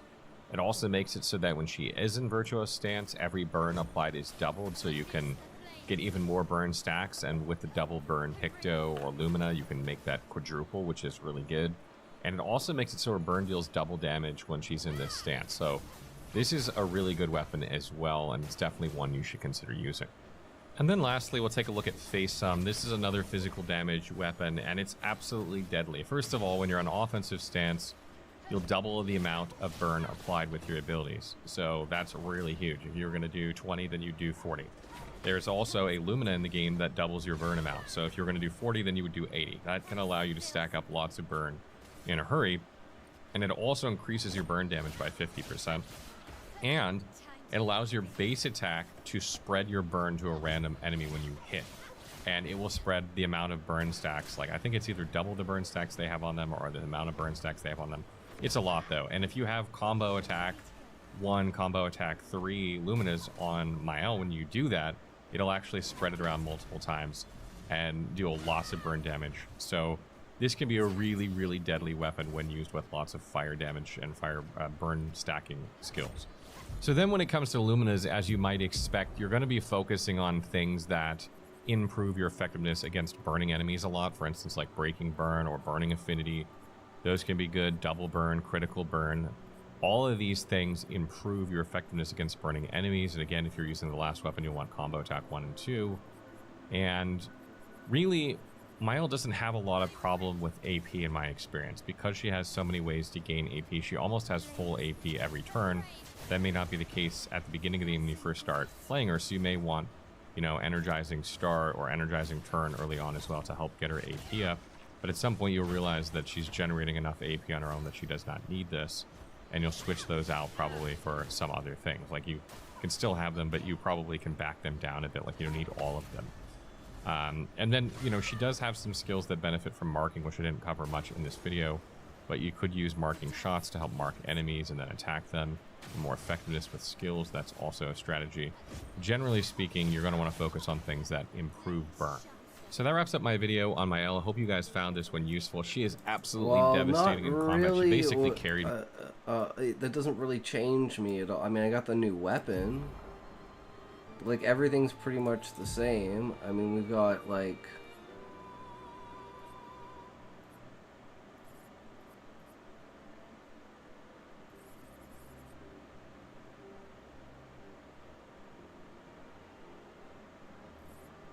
thing we got out of it, though, was painted power.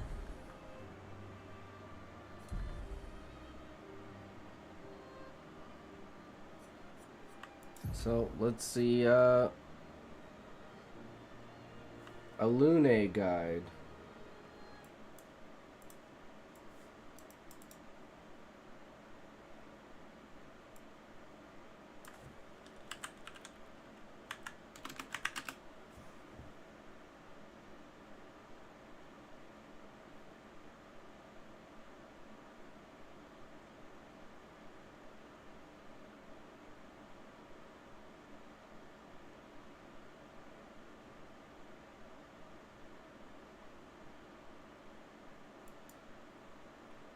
In the world of Clair Obscure Expedition 33, Lune stands as the team's elemental archmage archetype. She wields the power of stains, elemental imprints that allow her to amplify both spells and healing abilities. In my opinion, she's the best all-around and most fun character in the game. Lune's versatility makes her an indispensable asset to any expedition, and I firmly believe she's the most valuable character because of that. You can use her as the team's hyper carry nuker, a support damage dealer, a full-blown healer, or a mix of all three. She might seem complex at first glance, but once you understand her, she's incredibly rewarding. Lune was my favorite character during my first playthrough, and I personally recommend building her as a nuker, which is the main build I'll be covering today. As always, there's a full level-by-level, easy-to-follow guide in the description. Before we dive into the build crafting, it's important to understand how Lune... Level guide, that's what I want.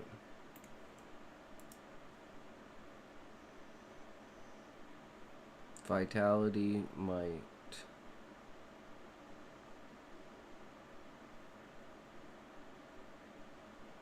Skills, luminas.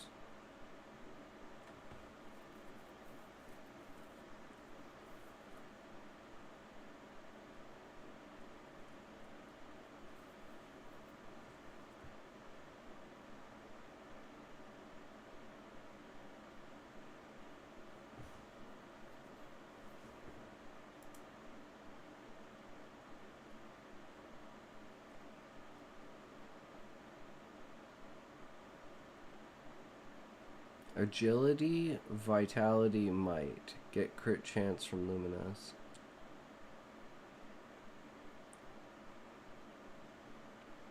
Okay.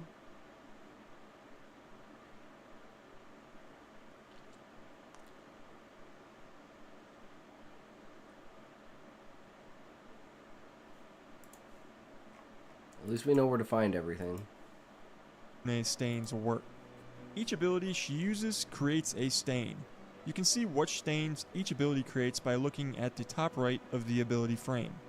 These stains match the element of the ability. For example, using Wildfire creates a fire stain. Some abilities like Wildfire also generate light stains. These are flexible and can count as any element, making them more valuable than standard fire, ice, electric, or earth stains. So what do stains do? They empower your other abilities, adding new effects or enhancing your damage. Take Wildfire again, for example. It needs 2 ice stains to deal increased damage. You can get those by using an ice ability or substitute in light stains. So if you have 1 ice and 1 light stain, that's enough to power up Wildfire's bonus damage. This means Lune thrives on rotating through all of her elements. If you're trying to play her as a pure fire or electric mage, then you're playing her wrong. You won't generate enough stains to power up her abilities, and she will be very, very weak. Lune needs a mix of every element to hit her full potential. With that out of the way, let's talk about what early skills to use. Since the power difference between Acts 1 and 2 and 3 is massive and changes how builds function entirely. Most of these skills will carry into the late game, with a couple of exceptions.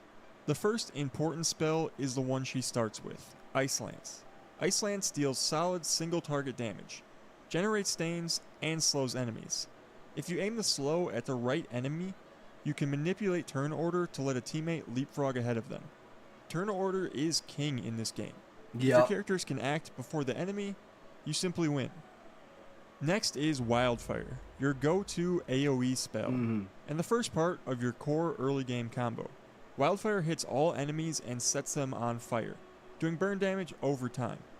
Burn damage synergizes really well in this game, especially with CL and Mael, who have fire abilities built into their kits. This spell is incredible, and when combined with Seal's setup, which I'll cover later, it clears out fodder enemies and sets Lune up for her big finisher. Lightning Dance. Lightning Dance is Lune's best spell in my opinion. When you try it, you'll probably think it's bugged from how much damage it does. And honestly, I'm still not sure it isn't. To make it work well, you have to empower it with fire stains. Without them, it's pretty underwhelming, but it's very easy to build towards. This spell one-shot nearly every major boss in my Act 2 run, even before I fully optimized it. The reason it's so strong in Act 2 is because the game's damage cap is 9,999 per hit, and Lightning Dance hits multiple times, often hitting the cap 6 times in a row, basically allowing her to bypass the damage cap. It's like Trigger Happy in Act from 1 and 2, any Final ability Fantasy that X. hits multiple times is more 10-2. valuable than those that hit a single time. Next is Thermal Transfer, the second step in our 3-part win the game combo. I recommend using this instead of Ice Lance just for the early game, but you can use either if you prefer. AP is hard to come by early, and this skill refunds AP if used on a burning enemy, which, because we use Wildfire first, every single enemy will be burning. It occasionally gives you a bonus turn as well, which is insanely powerful. The biggest reason to use Thermal Transfer is because of the AP it generates, giving us enough to use Lightning Dance on the following turn. So with that being said, if you generate enough AP without it, then you can forego this ability. It's just very hard to do early on in the game. Fifth up is Elemental Genesis, which deals Lightning Dance level damage, but in an AoE. It requires one stain of each element, which makes it harder to obtain, but this build is designed to make that easier. Think of it like this. If you're fighting a group of strong enemies, build towards Genesis. If it's a single boss, go with Lightning Dance. Lightning Dance is much easier to prep until you get the Kralum weapon. The last early game skill is Crustal Crush. It's great for breaking tougher enemies, which becomes important later on. It also provides you with Earth Stains, which the rest of the early build lacks. So let's talk about the Act 1 and Act 2 combo. Your early combo is simple. It's Wildfire into Thermal Transfer into Lightning Dance. This sequence will carry you through 95% of the early fights, especially if your teammates are pulling their own weight. You'll always start with Wildfire into Thermal Transfer. The final spell depends on the situation. Use Lightning Dance for high single target damage, Elemental Genesis for elite groups of mobs, or Crustal Crush to prep a break on a meaty opponent. I'll show my recommended early Pictos on screen now, in alphabetical order, and where to get them. Or you can just follow the link in the description for the full guide. And now we enter Act 3. In Act 3, Lune starts to get outclassed in raw damage by both Verso and Mael. But she still holds her own, especially with a few tweaks. First, we're going to drop Thermal Transfer. It falls off hard and becomes irrelevant once you have the Cheater Picto, which already gives us extra turns. She'll have more than enough AP from Pictos and gear that it's no longer needed. Replace this with Ice Lance. It's much stronger in the late game. It helps slow dangerous enemies so we can abuse turn order, and still generates useful stains. Unlike Thermal Transfer, it also deals damage that is somewhat worth our time. Next up, we're going to swap Crustal Crush for Terraquake. Terraquake helps with breaking and still does solid damage while generating earth stains. It's especially good if you pair Lune with Verso, who's probably the best breaker in the game. Give Lune the basic attack breaker so she can still contribute to breaks even with just her basic attacks. Your endgame combo logic stays the same. Build towards Lightning Dance or Elemental Genesis, but how you do it will change. With the weapon Kralum, you get 2 random stains when you have none. Because they are random, you will either want to start with Terraquake, Wildfire, or Ice Lance depending on what stains you need next. Sometimes both of the stains will be the same, which can lock you out of Genesis, which is pretty annoying, but it's well worth it. Kralum is one of the best weapons in the entire game. But for the early game, we're going to go with the Lighterum. It scales with agility, which I think is the best stat in the entire game, and it also buffs Wildfire's damage and reduces its cost. It's perfect for your early combo. Alright, we have a task finally.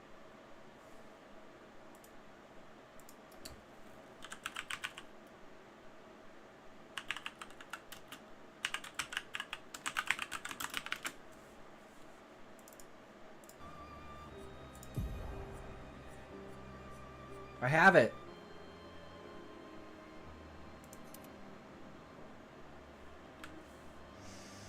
Boom. That was easy. Endgame, it's all about the Kralum. Or not. Lighterum. Isn't that... Oh, wait, no. He has the Kralum on. That's the Kralum. This is the Lighterum. Right? I'm not retarded?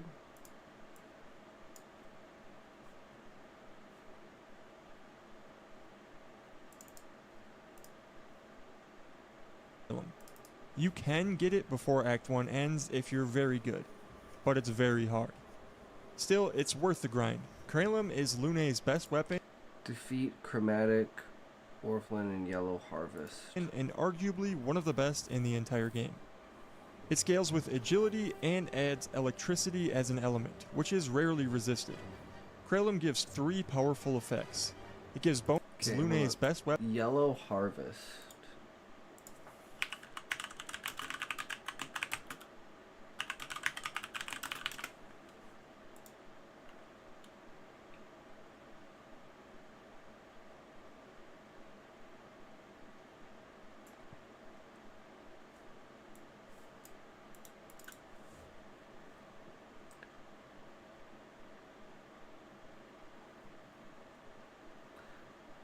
You are required to complete Eske's nest to have Eske in your party. As the path is blocked, Eske is killed to break through the terrain. Head up to the northwest of the hidden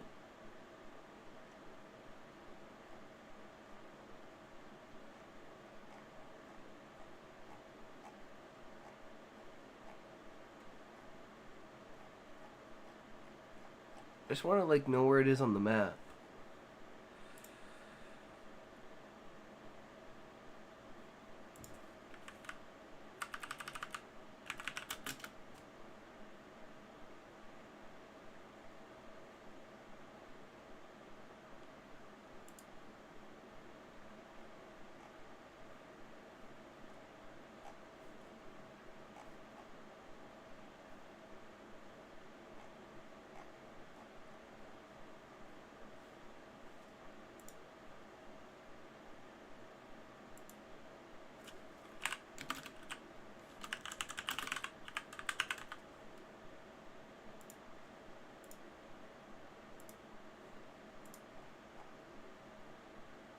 Yellow Harvest.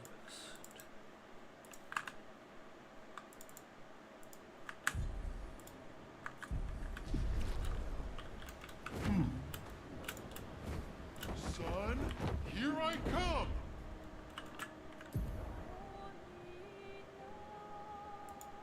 Is that it? Hang on tight. Here we go.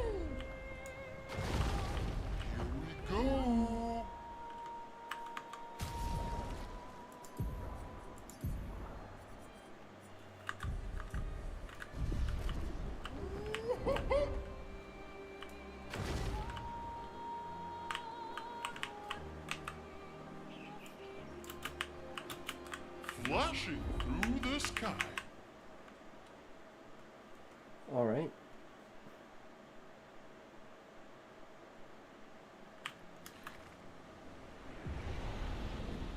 Have I been here before?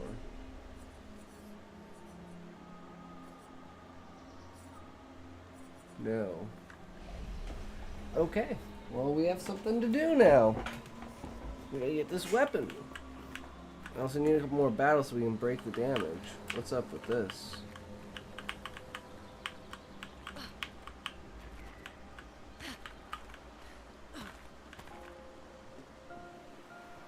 Is there nothing here? Wait, what?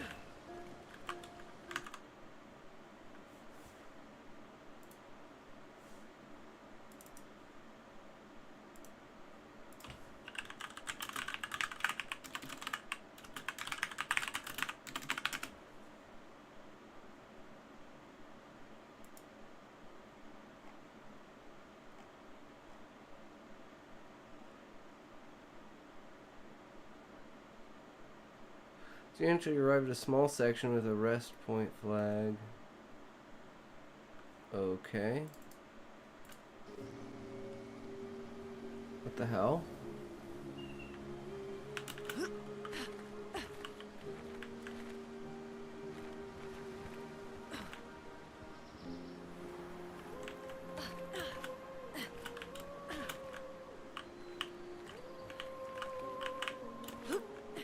Okay, I'm confused. Oh, here. Okay. Wow. That Nevron is the size of a mountain. Is it eating the mountain? That's crazy.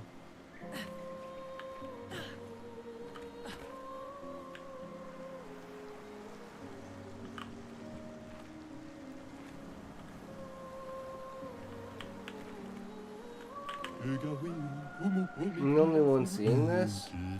A Nevron is not hostile? All it does is eat the landscape around it.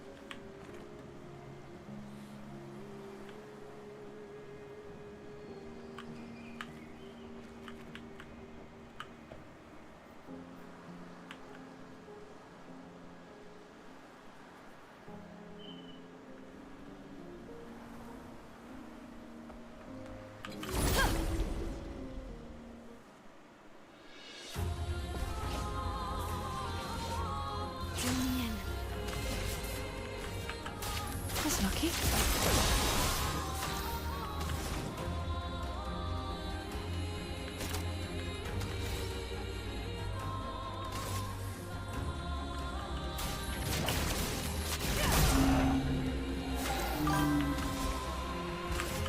Yo, yo, cute muffin. How's it going, brother?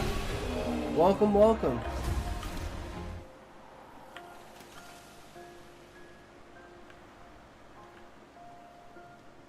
How was your day today, Muffin?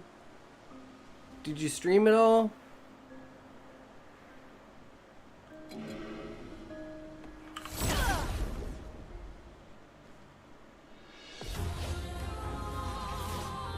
Time to take risks. Take this.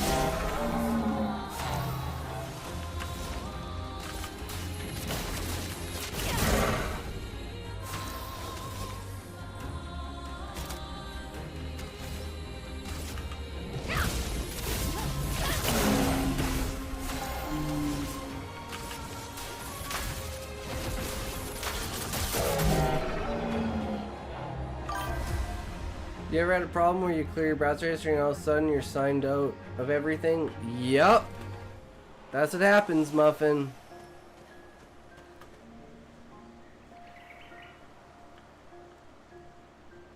Because it deletes all your cookies.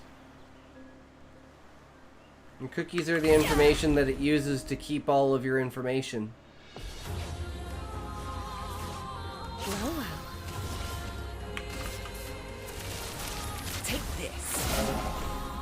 A storm is coming.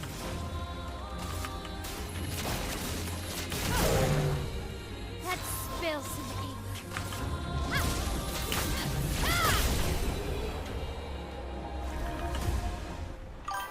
I don't know my Discord password. Oh shit, that sucks. I hate that shit. I've had to change my password so many times that I keep forgetting it because I have to keep changing it and then I have to change it and it's just like, oh my fucking god.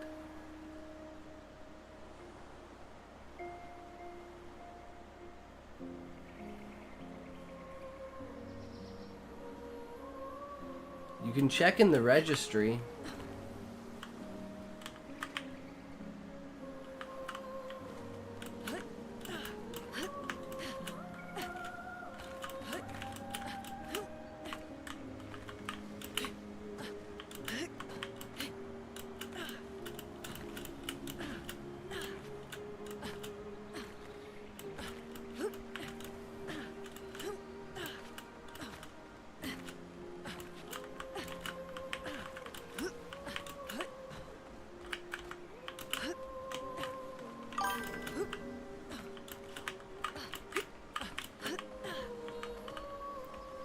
Well, we probably all know, we're all guys here, Muffin. We all understand deleting your browser history. It is what it is.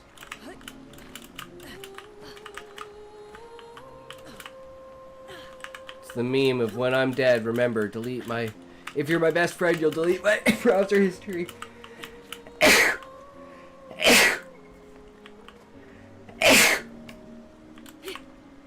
Oh my god, can I even jump on top of this? Like, is this even what I'm supposed to do? I'm like, I swear this is like a jumping puzzle. But I feel like I can't get on top of that. Maybe I need to just get on top of this.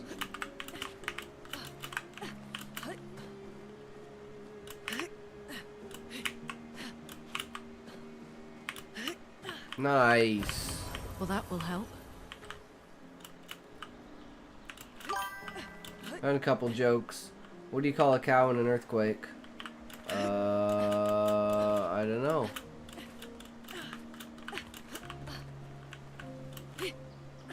Best I could say is a milkshake. Nice.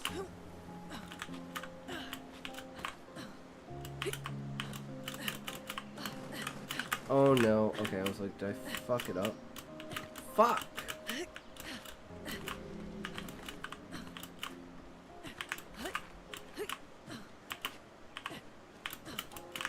This is bad. What do you call a dwarf cow? I don't know, Muffin.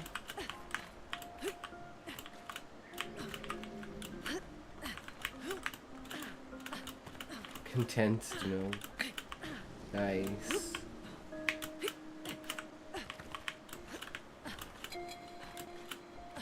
Okay, but how do I get up here?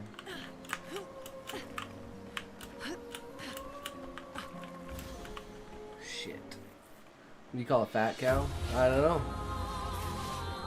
No, never.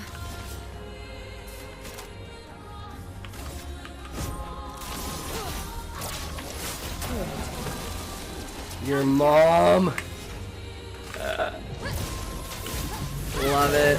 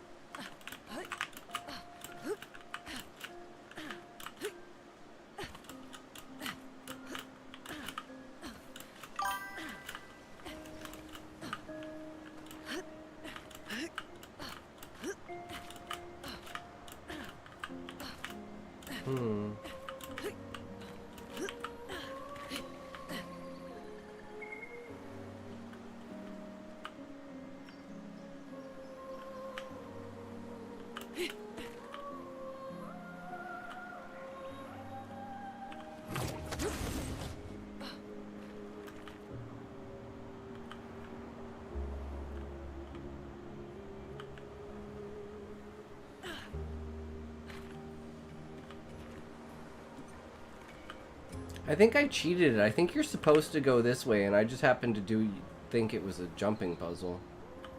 Because I'm retarded. But I won.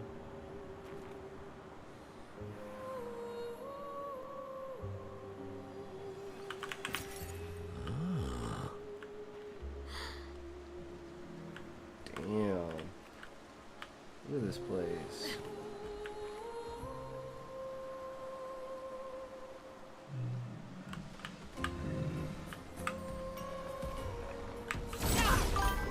How do I get Stream Elements to say thank you for the follow? I don't know. My Stream Elements broke, Muffin, and now it's like it's not showing the raid commands. It's not showing follows, like it's just not showing anything in chat. It used to.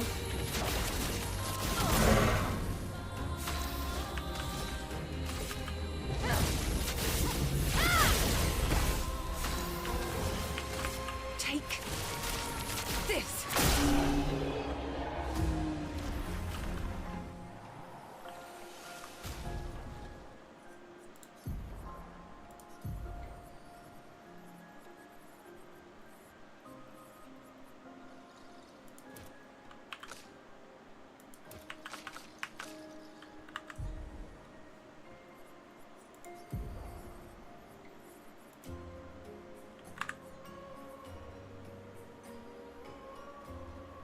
Which one did I get rid of?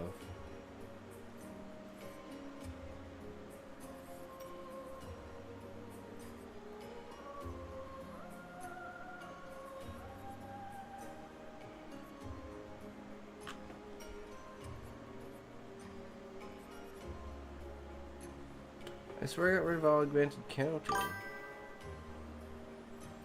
Where's augmented counter 1? Oh, I haven't been active because I've been catching up on YouTube and stuff. Yeah, it's no problem. No problem.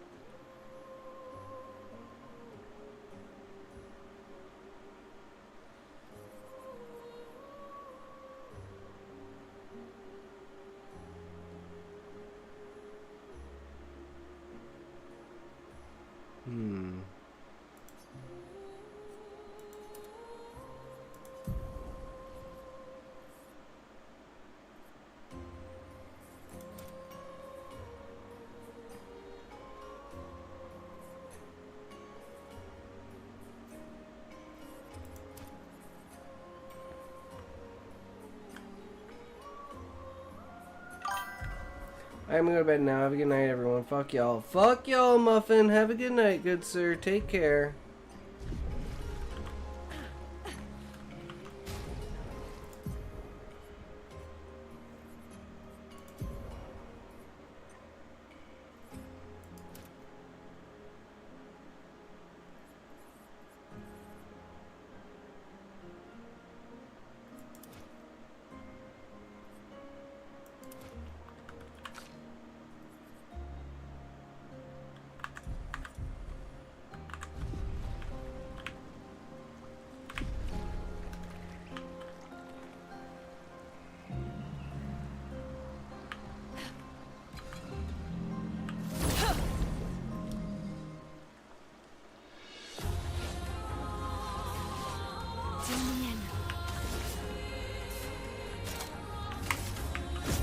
Your fate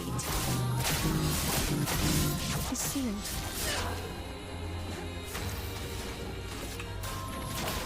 Feel the burn.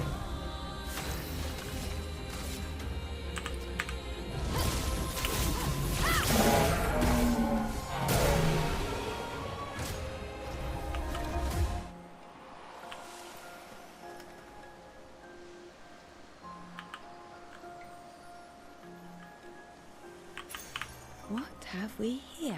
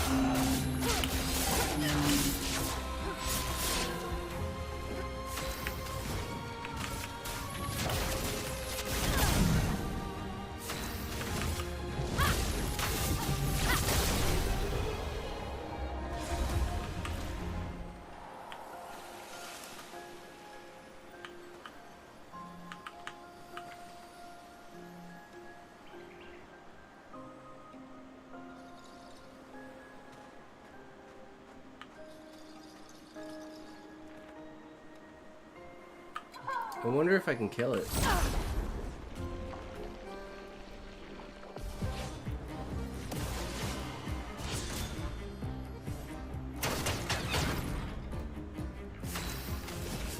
That's lucky.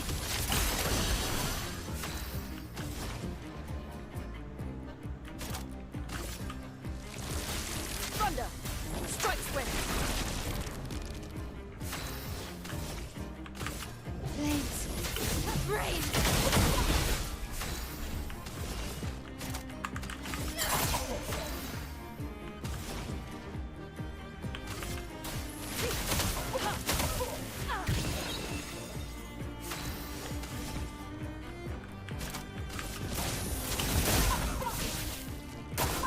Dodge a skill. Too soon.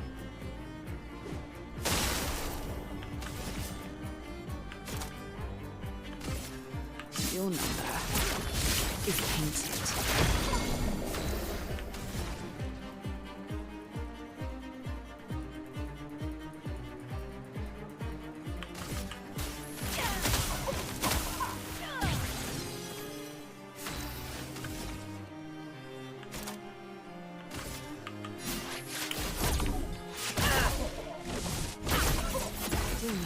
Damn.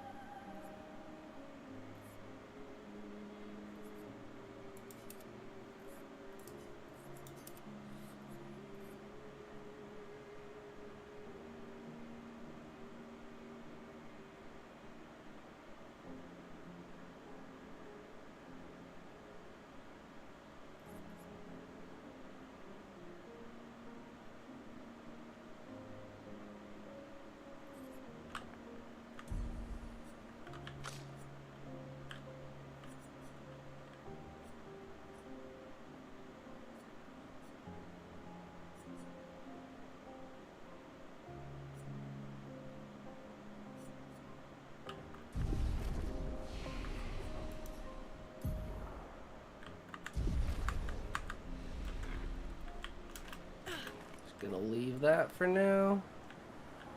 But I think this is a good time to end. Ooh. Julian, 59er.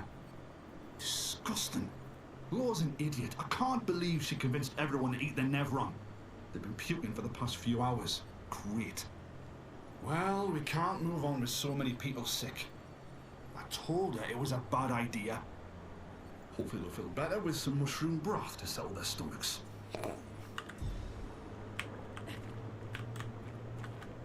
Sounds like that worked real well.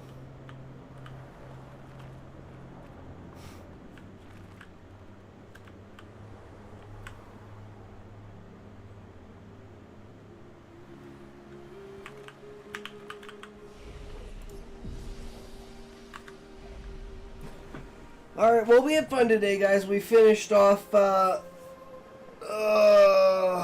Nepotism Unleashed. So, I'm quite satisfied with it. We'll see what we do tomorrow. Maybe we'll do, we'll be editing the video together. Maybe that'll be a good thing to do. I'm not quite sure. But, hey, that's tomorrow, right? We don't have to worry about that until it comes. So, hey, remember, thanks for sticking around. Thanks for hanging out. You guys are fucking awesome. Never forget, it's all about you guys. And remember, if you can't say fuck you to your friends, who can you say fuck you to? Fuck you! Alright, let's see who we raiding, boys. Who we raiding today?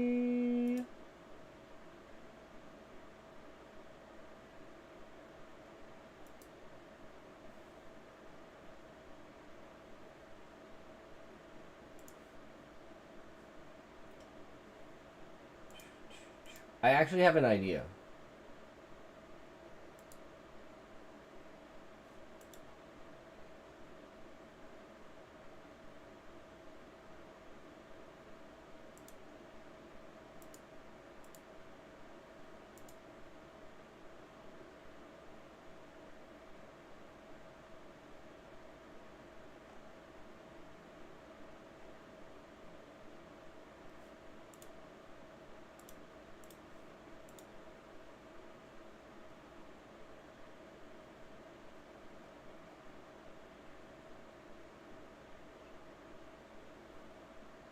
Okay, we're all going down together, guys.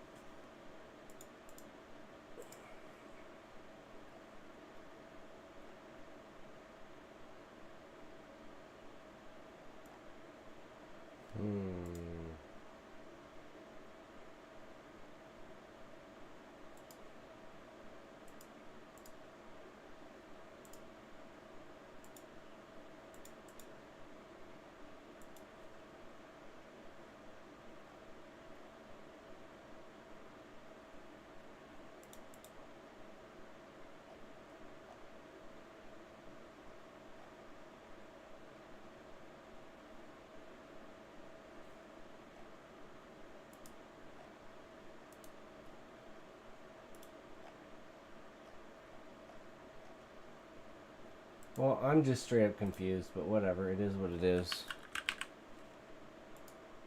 I mean... Can't win them all, right? I mean, it's a good idea, but we'll see where it goes.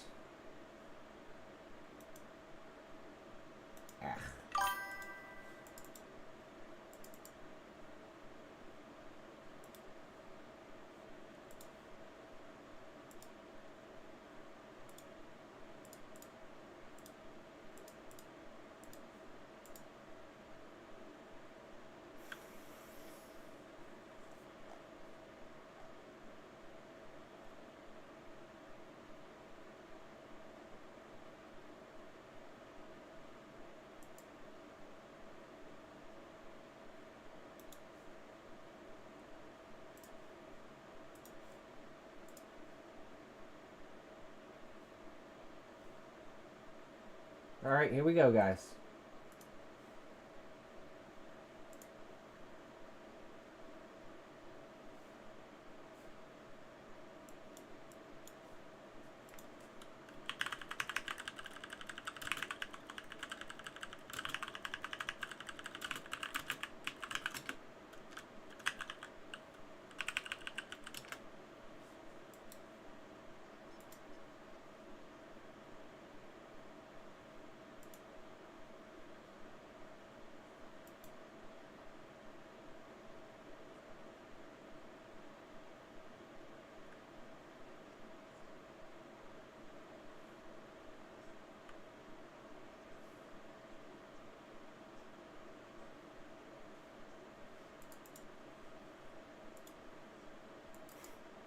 Thank you for the follow, Coder Pillar. Sorry, I'm just trying to do everything here. The multi-stream, so getting Kick ready now.